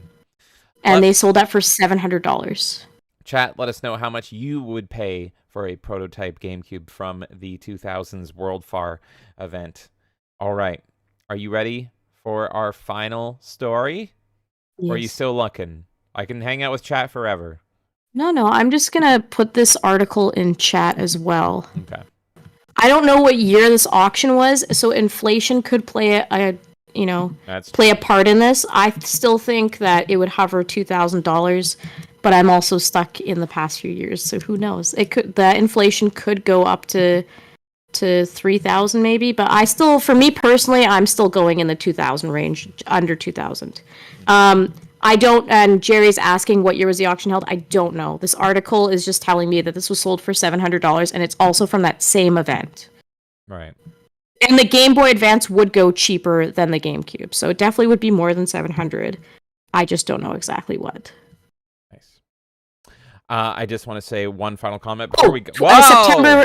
I found the date. Sorry, September 2020. And that was the $700 one? Yes. Whoa. Okay. Let us go to our final story, but first, I just want to say a comment from Crazy T is Ultra! Thank you for that, Crazy T. Our third and final story of the night, before we go to our final segment, that is, ba-boom, ba-boom. This is a long one, folks. I might skim this one because this article is long as fuck. Ahead of Xbox's acquisition, Bobby Kotick, the Guitar Hero legend himself, discussed Microsoft, Elon Musk's Neuralink, and hinted at a Guitar Hero revival in this leaked interview. I'm going to tell you right now, that's what we're most interested on, but I'm going to skim through this, and let's see how much we can get through. I won't read the whole article, so this is via Windows Central. Let us skimmy on through Windows Central. What you need to know. Sources familiar with the event recently shared with us a glimpse at an internal town hall meeting between Activision CEO Bobby Kotick and Activision Blizzard employees, hosted by James Corden of Gavin and Stacey fame. Who the fuck is that? Kotick fielded a range of questions and offered some insights into the future of Activision. Microsoft is planning to acquire Activision Blizzard King in a blockbuster $72 billion deal that has faced intense regulatory scrutiny. Both Kotick, I don't know, and Corden were coy about the current status of the deal, which is widely regarded to close as soon as this Friday the 13th, pending final UK approval. While discussing Microsoft, Kotick lauded firm's resources, cloud server tech, and technology research aim. He also name-checked Guitar Hero, strongly hinting that the game could be on the docket. I can't speak anymore, whatever. You know what I'm saying. The words are on the screen. I can't say words. For a revival. Microsoft is in the process of acquiring Activision Blizzard King, ABK, known for games like Diablo, Candy Crush, WoW, and of course Call of Duty. The Xbox APK deal, valued at $72 billion, would give Xbox control over some of the world's largest or biggest and most nostalgic franchises. While facing intense regulatory scrutiny around the world, Microsoft emphasized that the deal is designed around competing with Apple and Google on mobile devices whose store platforms enjoy a near total global duopoly over mobile gaming payments and distribution. The Xbox Activision deal is expected to close as soon as Friday the 13th, pending Jason Voorhees coming around and killing them all. The UK has already offered a provisional approval, but is yet to finalize it formally. To that end, Activision CEO Bobby Kotick called an all-hands meeting with Activision Blizzard King staff today, hosted by none other than James Corden, no relation, I think, of Gavin and Stacey fame. I don't know this guy's fucking references. Is James Corden that like fat late night He's host I that don't like like? karaoke guy, I right? think Like, I hate him. yeah, I think I hate fuck, him. whatever. I hate Look, them all. if you're not Johnny Carson, I don't like you. During the Yeah. meeting, Kotick reminisced about Activision journey from independent due to being under Vivendi and then becoming a publicly traded company. Kotick also discussed future tech, name-checked Guitar Hero, and hinted at a future ABK partnership of what Microsoft would look like. Let's see how much longer this article is. Good Lord. Should I I think just... we get the point of it. It's I am the going to point is control F Guitar Hero. Because that's what we're here for, folks. yeah. You get the gist of it. Let us read every line with Guitar Hero in it. Future tech, machine learning, and Guitar Hero. Yes, I don't know, Elon Musk, blah, blah, blah, monkeys and all that stuff. Kotick began discussing how research could aid with this pursuit, heavily hinting at Guitar Hero. Where does he say it? Where does he say it? Kotick also name-checked Guitar Hero, hinting that it's currently on a path to revival. The re-emergence of Guitar Hero and other things would not be possible without different types of resources, and so, you know, just the endless possibilities for the future that are so incredibly exciting. That's probably it. This fucking guy right here, he just loves his Guitar Hero so fucking much, and he will not let it die. Okay? Thoughts? I hope Guitar Hero makes a comeback. I was really confused at why the whole Rock Band Guitar Hero trend kind of died off. I know that peripherals they tend to go through fads, right? Like, they're never really a homestay thing, but out of any peripheral, I feel like the whole Rock Band, Rocksmith, Guitar Hero thing should have been like something that stayed. And people still play these games. Like, you'll see events locally here where they're literally just be like, we're all playing Rock Band as a contest or whatever. So, like, this is very much still an active community, and people will want more, and you can always add more songs. And then we had the whole thing with the Microsoft Store, and it's like, okay, the 360 like songs, you have to make sure that's all sorted, whatever. I was worried that this was going to be a thing of the past because even you go to retail stores and you don't see the Rock Band sets for the Xbox One anymore. It's very hard to find those. Yes. It's very hard to find them in retail at all. I think you have to go through pretty much buying it off of somebody else or maybe buying it off Amazon for extremely crazy prices. Or if you have the old peripherals, then you would need to buy this adapter that's also hard to find now too. So it was clear that they weren't manufacturing as much of this stuff anymore, and it worried me because this is something that people really enjoy with video games, and it shouldn't die off.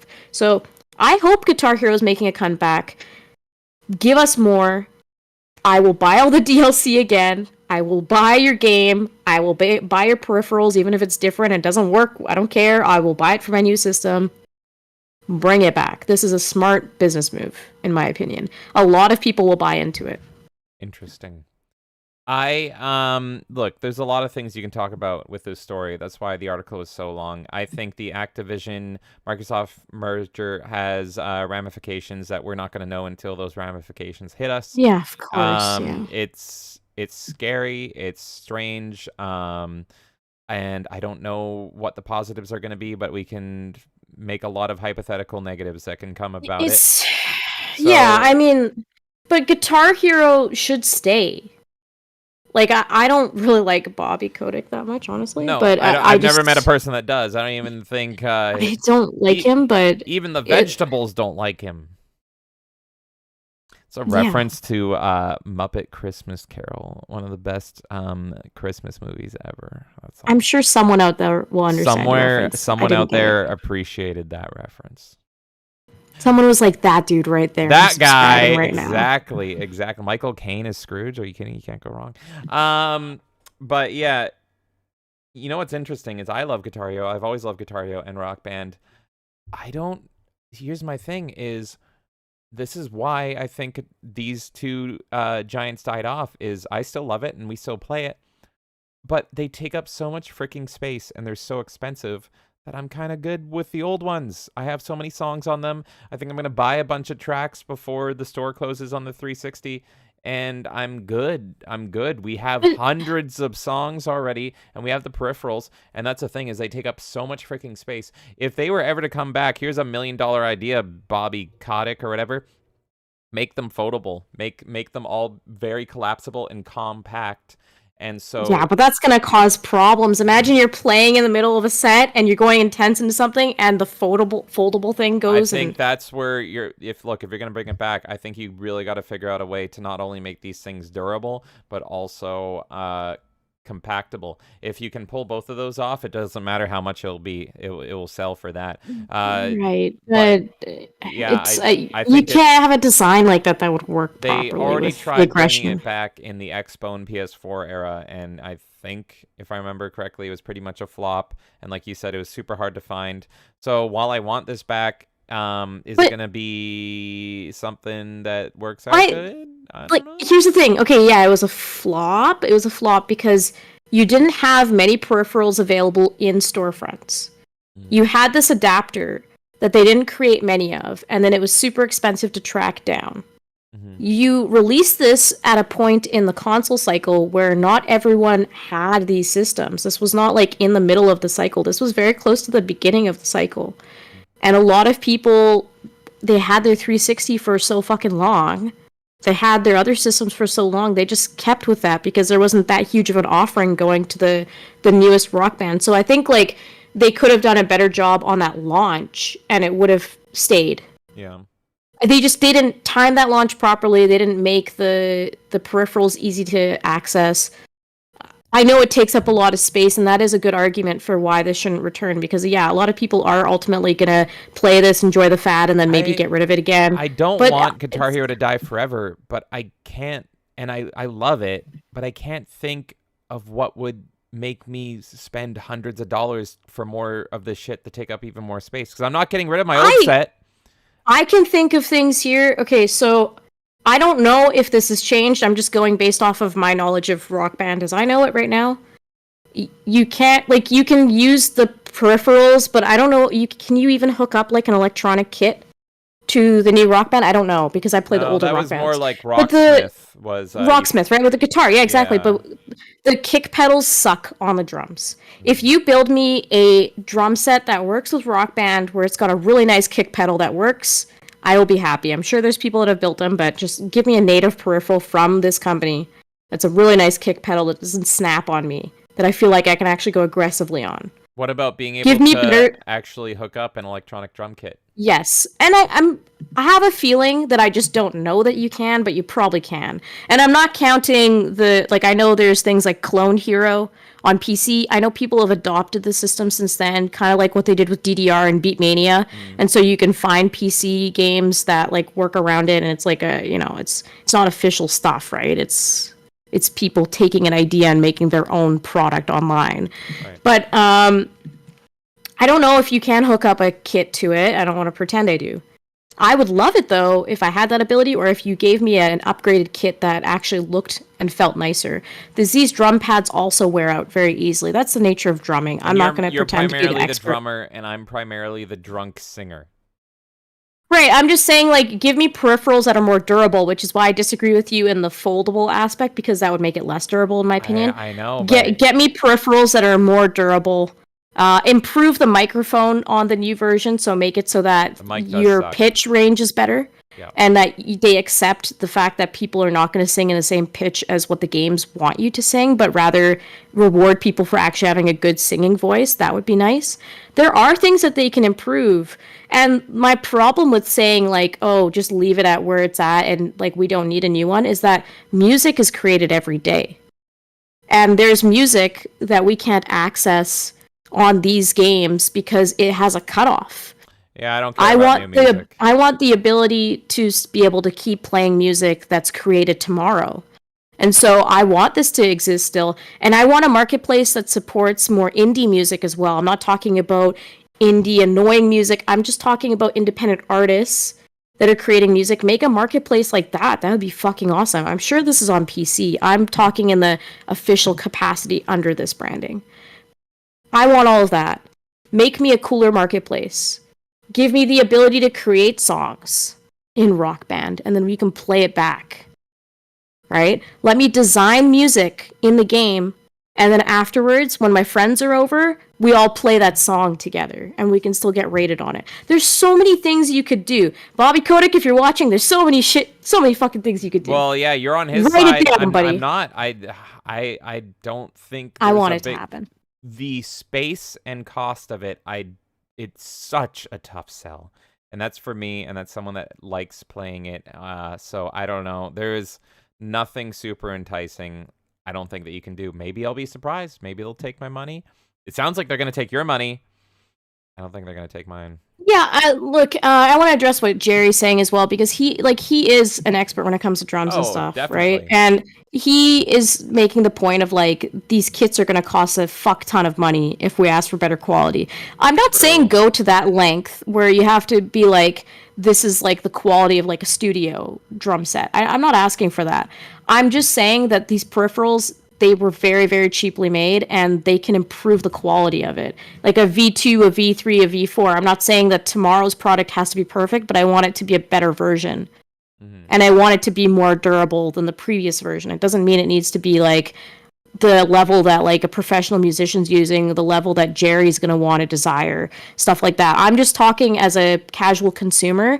Give me something that's a little bit more durable or make it easier to fix or something. You know what I mean? Like there's improvements you can make on these peripherals, and that's for the guitars as well. Not just the drums. I thought of two things they could do that would make me take my money, and it would be pretty much fucking impossible to do because they already said it was pretty much impossible with the last gen. You want to take my money for a new game? Two things you can do. Either one of these, they'd take my money. One, all the instruments I already have for fucking Guitar Hero on the 360 and Rock Band on the 360. Plug and play, they work. They just work. They should. They're USB. I don't see why they don't. I don't even get the point of the adapter. With the last ones, and apparently it's such a bitch and it does not work. But look, I'm not going to get rid of those big clunky plastic guitars that I already have that I play, that I take care of. You got to make them backwards compatible, plug and play, USB right into the box. And I don't know if I'm being too hard or anything, but it's like, look, this is me as a gamer, as a consumer here. This is what it's going to take for me to buy it. The other thing, full, unique Spotify integration. And here's what I'm saying. It may not line up perfectly, but make it so I can plug in my Spotify, and it takes a minute or two, and it'll generate, to the best of its ability, a song, and I can play that. Now, so you pretty much want audio surf built into this, right? Like where audio surf generates technology. It. Yeah, okay, I would agree with that. Would it be perfect? Yeah. There's no fucking way it would be perfect. You would need AI technology, and then that's getting into a whole nother debate and everything. Because I used to be a huge Rock Band fan and a huge Guitar Hero fan, and I looked into how Harmonix like actually made it, and I was a huge Harmonix shill because I felt like after Activision took over the Guitar Hero license from Harmonix, because originally they did Guitar Hero 1 and 2, and then they sold it in favor of Rock Band. Here's what changed. Harmonix makes their tracks based on how you actually play them and how it's supposed to be played on the instrument. Guitar Hero and Activision, they make them played to be hard. So when you're playing Guitar Hero 3, it's not so much that you're actually playing the guitar how you play the song. It's more like you're playing it almost like you play Tony Hawk or something. It's like it's about a challenge. It's about getting that fucking challenge. And they had this tested. They had so many musicians like Dragon Force come and play the actual song, and they're like, "What the fuck is this?" But on Harmonix's end, they are actually trying to mimic the experience of playing that guitar, and that's the big difference between Rock Band and Guitar Hero. I like both. Guitar Hero Metallica is probably my most played game out of any of them. Guitar Hero 2, which is Harmonix, and Guitar Hero Metallica are probably... And Rock Band. Those are my three. Those are my three I played the most. Rock Band 1. But, yeah. So it wouldn't be perfect. It would probably be a little bit of a sloppy mess, but it would be interesting enough and engaging enough so that I don't have to buy 700 songs again, that I can just be like, I love this song, because Spotify has such a deep and vast library that I can plug it in. I would absolutely buy it for if they've covered one of those two, either backwards compatible instruments or Spotify integration, and I have to buy new instruments. Insidious Bliss made a comment that I think is very relevant, and I lean this way as well, which I love your idea about Spotify, and I envision it the way that you're saying audio surf. Mm-hmm. And also to add before I read his comment, like I was saying, I think like a marketplace that either allows more creators to add their music to it or the ability to create your own songs and then have your like being able to play it with people locally Mm-hmm. would be good. But Insidious Bliss is saying something that would make my idea not work and your idea not work, which is that the bands want their money. Yes. And if we have Music is a bitch. Spotify, if you have a Spotify integration, the bands are not getting their money necessarily, right? And then on the other end, for my idea, if you're having this create your own music type thing, how much work would it take for me to just emulate a song that already exists and then be like, oh, I don't have to buy the DLC because I literally just created a song that was on the marketplace. I made it for free, But right? So bands our want their ideas money. don't work. Bands want their money, but I do think Spotify integration would be legal. There have been some games that One have. sec. I just want to say bye to Kendon. Have a good night. Have a good night, Kendon. But there has been other games that have done Spotify integration and have been fine. So as long Are as they music-based games? Is that the whole premise of the game? no, they're not music-based games, but you do listen to a soundtrack while you're playing. No, I think Beat Hazard has official Spotify integration. It really depends kind of on the advertising and everything. If a new rock band or Guitar Hero launched with no music and it was directly with Spotify or something, I think that could work. Would it cause those legal issues? Yeah, maybe they'd crop up, but I do think in the end they could get away with it. I do think they could get away with it. There would have to be a pretty deep partnership between them and Spotify, though, because there would have to be some way to get, like, Spotify gets a certain amount of money so that they can pay off all the bands that are getting their music played through the Spotify integration. So it'd be a big back-end battle, I think. I'm not saying it's like completely impossible, but I think it's highly unlikely. Like we have seen Spotify integration with some games. There was that Burnout 3 clone that had the Spotify integration, you know. Beat Hazard has it. Yeah, so there are games that have had it, but that's not the like the core mechanic of this is the music. So now you could potentially destroy your marketplace. You're not going to buy any DLC whatsoever if you could just hook up your Spotify. No, that's why. So why would they ever do it? Well, I'm just saying that's what they'd have to do to get my money. Not that they would do Right. it. But it might sell more in the long run. You might sell more base copies if everyone can just use their Spotify. So yeah, but the music industry is so fucking greedy. the There's music no industry way. fucking sucks. So yeah, it would be tough. But yeah, so I don't know. It's a tough sell no matter what, and it's sticky. Bobby notoriously loves Guitar Hero. He fucking loves his Guitar Hero, and that's why he's mentioning it. He's one of those people where, yeah, he's a businessman and a CEO, and he's all about making money. But this is like his thing. He will burn money to bring Guitar Hero back. It's like known about him. It's really fucking funny. So we might get it. We're probably gonna get it one day because he's not gonna let it die. He'll let everything else die under fucking Activision, but he won't let this die. Yeah, I agree with that part. All right. Before we go to our final segment, I'm going to read some good old chats from you guys, just a little bit, and then we're going to go over into the finale here. Nerdy Neo says, lol, I was like, why are you yelling? She has headphones in. I forgot. To me, headphones have cables. I forgot. I thought she took them off. Nerdy Neo says, beat the game and complete the game are two different things. I think you can... I think you're getting into words here. I think you can say I think it only means that to people who care about achievements. I think complete the game can absolutely mean that you just got to the fucking credits and you completed it. I also think it can mean that you didn't get 100% achievements, but maybe you got you got 100% on the game. But there could be an achievement of like doing New Game Plus. So you could say I got 100% in the game. Yeah, I mean it is semantics, but I think I can agree with him that beating a game would mean getting to the credits. Completing a game could mean getting everything. It could, but not necessarily. It doesn't have to. But again, it's like this is words. Crazy T says, "I love Tekken." Crazy T, who's your favorite Tekken character? As a wrestling fan growing up, man, King. I have a King action figure from the Tekken 3 lineup. I absolutely love King. Who's your favorite? K. From Tekken? Yeah. Yoshimitsu second. Nice. King gang, let's fucking go. Jason says Tekken 8 is really fun. It looks good. It looks pretty, and I only like Tekken 3. I was jealous because I didn't have a PS2. I really wanted Tekken Tag Tournament, but alas, I did not have a PS2. But I loved Tekken 3. I really haven't played a Tekken since Tekken 3, and this is the first time where I'm like, I might be interested in this. Out of any of them, I think Tekken's the one. I was really tempted on Street Fighter, and I might still get it, but Tekken looks really appealing. Yeah, I agree. Crazy T says, I may upgrade my PS4 to PS5 just for Tekken 8. Oh my god. Jason says, yeah, as a fighting game guy, I need the list just because if DOA is your favorite, I need to know why, lol. And we did give that list. Nerdy Neo says, has Kay played Masters of Terakasi? We went into that. And he says, that sounds like that sounds like fun to do with something like FPS since I don't do fighting games. Oh, like the wheel? Yeah, I would love to do another, but I guess 1v1. It would be like 1v1 tournament or something. Fighting games are just the best for tournaments, you know. And yes, Jonathan Davis entered the chat. Jason says, no way, Spawn in MK11 was the best version. Well, he was prettier, but I kind of like how Soul Calibur 2 plays over Mortal Kombat 11. And I don't know, that was just my childhood. That was the perfect time for it to come out. Like, I still know the Spawn combos and everything, and it just feels so fluid and good.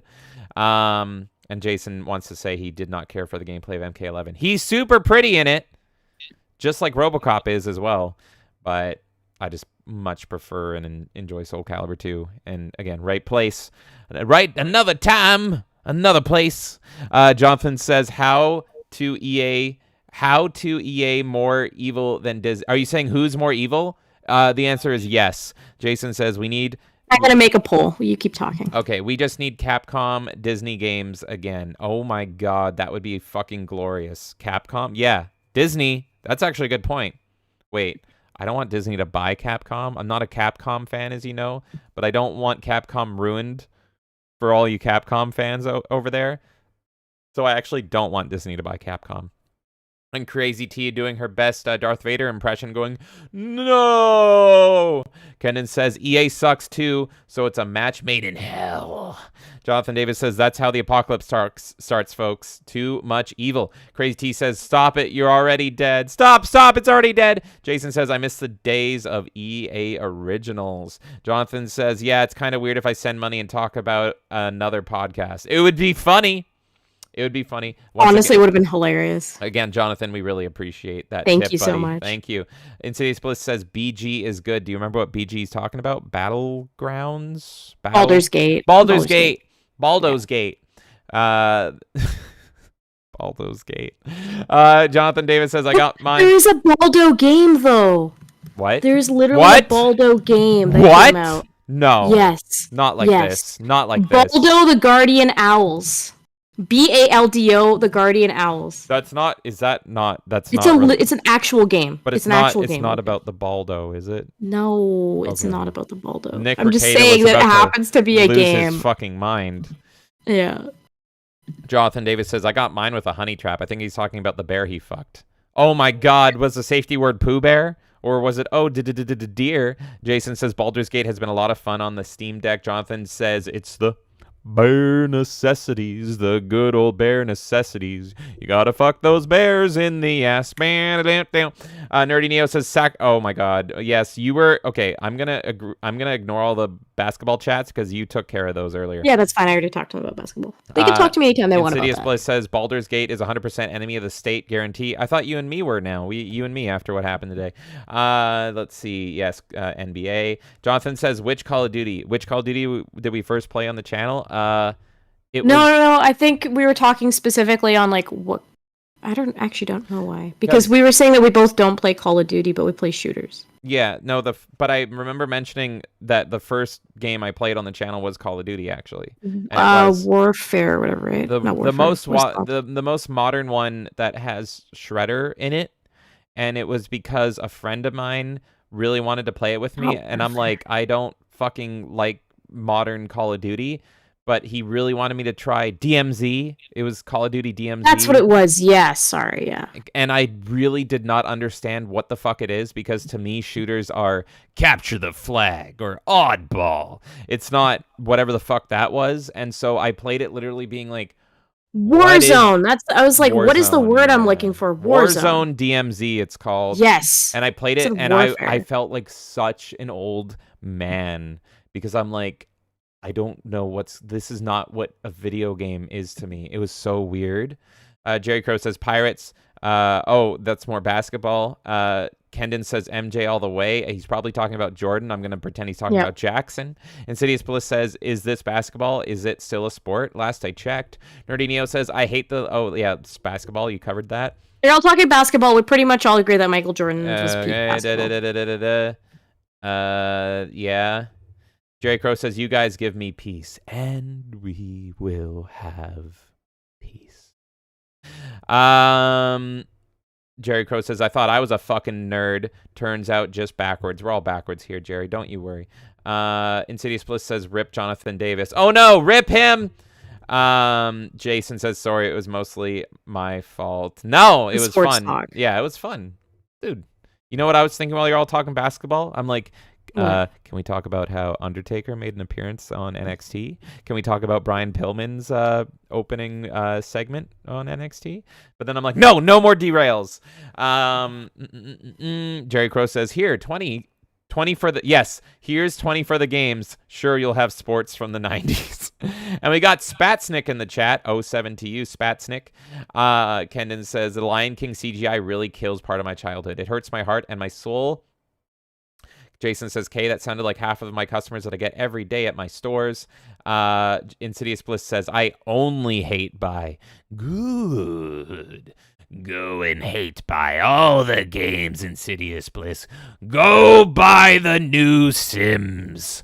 Jerry Crow says, use money to save time. Don't spend time to save money. And he says there is a minor barrier for entry, though. Get into a point where it is only viable to have a chauffeur. Kendon says Jedi Knight Survivor has a Maresu Dathomir witch that literally teleports around and it bugs the shit out of me. That was the fucking girl from the first game, right? And they like completely like made her not attractive because it's a modern fucking game. She was like the crush in the first game, and I think in the sequel, I haven't played the sequel, I'm gonna, but they did the whole thing like they do with girls, where they just de-girl them. They don't make them look like girls anymore. Fucking Guardians. Make women hot again in games, thank you. The Guardians of the Galaxy girl had the same treatment. I don't remember her name. Gamunda? No, the other Guardians one. of the Galaxy. The other one. Gamunda's sister. Cyborg lady. Oh, Nebula? Yeah, they like... You can literally see as the movies progress, they make her less and less feminine. We need to give the context. We know it's Gamora, but Gamunda is specifically from the Telltale Guardians of the Galaxy game. There's one email that you read, and they call her Gamunda in it as a joke. And so James and I always call Gamora Gamunda. That's like the name. I actually forgot the source. Thank you for reminding me. Yeah, it's obscure. It's literally in one email that you don't need to read in order to beat the game. Yeah. We just saw that one thing, and it was like Gamunda, and we're like, yeah, that's her name forever now. Jerry Crow says, I don't know, from either it seems, looks like one of the hyper-realistic takes. Insidious Bliss says, GameCube was my worst console, but still loved it. Jason says, I would love to find a Panasonic Q. I don't even know what a Panasonic Q is. I'm not gonna lie. It's a silver version of the GameCube, and I believe it played DVDs on it or something. Really? There was, like, specific... I'm pretty sure, yeah. It's the one thing I want for my collection still. Your General Grievous. Yeah, it plays collection. DVDs, yeah. Yeah, I remember that. It's a GameCube.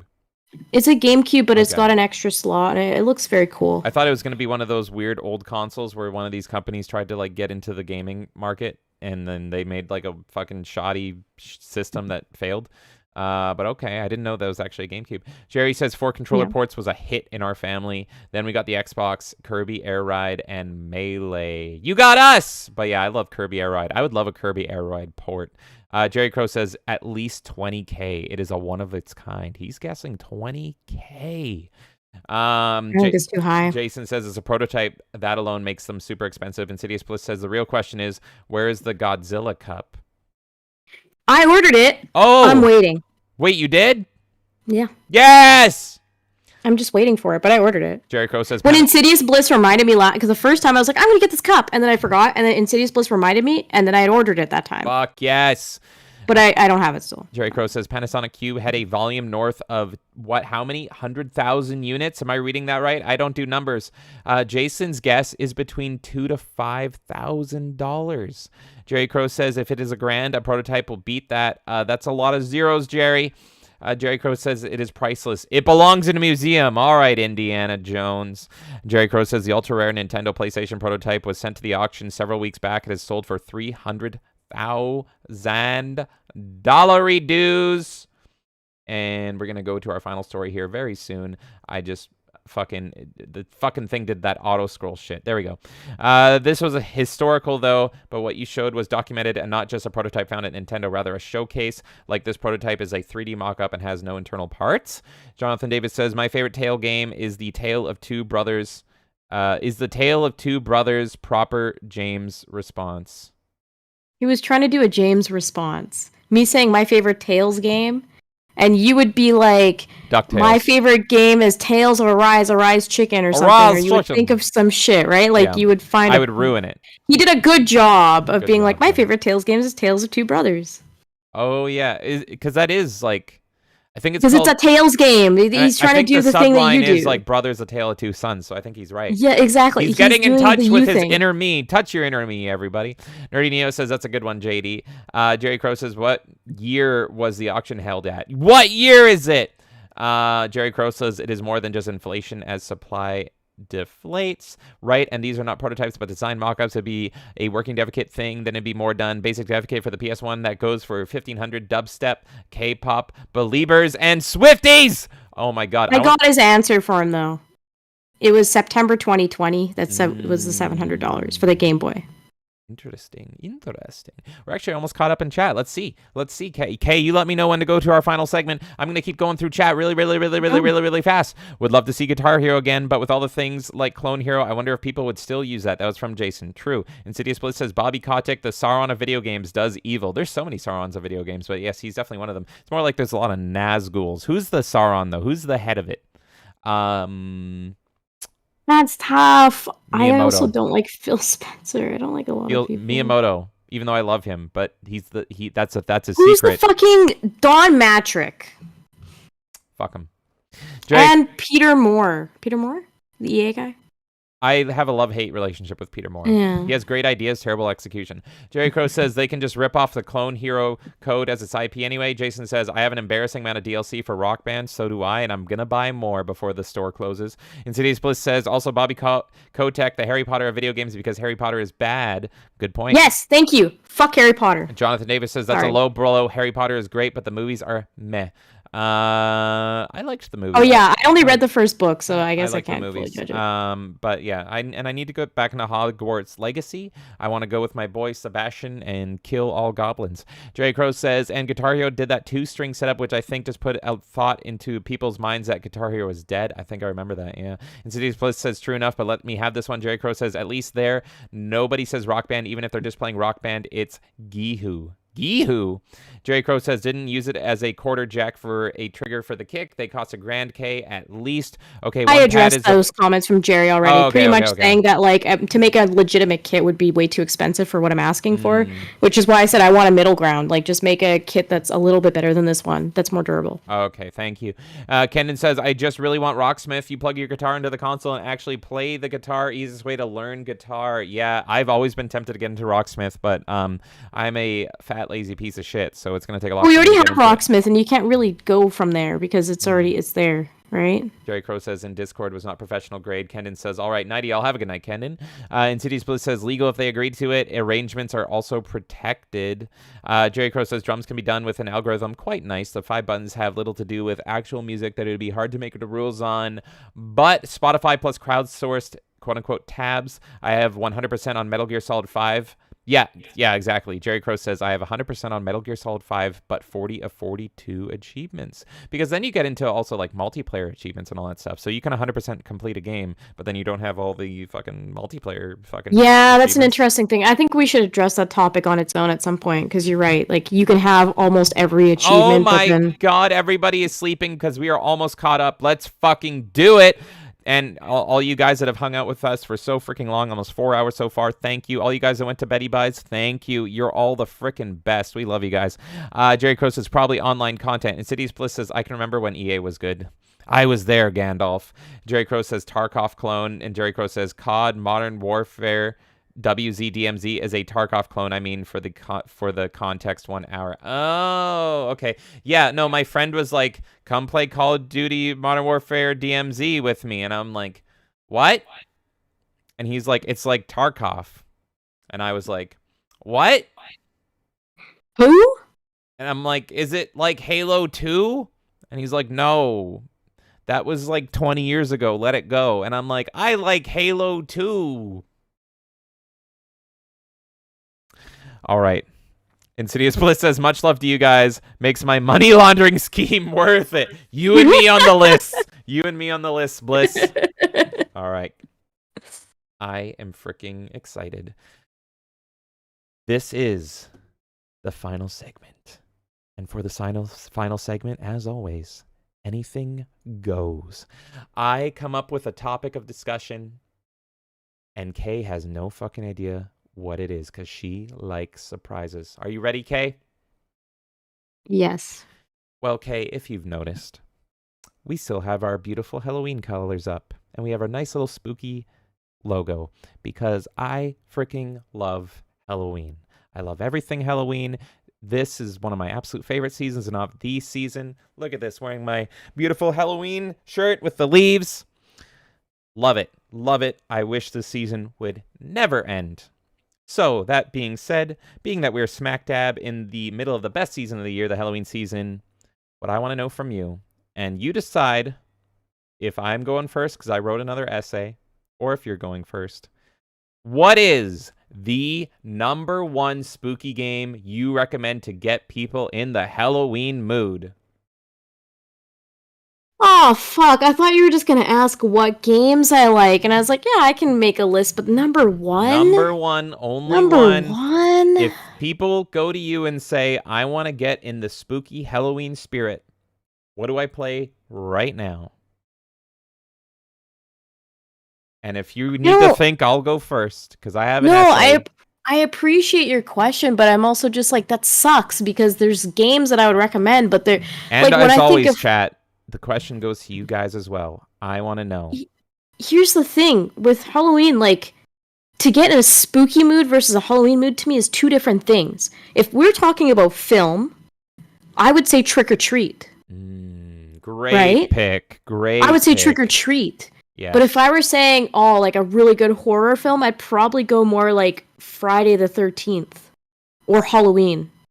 But Halloween, even though it's set on Halloween, not as good at the atmosphere of that as Trick or Treat. Trick or Treat gets me in a Halloween mood. Have I shown you Halloween 4 yet? With the little girl? The little girl? No? The what about the Season of the Witch or whatever? But I've seen that one. That was 3. I don't think I've seen 4 then. Side note, totally unrelated, but hey, anything goes. Halloween 4, while it's not great, it has the best Halloween opening. If you need to put something on the background for a party and you're picking which Halloween to put on, Halloween 4 has the best Halloween atmosphere out of the entire franchise.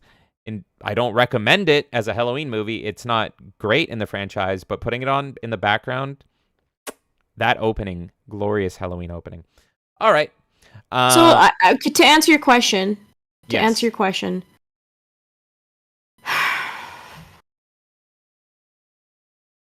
I think I would go Silent Hill. Which one? 2. Silent Hill 2. Why is that? That's your #1. Get me in the spooky Halloween mood. Here's my problem. I'm just going to talk through it. I'm sorry if I'm not answering your question completely. No, dude. But I want to just talk through it in my way. So like I said, there's a difference between spooky to me and Halloween mood. Trick or Treat as a movie would get me in the Halloween mood. Great but if I was suggesting horror, I would say Friday the 13th or Halloween, personally, or Silence of the Lambs. Interesting that you don't just pick Halloween then, because it kind of covers all bases. But I don't feel like it does. Look, how much time do you have? I want to show you Halloween 4 right after. Right, yeah, sure. But my point is, I don't think it, like, if I was to say a perfect, like, Halloween capture movie, Hmm. right? Just like you would say Batman Forever would be such a great, like, Christmas movie. Is it Batman Forever that's the Christmas movie? Returns. Returns. Sorry, Batman Returns. I always get the two confused. Batman Returns, right? Batman Forever gets me in a kissing mood because of Batman Val Forever is the one Kilmer's from our lips. childhood, right? Baby. Yeah. Okay, sorry. Yeah, I get the two confused. Batman Returns would be like your Christmassy one, right? Yeah. So I'm saying for me, Silent Hill 2 because it feels very creepy and it kind of gets me in that mood.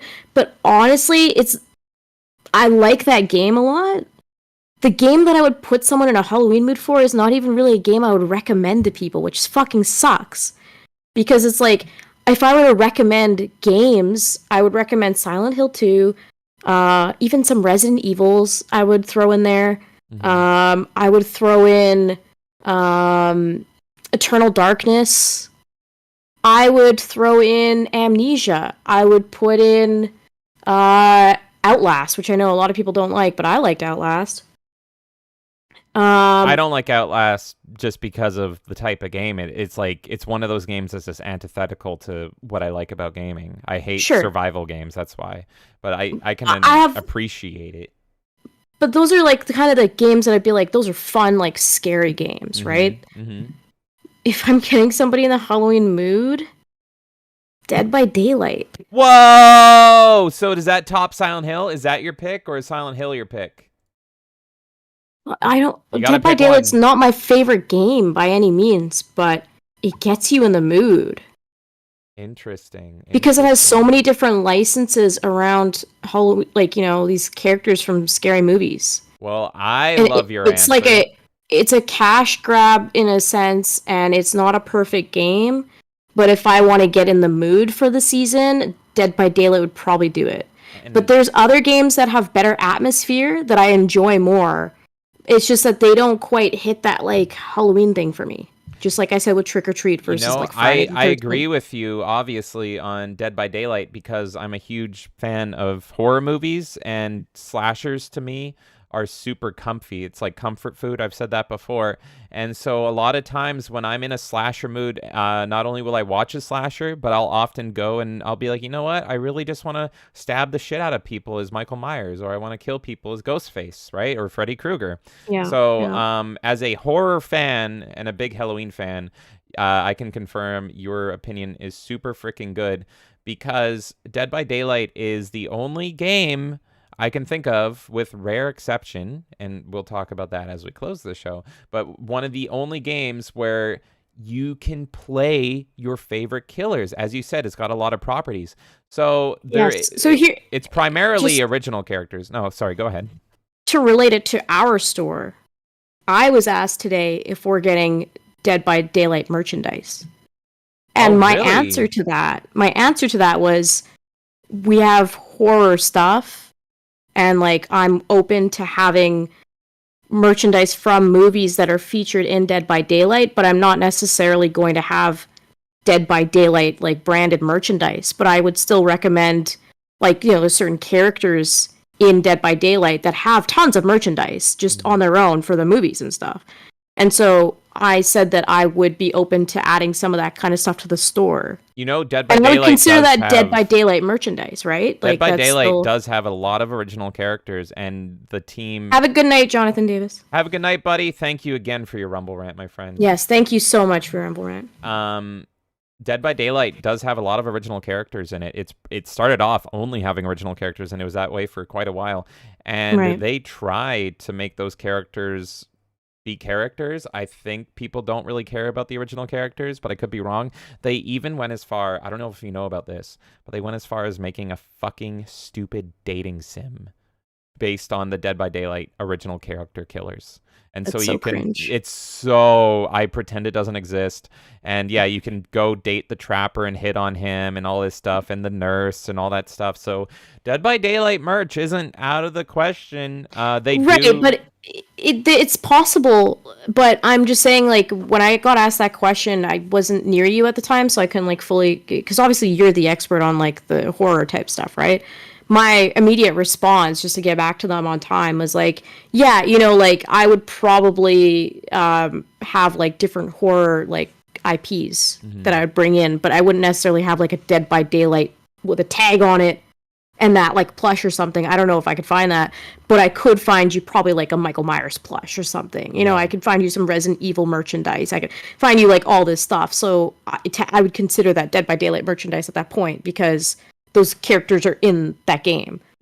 Right? So like, yeah, I think like Dead by Daylight would be my suggestion. And then, yeah, it's just interesting too because there's so much thing around horror that you could relate to Dead by Daylight that's not even by them. Right. It's got Resident Evil. It's got Leatherface. It's got Ghostface. It's got Jigsaw. Yeah, exactly. Ghostface stuff. Like, like you go to a Spirit of Halloween, you could say half of that store is Dead by Daylight, and then they probably have some Dead by Daylight merchandise stuff too. Yeah, that's an interesting way to look at it. And again, as a big horror fan, I love playing Dead by Look, Dead by Daylight does make me super mad and angry and frustrated, and I have a lot of problems with it. But it does scratch that itch of like I'm in a slasher horror-y mood, and I love playing. It's fun with friends when you're playing Survivor, and it does scratch that itch if you get a good game as a killer, because like what other game can you play as Freddy Krueger? What other game can you play as Michael Myers? So I absolutely do love it for that regard. So I think that's a good pick. My final answer is Dead by Daylight. I'll let you talk because you're more an expert on this. But if I had to pick, and I just always put myself in the shoes of when I'm operating the store, how I talk to people, that would be my answer if somebody on the store asked me. And my answer to the merchandise thing was, I can find you tons of horror merch, and that would fit the bill. You have a great pick. And I was worried that you were going to steal my pick. And Dead by Daylight was a contender. It was a contender. But it ain't my pick. All right, folks. Here is my pick. If you came to me and said to me, James, baby, I hate you, but you know what?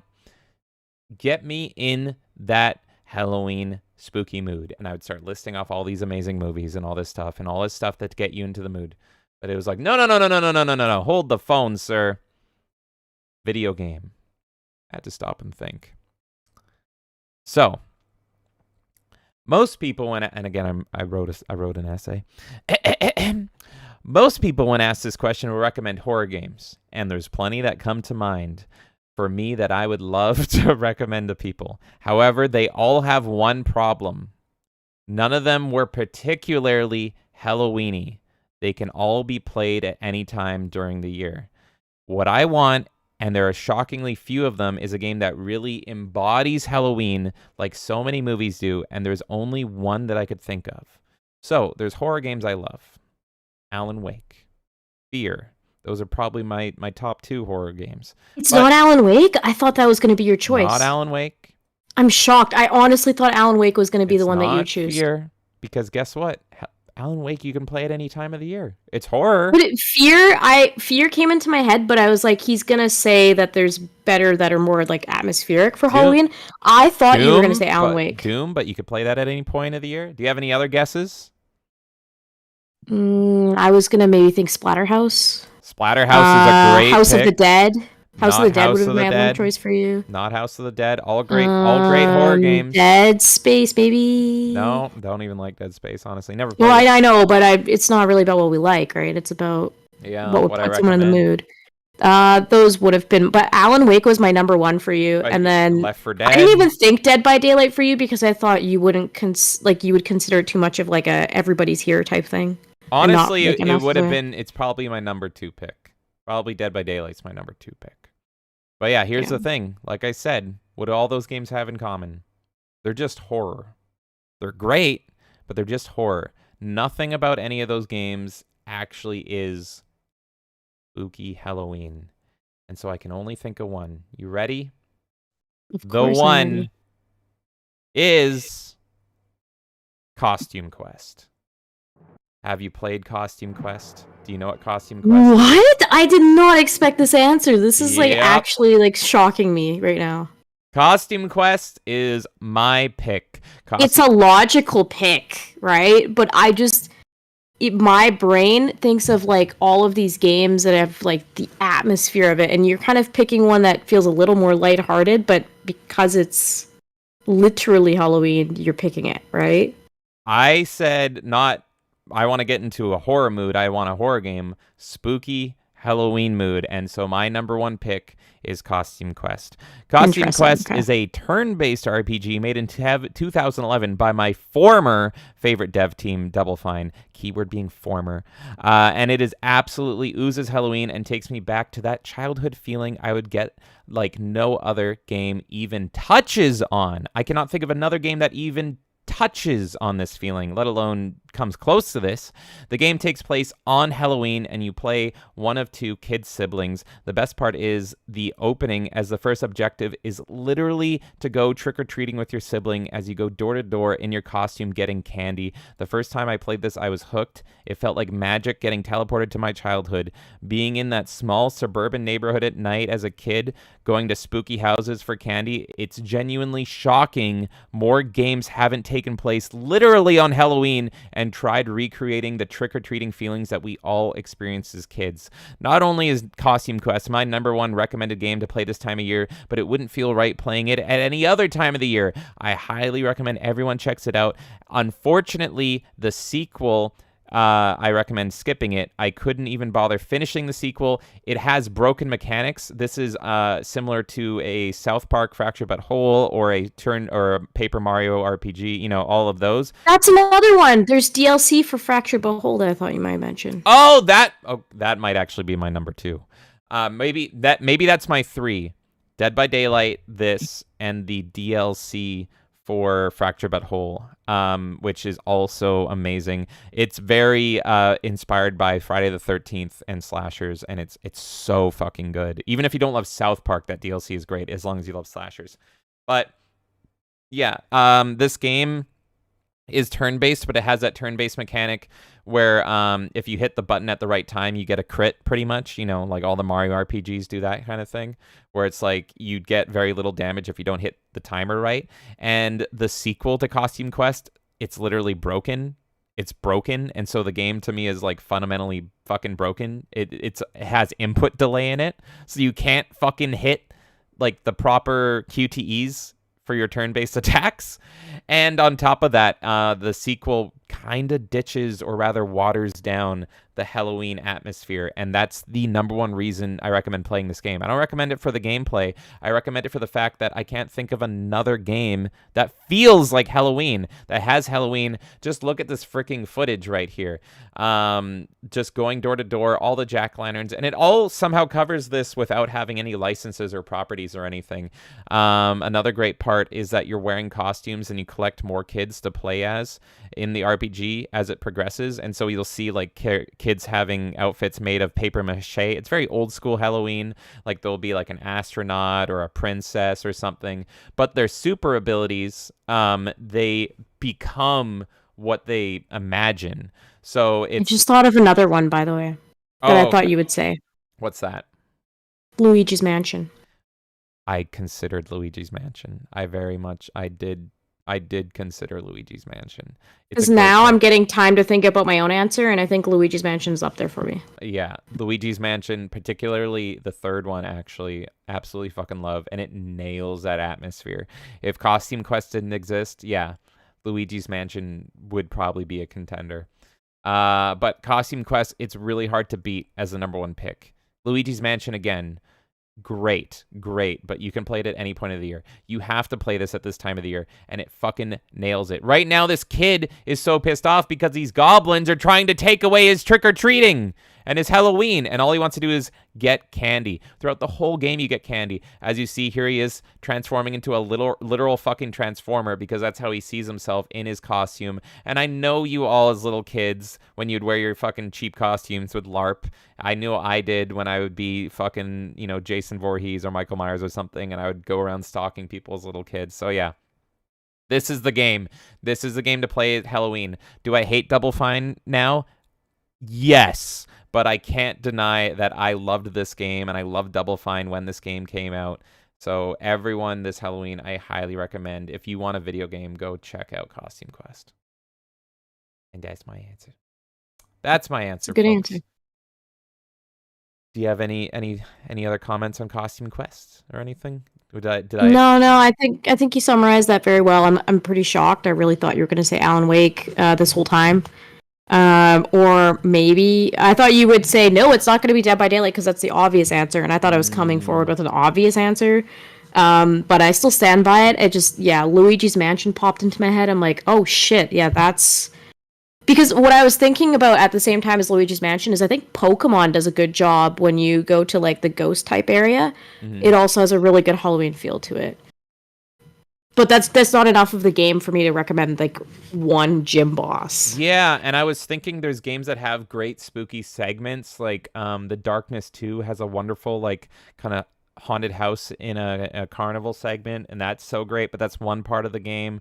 There's parts in, I think, Kirby in the Forgotten Land, the latest Kirby game, which is awesome, that has very nice spooky segments. There's the Sonic level I was playing the other day. I can't remember the name right now. Mad Monster Mansion, like go play Mad Monster Mansion. Yeah. There's the Sonic Adventure 2 level where you're Knuckles and you're hunting for stuff.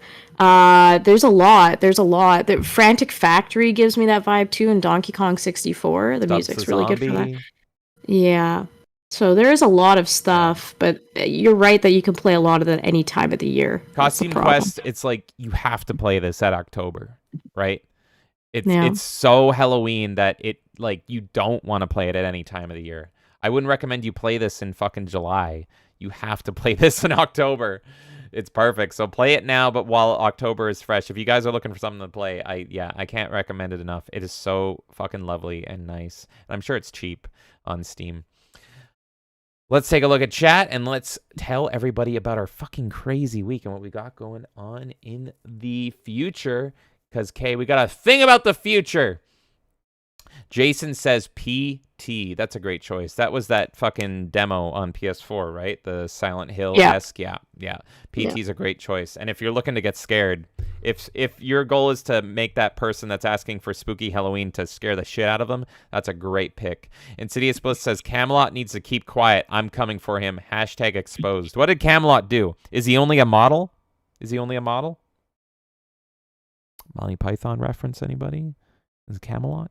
Camelot. Anyway, what did Camelot do? Insidious Bliss says, there is only one thing I can say in response to this. Pickle Gang for life. Pickle Gang forever. And the chat said Disney is much more evil at 66%, beating EA's 33%. Wow. Good Lord. All right, folks. All right. As we're signing off, let me run through, and Kay, you can help with this. I will start with what we're doing tomorrow. We're doing so much, folks, and I love it. I have one more thing that I will say. This is going to be an honorary mention because it's not out yet, but I bet you I'm going to start suggesting this when it comes out. Killer Clowns, I think that's going to be my answer once it comes out. And man, when is that? I'm going to look it up right now. It's fucking overdue. Does it have a release date yet? Killer Clowns game release date. It just says 2023. I'm not seeing. That's gonna replace. I think that's gonna replace Dead by Daylight for me when it comes out. Even though Dead by Daylight has so many properties and this only has one. Yeah, Killer Clowns has like the perfect atmosphere. It got pushed to 2024. Damn it! Would have been nice. Anyways, sorry. Nice early access. I derailed your exit. Feel free to exit now. I just wanted to throw that in there because it's important.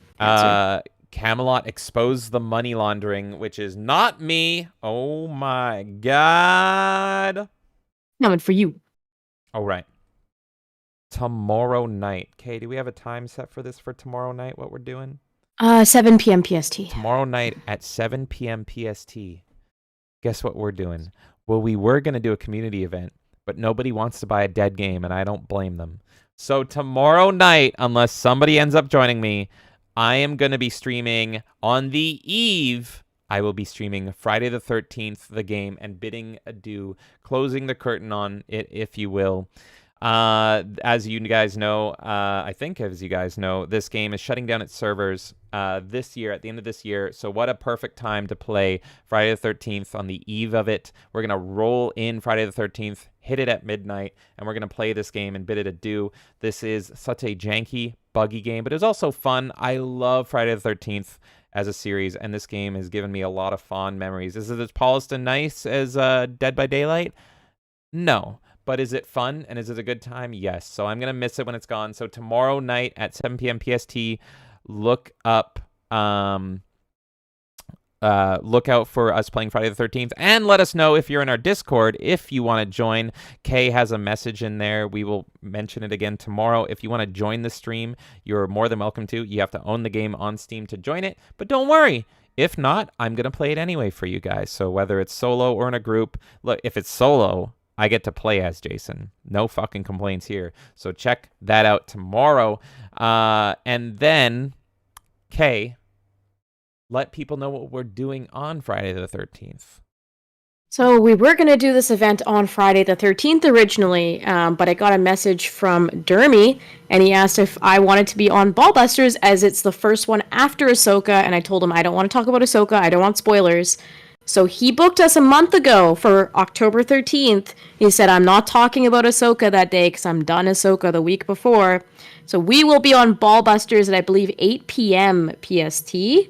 And yeah, that should be a lot of fun. I've been on Dermy's Late Night Mayhem before, and I had a great time with him. So I'm excited to bring James with me this time, and we're going to have a good time with Dermy and his crew. Excellent. Excellent. And then that's a late night show. We're going to go to sleep and be tired as fuck and wake up super early. And Kay, what are we doing Saturday morning? At 8:30 a.m. the next day, Saturday, October 14th, we will be on Goes Nowhere Does Nothing's channel.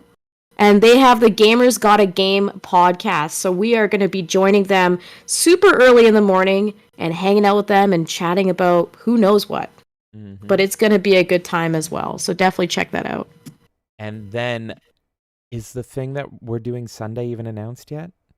Can we talk about it yet? I don't think it is, but we're so fucking close that I'm just going to not reveal the topic, but I'm going to say that we'll be there. You don't have to reveal what we're going to be on if you think it's a secret. Well, I'm not going to say the topic because I think that would be rude to announce a topic ahead of time. But we are going to be on another channel that we've been on before on Sunday. Nice. And so here's the thing, guys. Here's the thing. I'm going to give you an early warning. Sunday is usually Steam Roulette, but I have a feeling this show we're going to be on is going to be long as fuck. So I don't know if we're going to be doing Steam Roulette after the show. It really depends on how fucking long this show goes. If the show goes on forever and I can't give justice to Steam Roulette Sunday, I think I'm going to say right now, it's going to be Steam Roulette some Monday. Steam Roulette some Monday. Okay? So I'm going to try to do it Sunday, but if you guys are checking us out, on that show, we're going to be on Sunday, and if you notice that it's going on long as balls, be prepared for Steam Roulette some Monday. And so we'll still do Steam Roulette this week. It's just, will it be Sunday night after we're on that show, or will it be Monday night? Either way, we're going to make sure. Yes, and there's maybe a very, very, very tiny potential we could do it before Sunday, but it's very unlikely. Very unlikely. Regardless, we'll be able to do Steam Roulette at some point throughout the next few days. We're just trying to figure out exactly when, because we're going on a lot of other people's shows. We want to make sure that we prioritize their schedules as they have certain set times. So we're still going to do it. It's just, will it be Monday night? Will it be Sunday night after that show? Will we find time somewhere on Saturday? Probably not, but we might try. Mm-hmm. So just stay tuned, and I will let you guys know as soon as we know the exact time. You'll still get Steam Roulette at some point, just maybe not the usual time slot. And then, last but not least, Kay, have you, or do you even want to announce what we're doing Tuesday? Do you know what we're doing Tuesday? Yes, I do, but Is it announced, or do you want to leave it for a bit? We can leave it. It's kind of unofficial, so It's a secret. yeah. Well, You want to wait? Do you want to be in our Discord, and you only know if you're in our Discord? we're gonna do a community night contained to the Discord. That's around Halloween, and it'll be that night. We will post a message this weekend to let you guys know. Stay tuned. But come into our Discord if you're not there already. It's going to be only on Discord. We're not streaming it. It'll be Tuesday night. And it'll be led by James. I don't think... I might be there. We'll see. But James will definitely be there. And it's specifically in our Discord. No streaming. Halloween related. Oh, just you and me, chat. You and me, baby. No K. Just us. I might be there. We'll see. She's got to keep an eye on us. She's on to us. All right, guys. Good freaking Lord. I want to say thank you guys for hanging out for so freaking long. Let me run through these final comments here. Insidious Bliss says, hit me up if you need a copy. I'm not going to presume what he's talking about for a copy, but yes, hit him up if you need a copy of what? I'm not sure. Insidious Bliss says, also will launder money. I think he's just talking to Russia at this point. I mean, what? Anyway, Jerry Crow says, no. BitConnect. What's up? BitConnect. What's up? BitConnect. Thank you guys so freaking much. Another Melee Madness podcast. And yes, tomorrow night, that is the first thing. Friday the 13th, we are saying farewell. Let us know in the Discord if you're joining. If not, I'm soloing it. Either way, you're getting Friday the 13th tomorrow. Everyone, thank you guys. Kay, thank you as always. And now I am going... James, thank you as always. Thank you. Thank me. And I am going to... And thank you, Jonathan Davis, for the Rumble rant as well.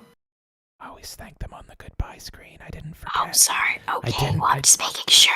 I didn't forget. Now he gets... I'm making sure. Now he gets thanked He gets twice. 10 shout-outs. Perfect. Right. He deserves them. I'm going to hit that music. Thank you guys for hanging out for so freaking long. 4 hours. Absolutely. We brought the madness. And I want to do a special shout out to 2 lovely folks. That is Calm and Tilly's coming in with that 6-man raid. He raided us. Fuck the Alliance. Calm and Tilly's coming in with that 6-man raid. And as Kay mentioned, Jonathan Davis coming in with that $20 Rumble rant and saying we're his favorite, my favorite, to quote Fifth Element. Or he was referring to someone else. We don't know. But Jonathan, thank you so much for that $20 Rumble rant once again, my friend. And we're so glad that you enjoy the show. We're going to keep doing it. You can't stop us. You can't stop us no matter what you do or try. All right. Until tomorrow and the day after that and the day after that and the day after that and the day after that and the day after that, because you can't get rid of us. We're going to be doing this nonstop. It's crazy. Thank you guys. And so long. Goodbye, good night, and see ya.